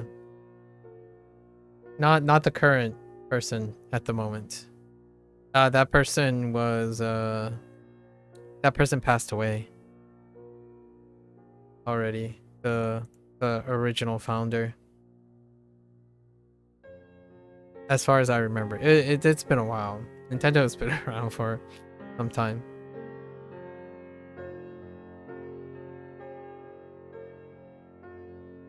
Look at these reviews. I can see what Gecko is talking about the increased volume. Still not enough to rival what I'm doing. Oh, I should stop having thoughts. Man, I'm going crazy. No, you're fine. Entertain those thoughts. You know? So we're not gonna do the writing thing until oh, well, we did a lot of counters, right? Wait, where can I see this stuff? I really can't. Right. I see that they were doing kanji, so let's quickly grab what kanji we instead of doing mnemonics right now. So we basically had they started with telling my dry chicken husband was giving me fake chicken. What the? These stuff started with telling my dry chicken husband was giving me fake chicken.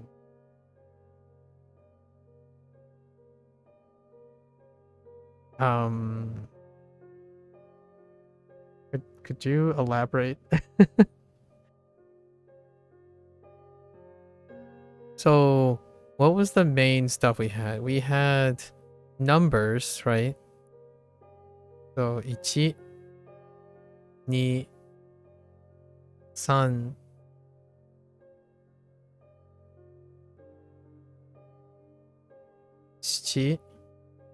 right? 8,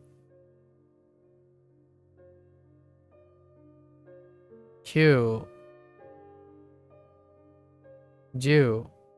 And largely what they introduced was counter. So some with nin, some with nin. What's that? With counter.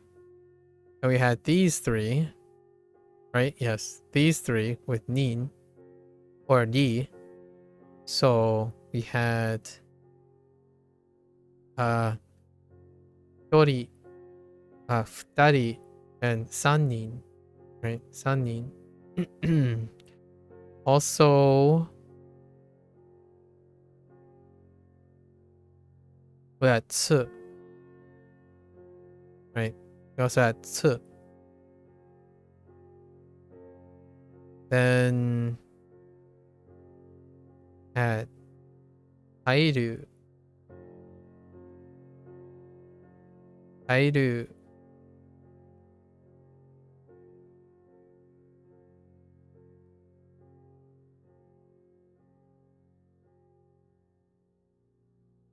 and iriguchi.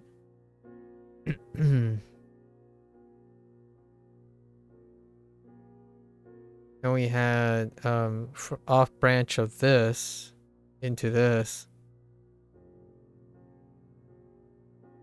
We have onna,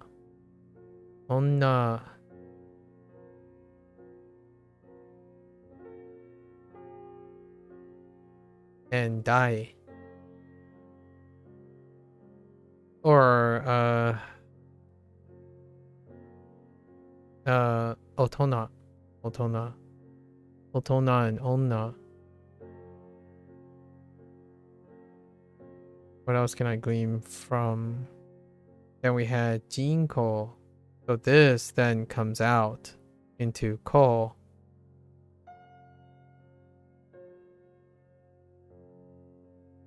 Jinko.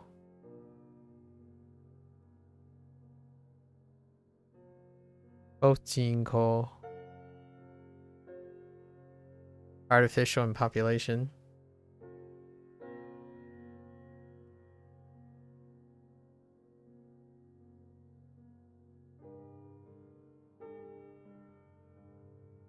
And then power as a standalone. Chikara.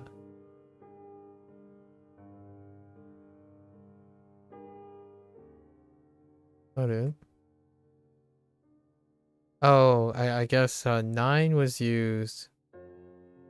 Nana was not. So this adds to this relation. Q? No, no Q. No. No ha. Well, maybe. Oh, and then this had a plus ipai.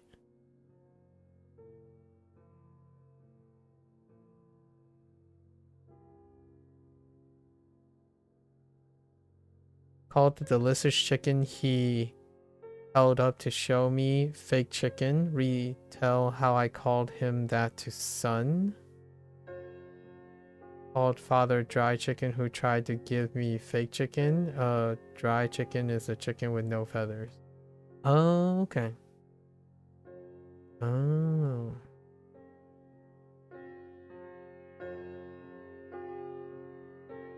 Interesting.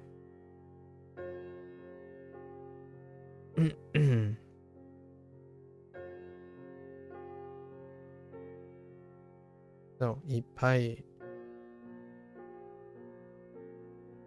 So, chikara ippai. Chikara ippai.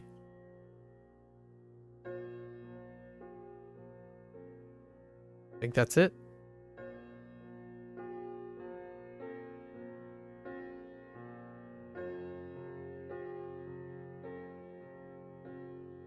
Now, I'm not too confident I'll remember those mnemonics, though. That's interesting. Let's see if anything comes out of reviewing them in the next couple days. Yeah, not gonna get to it. I'm expecting HanziHero to be as elaborate.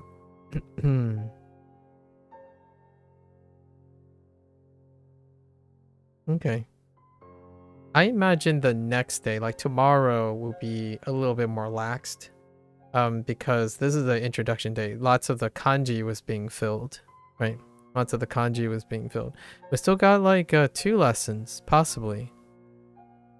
As we see shita or below and and 7. Right? So I can affirm, I will make a note to myself. So WaniKani, or at least Ko, did mention kana only. Kana common words. Within what is this? This is day 9. It's within the 2 weeks. Within 2 weeks. To add to the discussion. So they already teased about this after introducing ippai, which that's a very common one too. Ippai. Not formally as a vocabulary word though, not yet.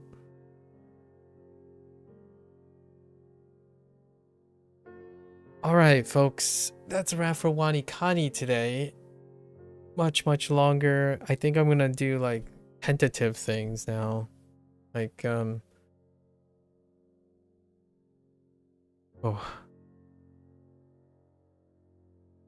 I gotta figure out how I'm gonna do this time stuff. It's a little bit unpredictable how long the sessions are gonna be, so without a bit of predictability, it can be a little tough. I think we're just gonna swing on playing it by ear for the time being. Or maybe if it's too unpredictable in another couple days, I will create a pseudo limit. Like, oh, I'll do however much I can within a specific time frame, right? That also takes into account that means I have to exercise discipline in having discussions.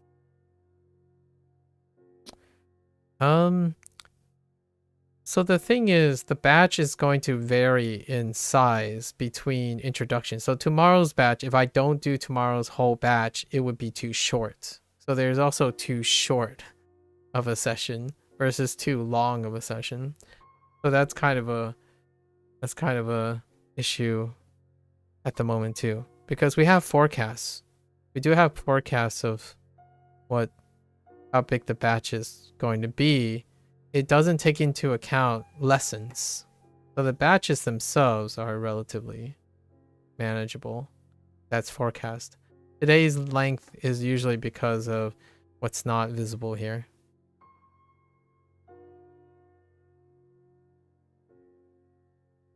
So we'll see. We'll find out. Yep. That's a wrap. So, thanks for hanging out. Thanks for chilling. You're gonna watch this later. Arigatou gozaimasu, right? So for those interested only in WaniKani in Japanese, thank you. Until next time, right? Mata ne, ja ne, minasan. I'm gonna get up, walk around, stretch a little bit, and I will be back for our HanziHero session.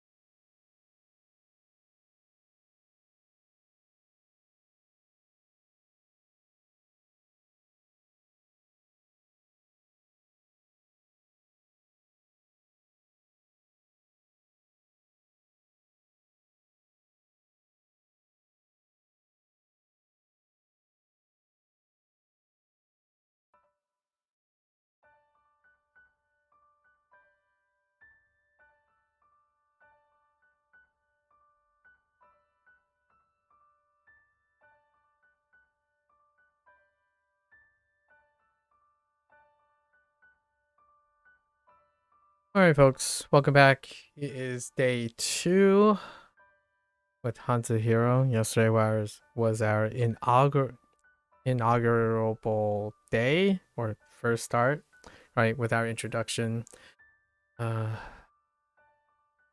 欢迎大家回来。今天是第二天 right? Relatively short, right? Relatively short. However, we can see that much like WaniKani, we have our pips. So today it looks like the pip is going to mature in a way.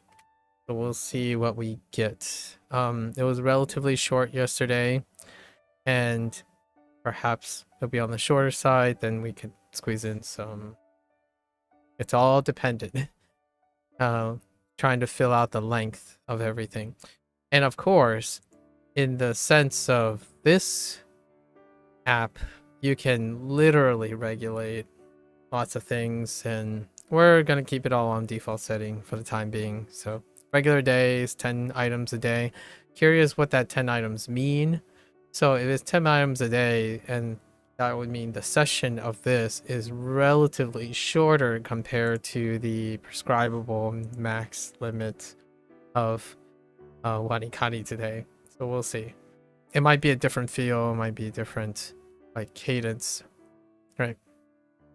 So let's get into it. Let's get into our lessons today, which is different from review. So when it says 10 lesson, it's not the same as 10 reviews. So there are 20 things to do because it was 10 reviews from yesterday, and then there are 10 lessons, new lessons each day, I would say, if we're keeping at this pace. So let's go on. E. Okay, I don't remember the color coding. Yes, maybe the color coding is consistent. If not, we're gonna have to get used to the color coding too. So E, here are all the components, right? We got introduced to how they're gonna Yoshi. Okay, so they're gonna use Yoshi for Mario. And then they had the system of determining the tone by position with respect to the location in order to figure out the pinyin. Right. So okay. And then here comes that weird sound. E. It's a really weird sound. I don't think the sound is necessary. So E, right? The E initial in Pinyin is quite unique. Without any final, it is pronounced similar to the E sound in English. However, when paired with the final, the actual E sound, like the English word, is yeah. Huh? Becomes a little bit more apparent. Yeah. Sort of. Sometimes. Dependent, yeah. When paired with a final, sometimes. Not all the time. I don't feel that's to be true. Or I don't hear it that way. The name Yoshi also begins with the letter Y, so we choose to we choose him to represent this initial. Yoshi is a video game character dinosaur. Yeah, I guess more or less Yoshi is a dinosaur. Known for his distinctive green skin. He has a tongue that can extend to great lengths to grab objects. He can also make eggs on demand to use as projectiles to hit enemies, or form an egg around himself to protect himself from danger. That last bit must be a new age thing. Learn about Yoshi. So we got Yoshi, Bugs Bunny, and what am I missing? Patrick Star? Okay. Alright, here are some examples you will learn in the future that includes the sound, so you see how the sound fits into the characters. Yi, yeah, yo, yi. Let me hear them. Whoops. That's not what you're supposed to be clicking. E. Yeah. Yeah, Yo. yo, Yo. yo, E. yi. the whatever they're using for generation is kind of like a little bit questionable as well. So how are we typing this? Hold up. Right. So that we don't need the hyphen, but I'm gonna practice E, typing the hyphen. So 1 is outside the entrance. Okay, so we have inside something and bathroom. No, not bathroom. We have inside house. Oh no, I don't remember what the tone 2 thing is. Guess we'll find out again how to reinforce. So, right, high, low, high and flat. It doesn't necessarily mean it's extremely high, just relatively higher than the other tones. Yes, that's pretty much what that means. I agree. The first or high tone will represent with the outside of whatever place our mnemonic is. This is usually by directly outside the entrance, but anyway, outside should work. Anywhere outside should work, okay? 1, 3, 7, 8,凹 1, 3, 7, 8, 凹 Oh man, heckin' Tetris pieces.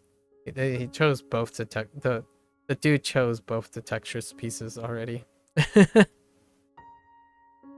So I guess we only have to type 1 for this. Okay.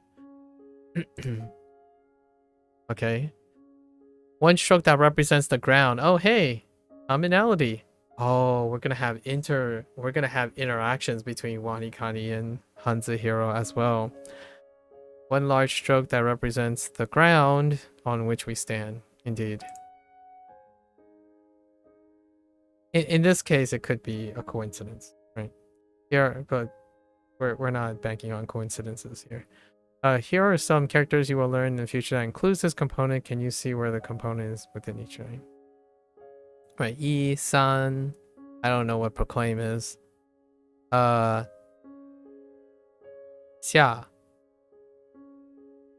Xia and Gu. No. Oh no, it's Huo. Oops, I shouldn't click on these things. It leads to like the reference page. It's fine, we'll learn them at some point. So, this ground. Oh, I keep missing the R. Oh, but they do accept typos. That's fine. That's a good thing to know. What is this for? Blue is for components. Yeah, blue is a component, right? And then red is vocabulary. Yeah. And then we have sounds in light blue. Yes, all right. All right. So our mnemonic is, so Yoshi is outside of something. Yoshi is in front of the house. Oh, because the house is it's the no final. Right. So Yoshi is in front of the house, digging horizontal 1s into the ground. Oh, interesting lines. Into the house.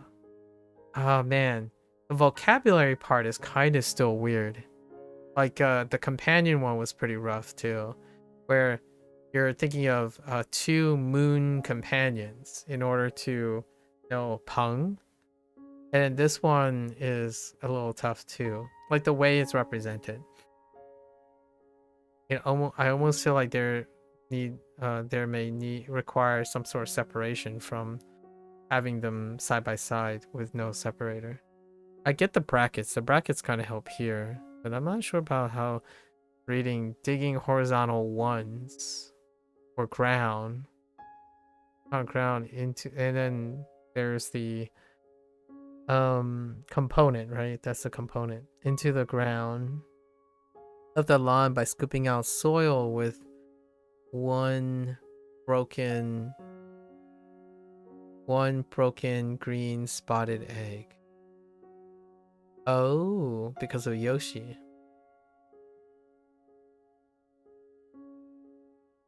Digging. Yoshi is in front of the house digging horizontal.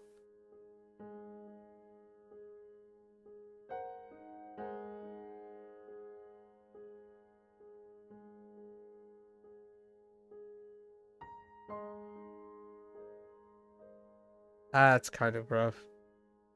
That's a rough one. I kind of am getting used to the way they're building their mnemonics. I kind of like it.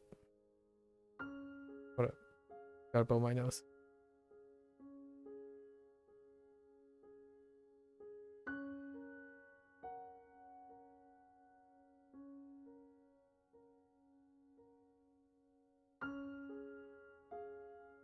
It's definitely a little bit more elaborate. However, very difficult to get used to. We'll see how the system ends up working over time. Examples. Here are examples of and then vocabulary are in purple. Right. Vocabulary words you will learn in the future that includes this character. Yeah. Yeah. I guess Yi. Tai. Tai.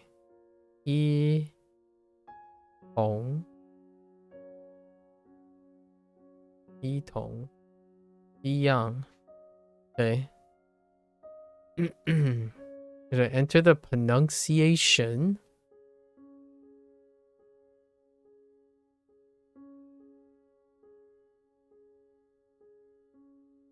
Yoshi in front of the house, right? Wait.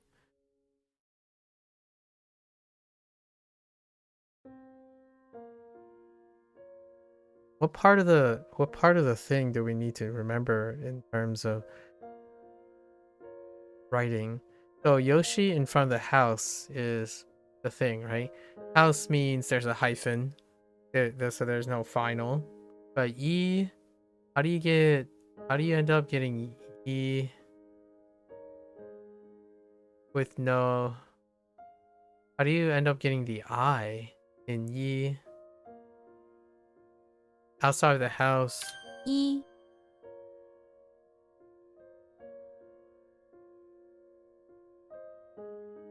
Yeah, the Y and then the hyphen in the house is kind of conflicting with the idea of having to type out the Yi as in the I. That's a little confusing.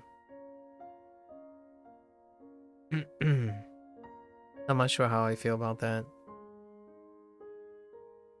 We'll have to negotiate it ourselves. And then the meaning. 人 Ren. Okay, Ren. We have Robin Hood. Interesting.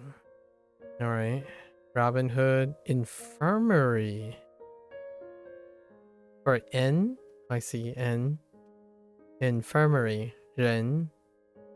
And then inside the house, yeah. Or inside the main room. Does it have to be the main room entirely? Oh, here comes the weird sound effect. 日 Okay. R is somewhat similar to the R sound in English. Not. But however, the tongue position of the R sound in Pinyin is slightly different. It's supposed to be the R sound. I don't know. That's a little deceptive.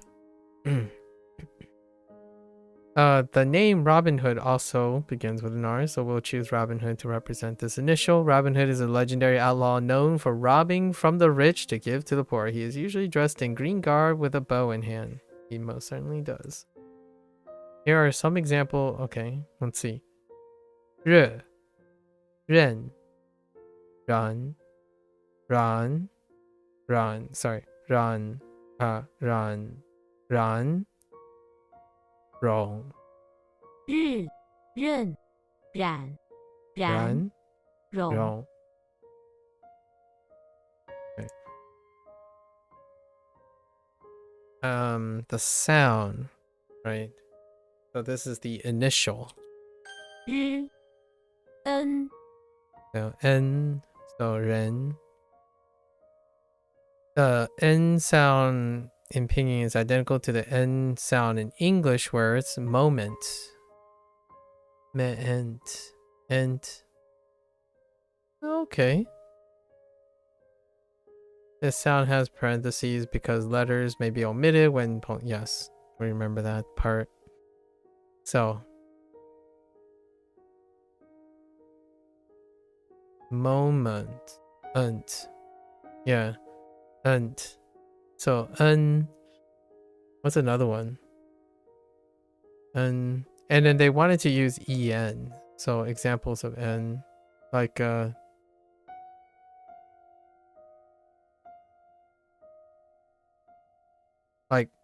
no. Wow, that's actually kind of tough. Moment. Ment. Ent.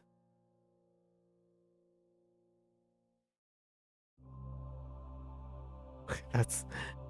I have some that are kind of close, but I don't think they're that close. The pronunciation of in at the beginning of the word infirmary is extremely close to the N final production. I don't think so. So we choose the in infirmary to represent the final. In infirmary is another word for hospitalness, where the ill are cared for. From the front, you can see the large multi. Okay, so now they're picking a new location. N can be different. So, infirmary. That kind of suggests this would be N. So like, Ren, that's great. But then there's like, N.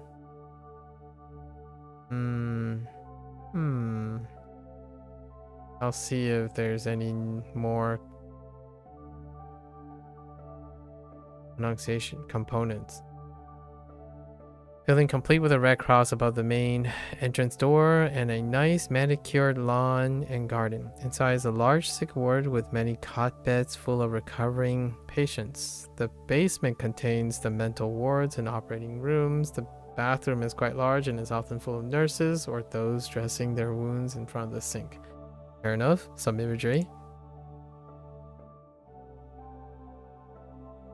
What the heck? Oh, I see how they're doing this. They're talking about the in part. Just the in part. Because this is, in. No, wait. I don't know what this is. Pin Pin.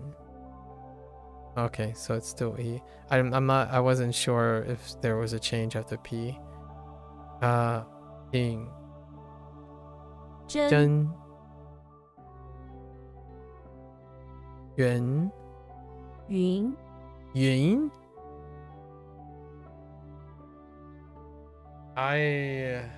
Zhen Yin. I'm not sure about that one. That one's a little weird.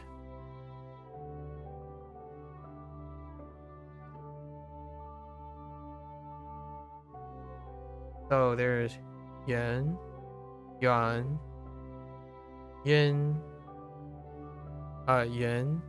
云 I don't know about this one. This one's a little... I have to check some of these now. 寻 Shin.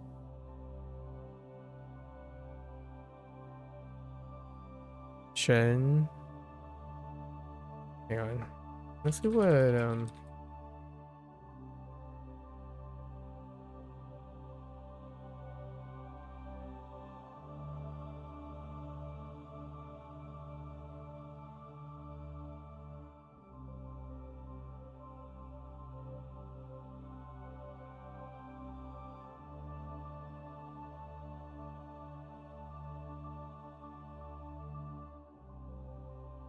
Uh,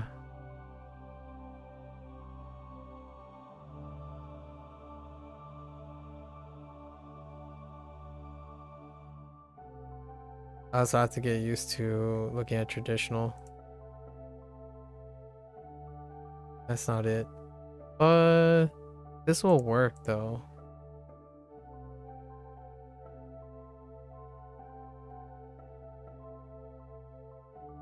Dang it.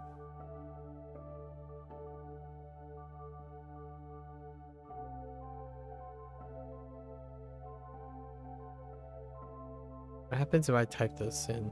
寻二 They pronounce the they pronounce it too, but 寻二 Xing? Really? Oh, now I'm so confused with the other one.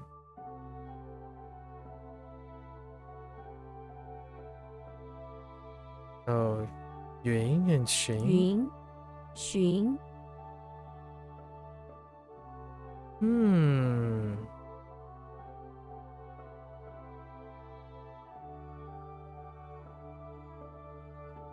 Oh, we're gonna have to play it by ear. And Zhen, 真 Yun and Yun?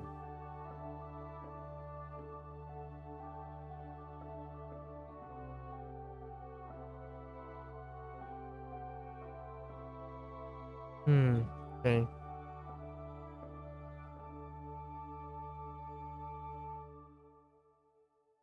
I'll write a note to myself for that one.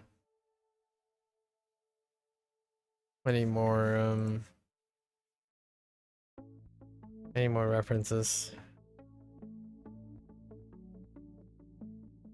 Okay. What did I use?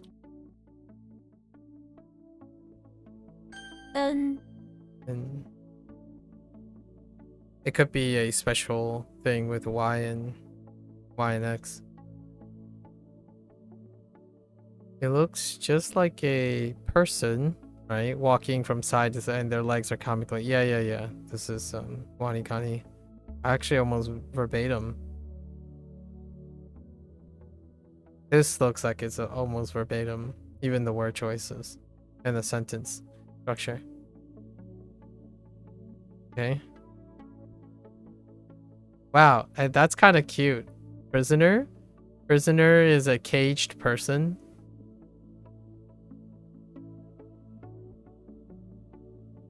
I can't. Qiu? That looks like Qiu. No, Qiu? Can't see it because I don't quite like the diagonal thing. It has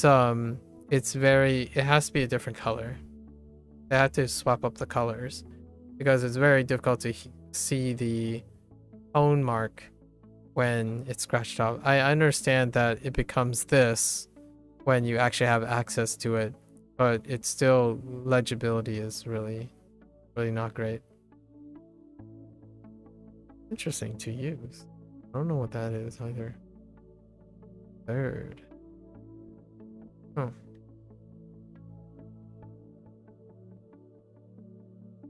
So this is a component. 人 Right? 人. So what? Robin Hood inside the main room infirmary. Robin Hood is inside the sick hall of the infirmary. Okay, so it's inside any room, right? In the infirmary, disguised as a normal person, he goes and pickpockets all the rich doctors and give their pocket change to sick and poor person who's inside. I guess he is a good person. That's a little questionable. Then, okay. Inside and for infirmary.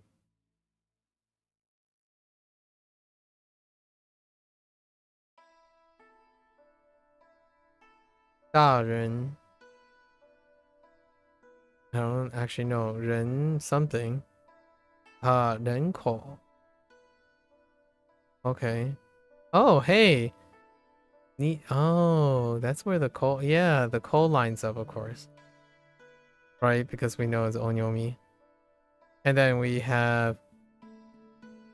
Are you serious? That's worker? Oh no, it's the reverse. So if you flip artificial, jinko, the other way around, it becomes a worker in Chinese. That's kind of funny.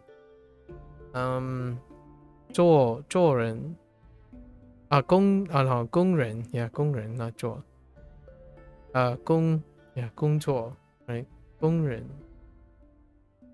interesting 工人 which makes sense 工人 女人 okay 人 interesting.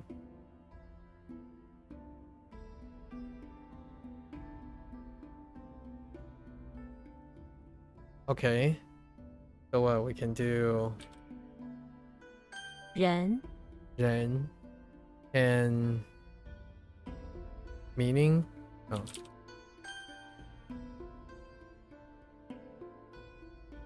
Alright, let's do the quiz.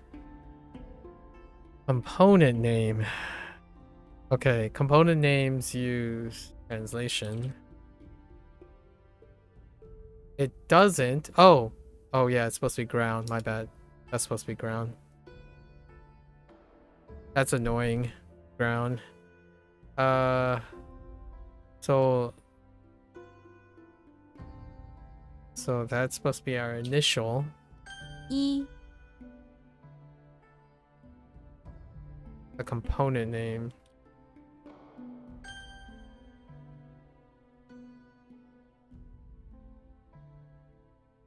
N ，n 日日日 there. Character pronunciation. 人人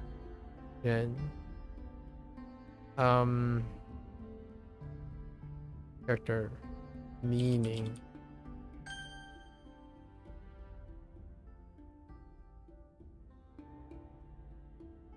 This is red, so E 一 E.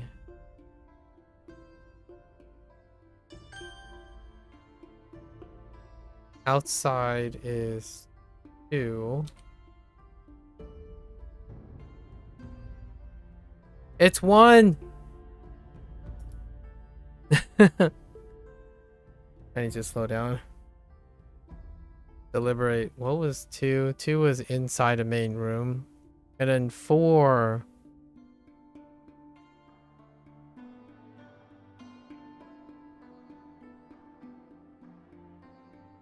Or had something to do with a bathroom. I don't remember. This is gonna take a bit. The component name. Let's just type in ground. Side is 1. Okay.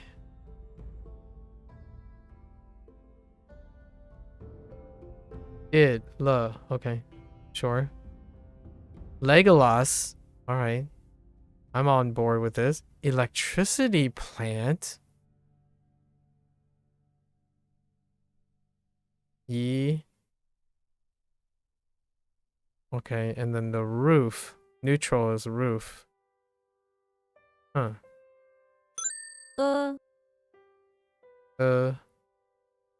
Like and yeah.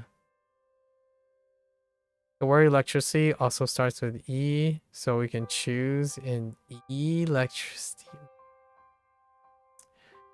So I was kind of thinking they were going to use locations where they also have these same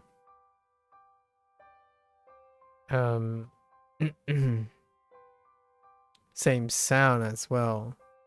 Electricity to represent this final. However, keep in mind that the pronunciation of in electricity, E in electricity, and the pronunciation of sound in pinyin isn't the same in most cases. All throughout the electricity plant, you may encounter advanced electrified devices and robots. I think the wording's a little weird too. From the front, you'll see the large brick electricity plant with some protective wires and fences. Inside is a large bare floor with fire-powered generators lighting the walls. Fire-powered. The basement has a bunch of wires and electricity plant items. The bathroom has electric wires hanging from the ceiling. Alright, sure. Here are some examples you will learn in the future that includes the sound. Can you see? Yeah. Che. Sh. Sh.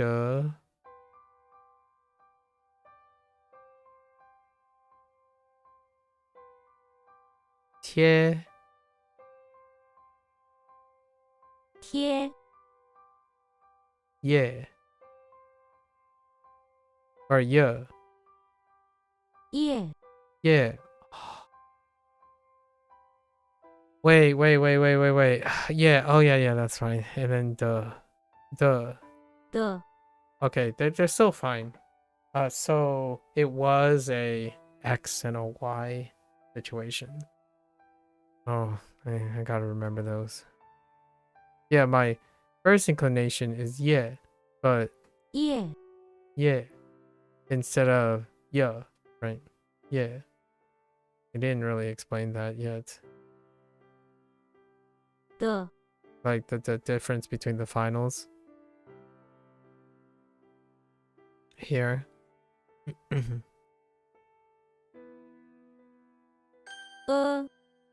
了 A bit of a... I'm not sure how that's going to be resolve itself.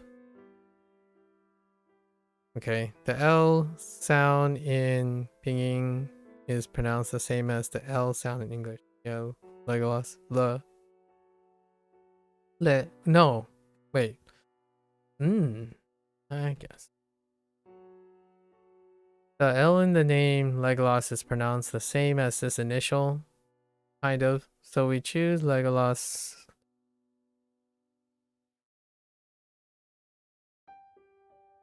That's a little bit of a stretch to represent it. Legolas is an elf from the Lord of the Rings. He is known for his exceptional senses, his skill with bow, sword, and bow and arrow. That's a lot of ands. He accompanies Frodo on his quest to destroy the One Ring.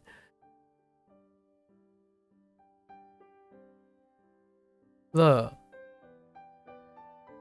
Lay. Le. Lay. La. La. Lay. 了雷拉拉泪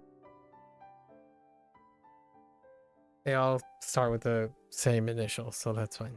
Okay, sure.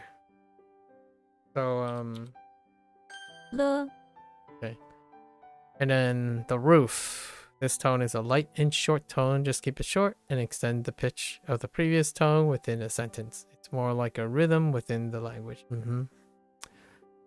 Very few characters have the fifth tone when read in isolation, so we choose the most strange and special location of any place, the roof, since we seldom go there. Yeah, that's fair. Or the basement? I don't know. Here are some examples, right? The, la, ne. Wait, no. Sorry, no, ne. The, la, ne. The, no, the, ja. Yeah. Okay. Okay. So 5. Okay. Armless child. Oh, that's the... Oh, I see what you're doing for armless child. It's child without an arm. I see. This component depicts an armless child. The bottom line that ends in a hook is the torso and foot, where the flat line at the top depicts a head, or perhaps some shoulders. Yeah. Fair enough.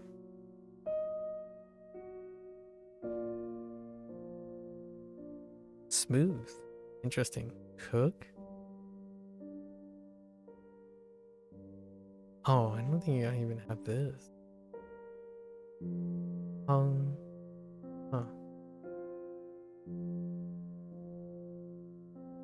So armless child. That's a very specific, The. but oh, the for did. Okay, the. What's our mnemonic? Legolas visiting electricity plant. Legolas is on the roof of electricity plant, saving an armless child. Legolas is on the roof of the electricity plant where he finds a strange armless child. The armless child runs into him and scuffs his elvish boots.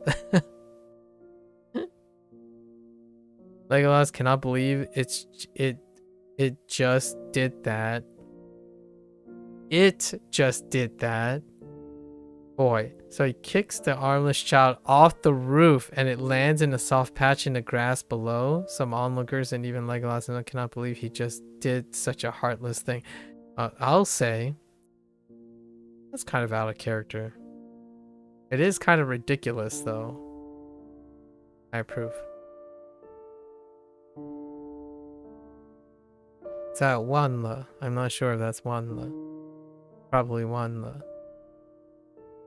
Wanla. Here's Wanla. Fall.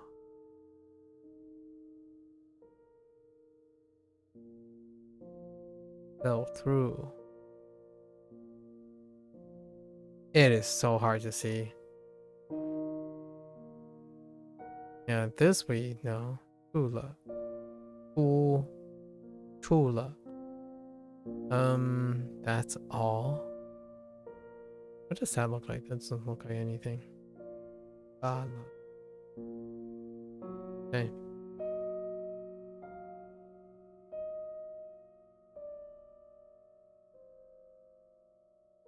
The.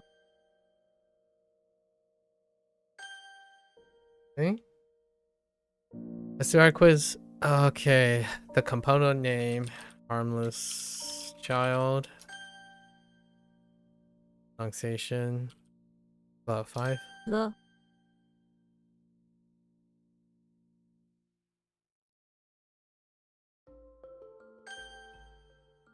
Roof. 5. L initial.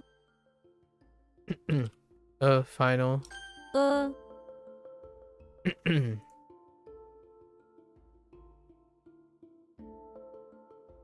And now we have 10 reviews.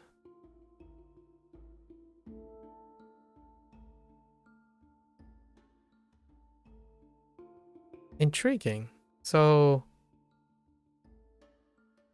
these things do not correspond. Oh yeah, we didn't do our reviews yet. That's why. But the component name is written the moon. Pronunciation. That's 4. Ooh. Oh no, I'm not using the mnemonics at all.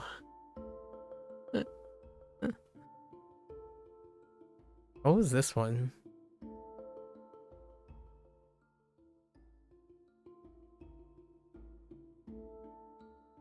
Like, I don't know what the thing was for this.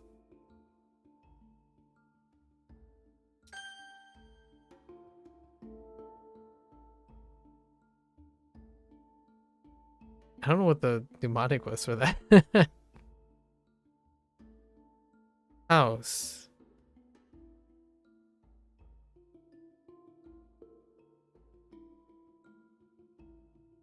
Oh, house. No finals. Inside main house is 2. A main room. Component name is still not. Oh no. Oh, slight typo. No, right. The no sign. That's right. No sign. English manner is 4. Oh no, it's not. It's a final. ong, Patrick is P initial. 토, Cool. Bugs is boo. 부,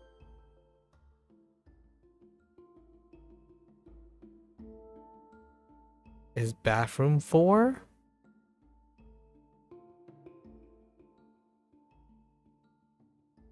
Did I get this wrong last time? Oh no, it's not. Bathroom is 4. Okay.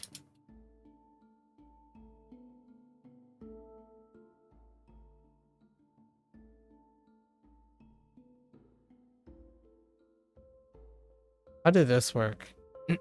Patrick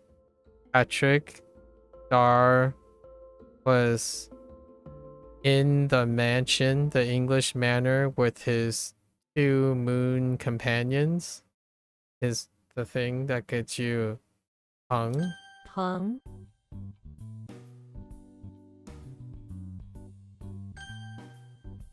Okay.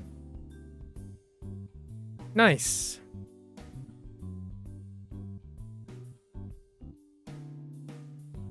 That's it?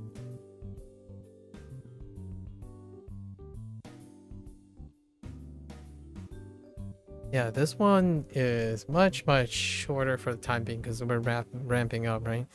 How much time do we have? It's already after midnight. Dang. Yeah.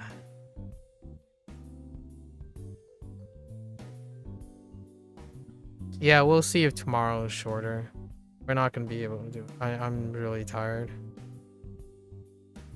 10 for this feels good, right? How do we compare this to WaniKani? So the lessons include all of these things. So they're stuck at I'm gonna get 10 lessons no matter what per day, right? WaniKani today was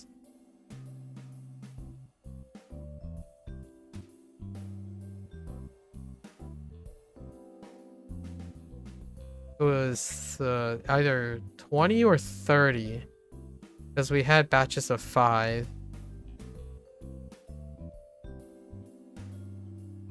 I think it was like 25, something like that. So that was double the length, but we had a lot of conversation and whatnot, so we would subtract like an hour and a half. I think we can make time, even on the long end for now. Hour today, I think we're gonna have to take a skip.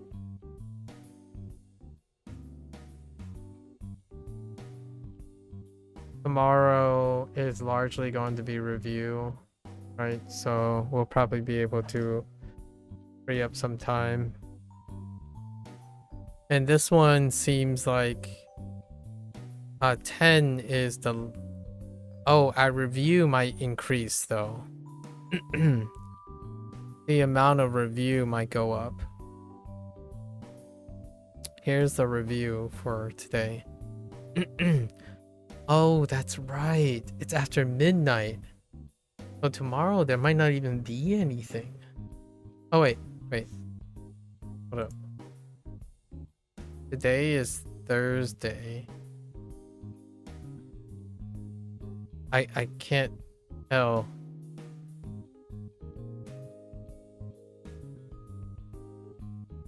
Intriguing.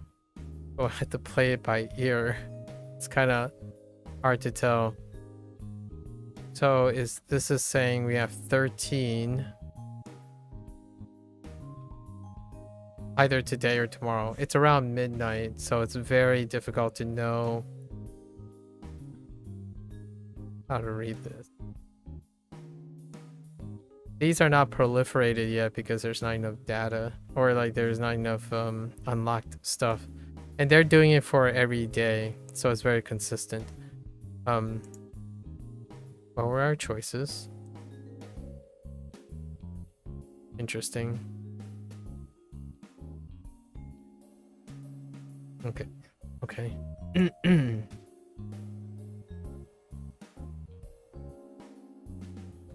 So let's write out.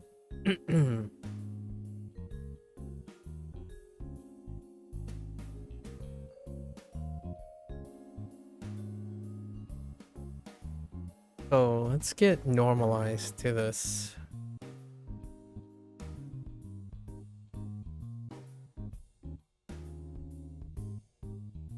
So this was Yoshi. This is English manner. This is Robin Hood.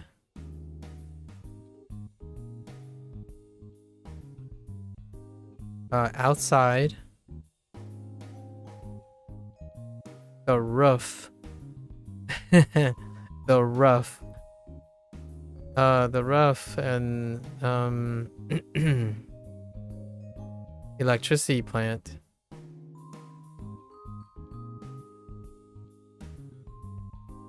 Legolas.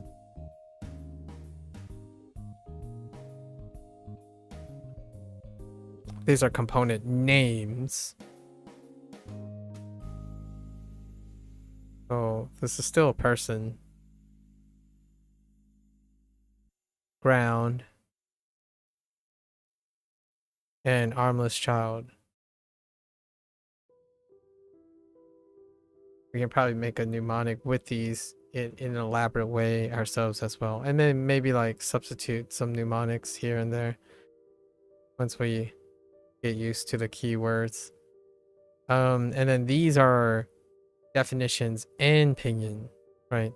So this is le 5. I'll use the number system as opposed to the markers. We can transition to the markers at any time. And it would be something like Legolas is in the electric plant on the roof, seeing an armless child. La. Right? And then la is did.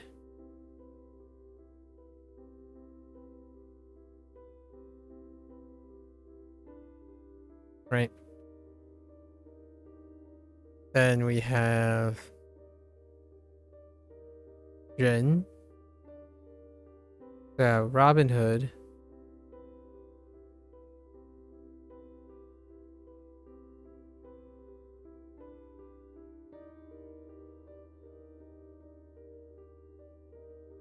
Ren. Robin Hood is still in the... Wait. Am I missing infirmary?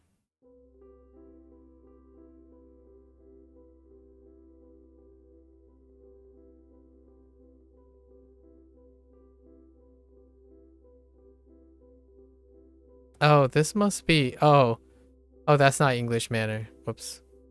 This is infirmary.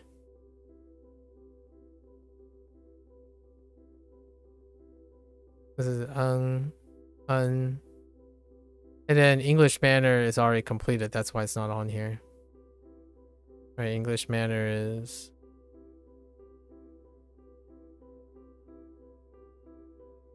So we gotta make sure I don't mix that up. So then it's Robin Hood in the infirmary. Or Ren.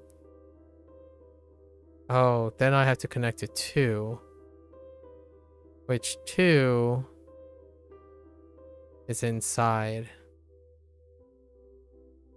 So Robin Hood is inside, right? The infirmary.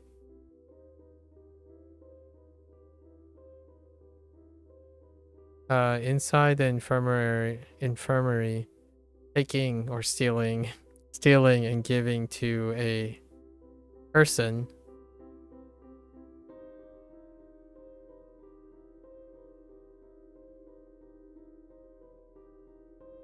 How does that work?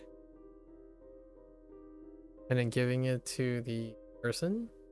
Taking from people to I forgot how that connects.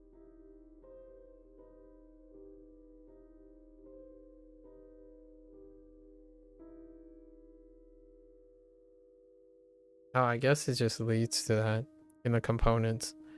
You don't necessarily have to pigeonhole these things, but somehow they did, and I don't remember how. So I gotta pay attention to the near end stuff later as we move forward. And then there's Yoshi. Oh, the Yoshi one was tough to mix. There's some like English troubles. So Yoshi is outside.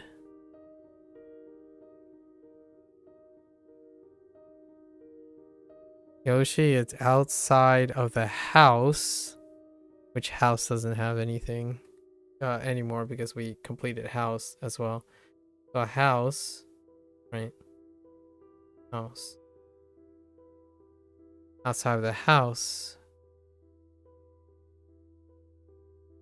Outside of the house.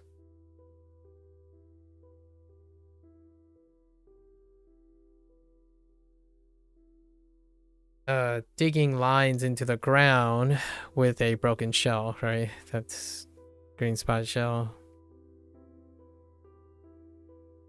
With a green spotted shell. Like. The last part is kind of weak. I think it's very tough. It's tough, I think, largely at the moment because the components and the characters are the same for the time being. However, it may be different. The stuff will be built up once. It's a little awkward in the beginning, kind of like WaniKani too. It's a little awkward in the beginning because you have to differentiate between the components and the characters. So like the sound and or right the read, the reads are being distinguished from the radicals, or quote unquote radicals, or the components in the Hanzi, right? The characters, and they're the same across, so it can be a little bit weird. I think the mnemonics have a limitation for that in terms of how well it flows. So for now, that's not too bad. Not too bad. And this stuff, we don't have to really write anything. And components are components. And then we have the three characters. Le, Ren, Yi, and two others. What was yesterday's? Oh, Peng. Peng and Bu. Right, so Peng and Bu.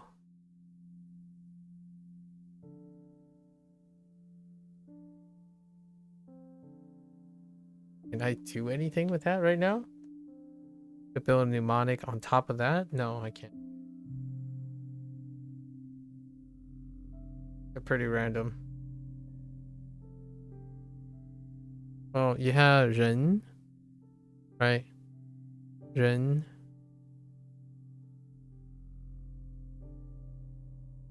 Yeah, Ren and Peng. And then Bu doesn't help. We have E. Those are kind of forming something, an idea. Bu and Le. These are and these are grouped together too. Le and Bu. These are functional. Okay, that's not too bad. They actually cluster into two groups already. That's where we're going. At this rate, it kind of looks like this ramps up really fast. I'm not sure if putting the 10 lesson limit is gonna I can see once you establish all the sounds, right? It can be very, very quick. So there's a ramp up period once you have the sound components, because there's only a limited number of sounds. Although it's going to take a bit. How much is that? Maybe somewhere around north of... If they're using the Maryland method in a way, like this infirmary represents a lot of the opinion possible finals, and so is like represents a lot. So I'm guessing anywhere, it's pretty small, probably manageable enough within the first month, possibly month or two, to get all the sounds, and then it's a pretty big ramp up because you'll be dropping these for this, and you're relying on mnemonics to create these. Neat. I like it.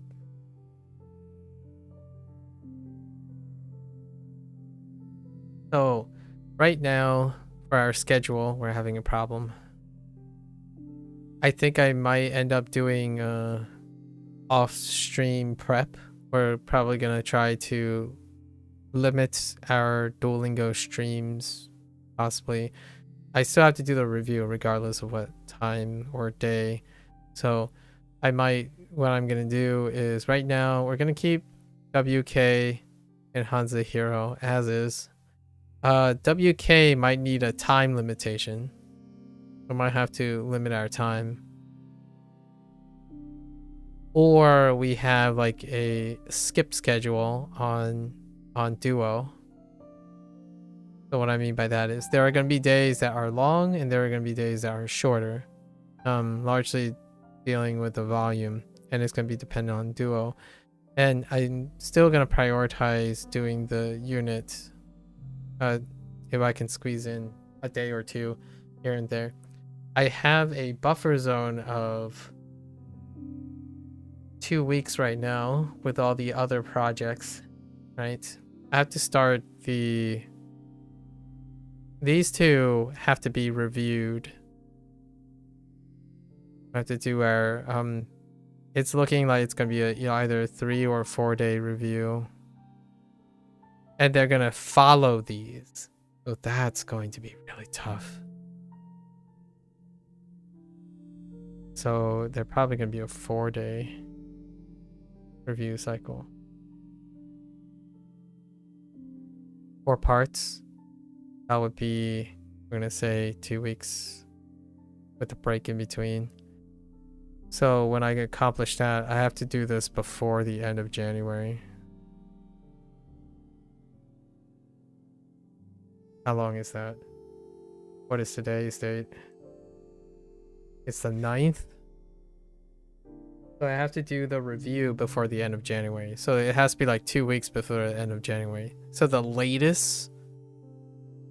Ooh, the latest I have is...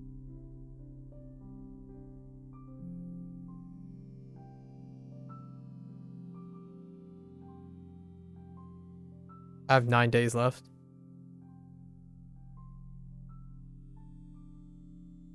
Roughly about 9 days. We got to do the review.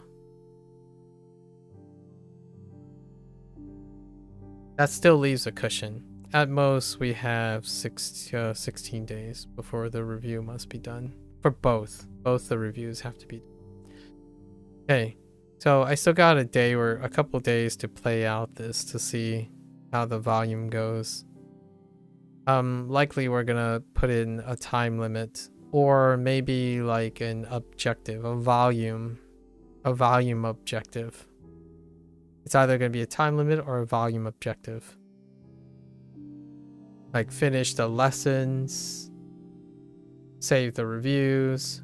Like we'll do like lesson day, but no reviews, or reviews and lesson days. So the lesson days are going to be the long days, and then we'll juggle these, and then reviews will be the short days, which we would juggle more than one thing. For now, today was a wee bit too long.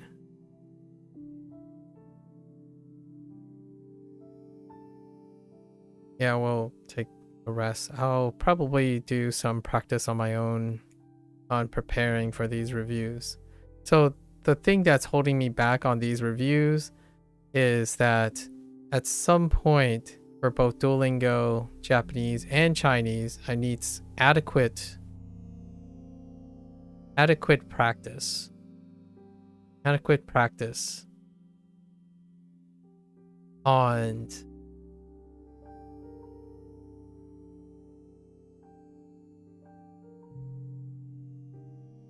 I want something divisible by 3. We're going to say adequate practice on 36 units for both Japanese and Chinese. So that means I need to recall and practice 36 constructs each. And these 36 constructs, ideally, I would like to separate them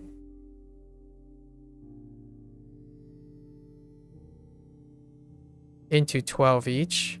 But now that I think about it, that's doing more. So we're gonna say the most that 100 days can cover is shy of 34 complete. So we'll say 34. And then the review is going to be split into 3 days, where I try to cover a big chunk of it. So it's about 30 minutes a construct, but if I can get it down to 15 minutes, let's just say 10. That's a good fast number. I have like 2 or 3 hours each. If I have 3 hours, that's 18 units, right? 18 constructs. If it's 10 minutes each. So I'm looking at 16. No. We're looking at 14 on day 1. And that's all of it. That's all we're going to do. And on day 2, we're looking at another 14. And then day 3's review is going to be 28. That's 28 minus. That'll leave us with. Math is killing me. Oh, okay, wait. At least 6, right? And then that time liberated from the last 8 units is when I do my opinion piece, right? Like address things like thoughts, some Q&A stuff that I want to note to myself, maybe like methods, maybe some things that I want to change up. I have to collect my thoughts on those too. So in the next 9 days, I have to plan this. We have to review 34 constructs, and I'm using any amount of time I can liberate from these two to practice those. And then we're going to go back to resuming the Japanese course, right? The Japanese course. We're getting close to section 4. And then the Chinese course is going to end up being a short time investment because it's practice. So we do whatever practice we can with the Chinese course. I haven't decided how I'm going to determine when to stop with the Chinese course. Inevitably, once I finish this review, technically, we can drop it for maintenance.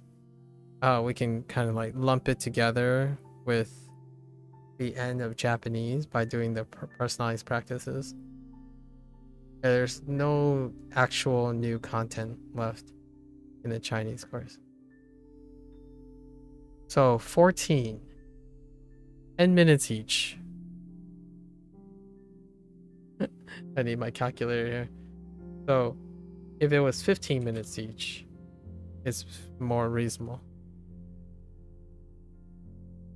That's 210 minutes. 3.5 hours. That sounds reasonable. So 3.5 hours, 3.5 hours. Then you liberate half of that. So it gives me an hour and a half on day 3 to talk about anything else. Okay. Crazy. Crazy. Lots of planning involved. And of course, I'm going to take an early leave today, largely because it'll give me time to amass all these constructs. I'm basically practicing on my off time now, which I typically do. I find as much time to practice, but I won't be like speaking or talking or recording anything. Yes, it does go a lot faster. That's kind of one of the compromises. Yeah. Tomorrow we'll definitely be able to squeeze in the session, actually. Yeah. I think right now Japanese is at 303 and Chinese is at 199. No, it's at 200. So we can do it at any time, really. Gotta feel it out. It's a tough transition period, but slow and steady, right? All right, folks, that's a wrap for HanziHero. We're gonna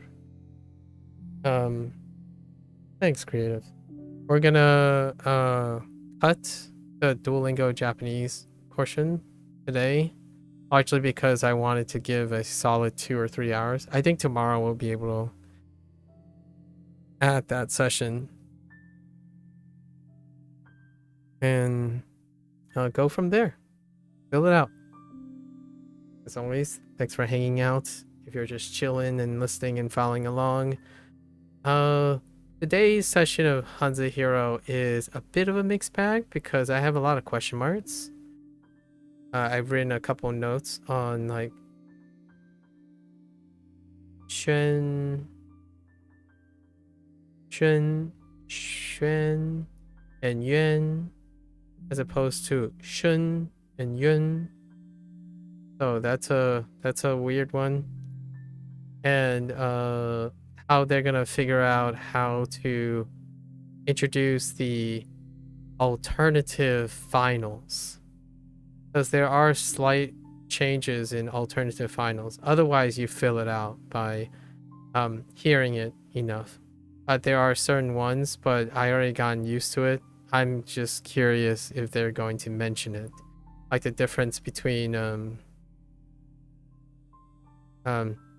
yeah, right, yeah, and then suddenly it becomes duh, as opposed to yeah and yeah, right? What happened to yeah as opposed to yeah, right?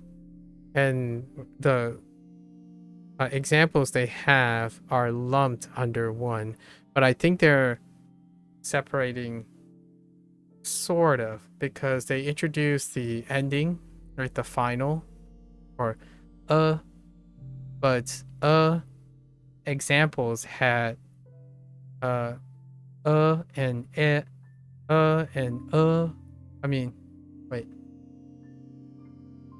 yeah and right, and as examples of so I have no idea how they're going to distinguish between those two.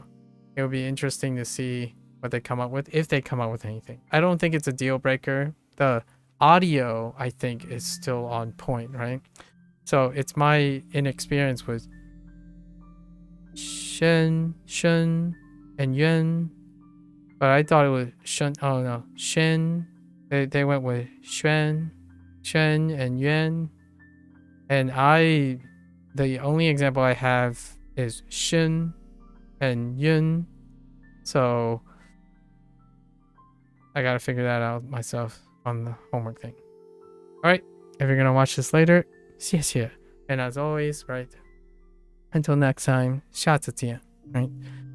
Stay safe, stay healthy, keep those brains moving along, a little bit at a time. Language learning is a lifelong pursuit.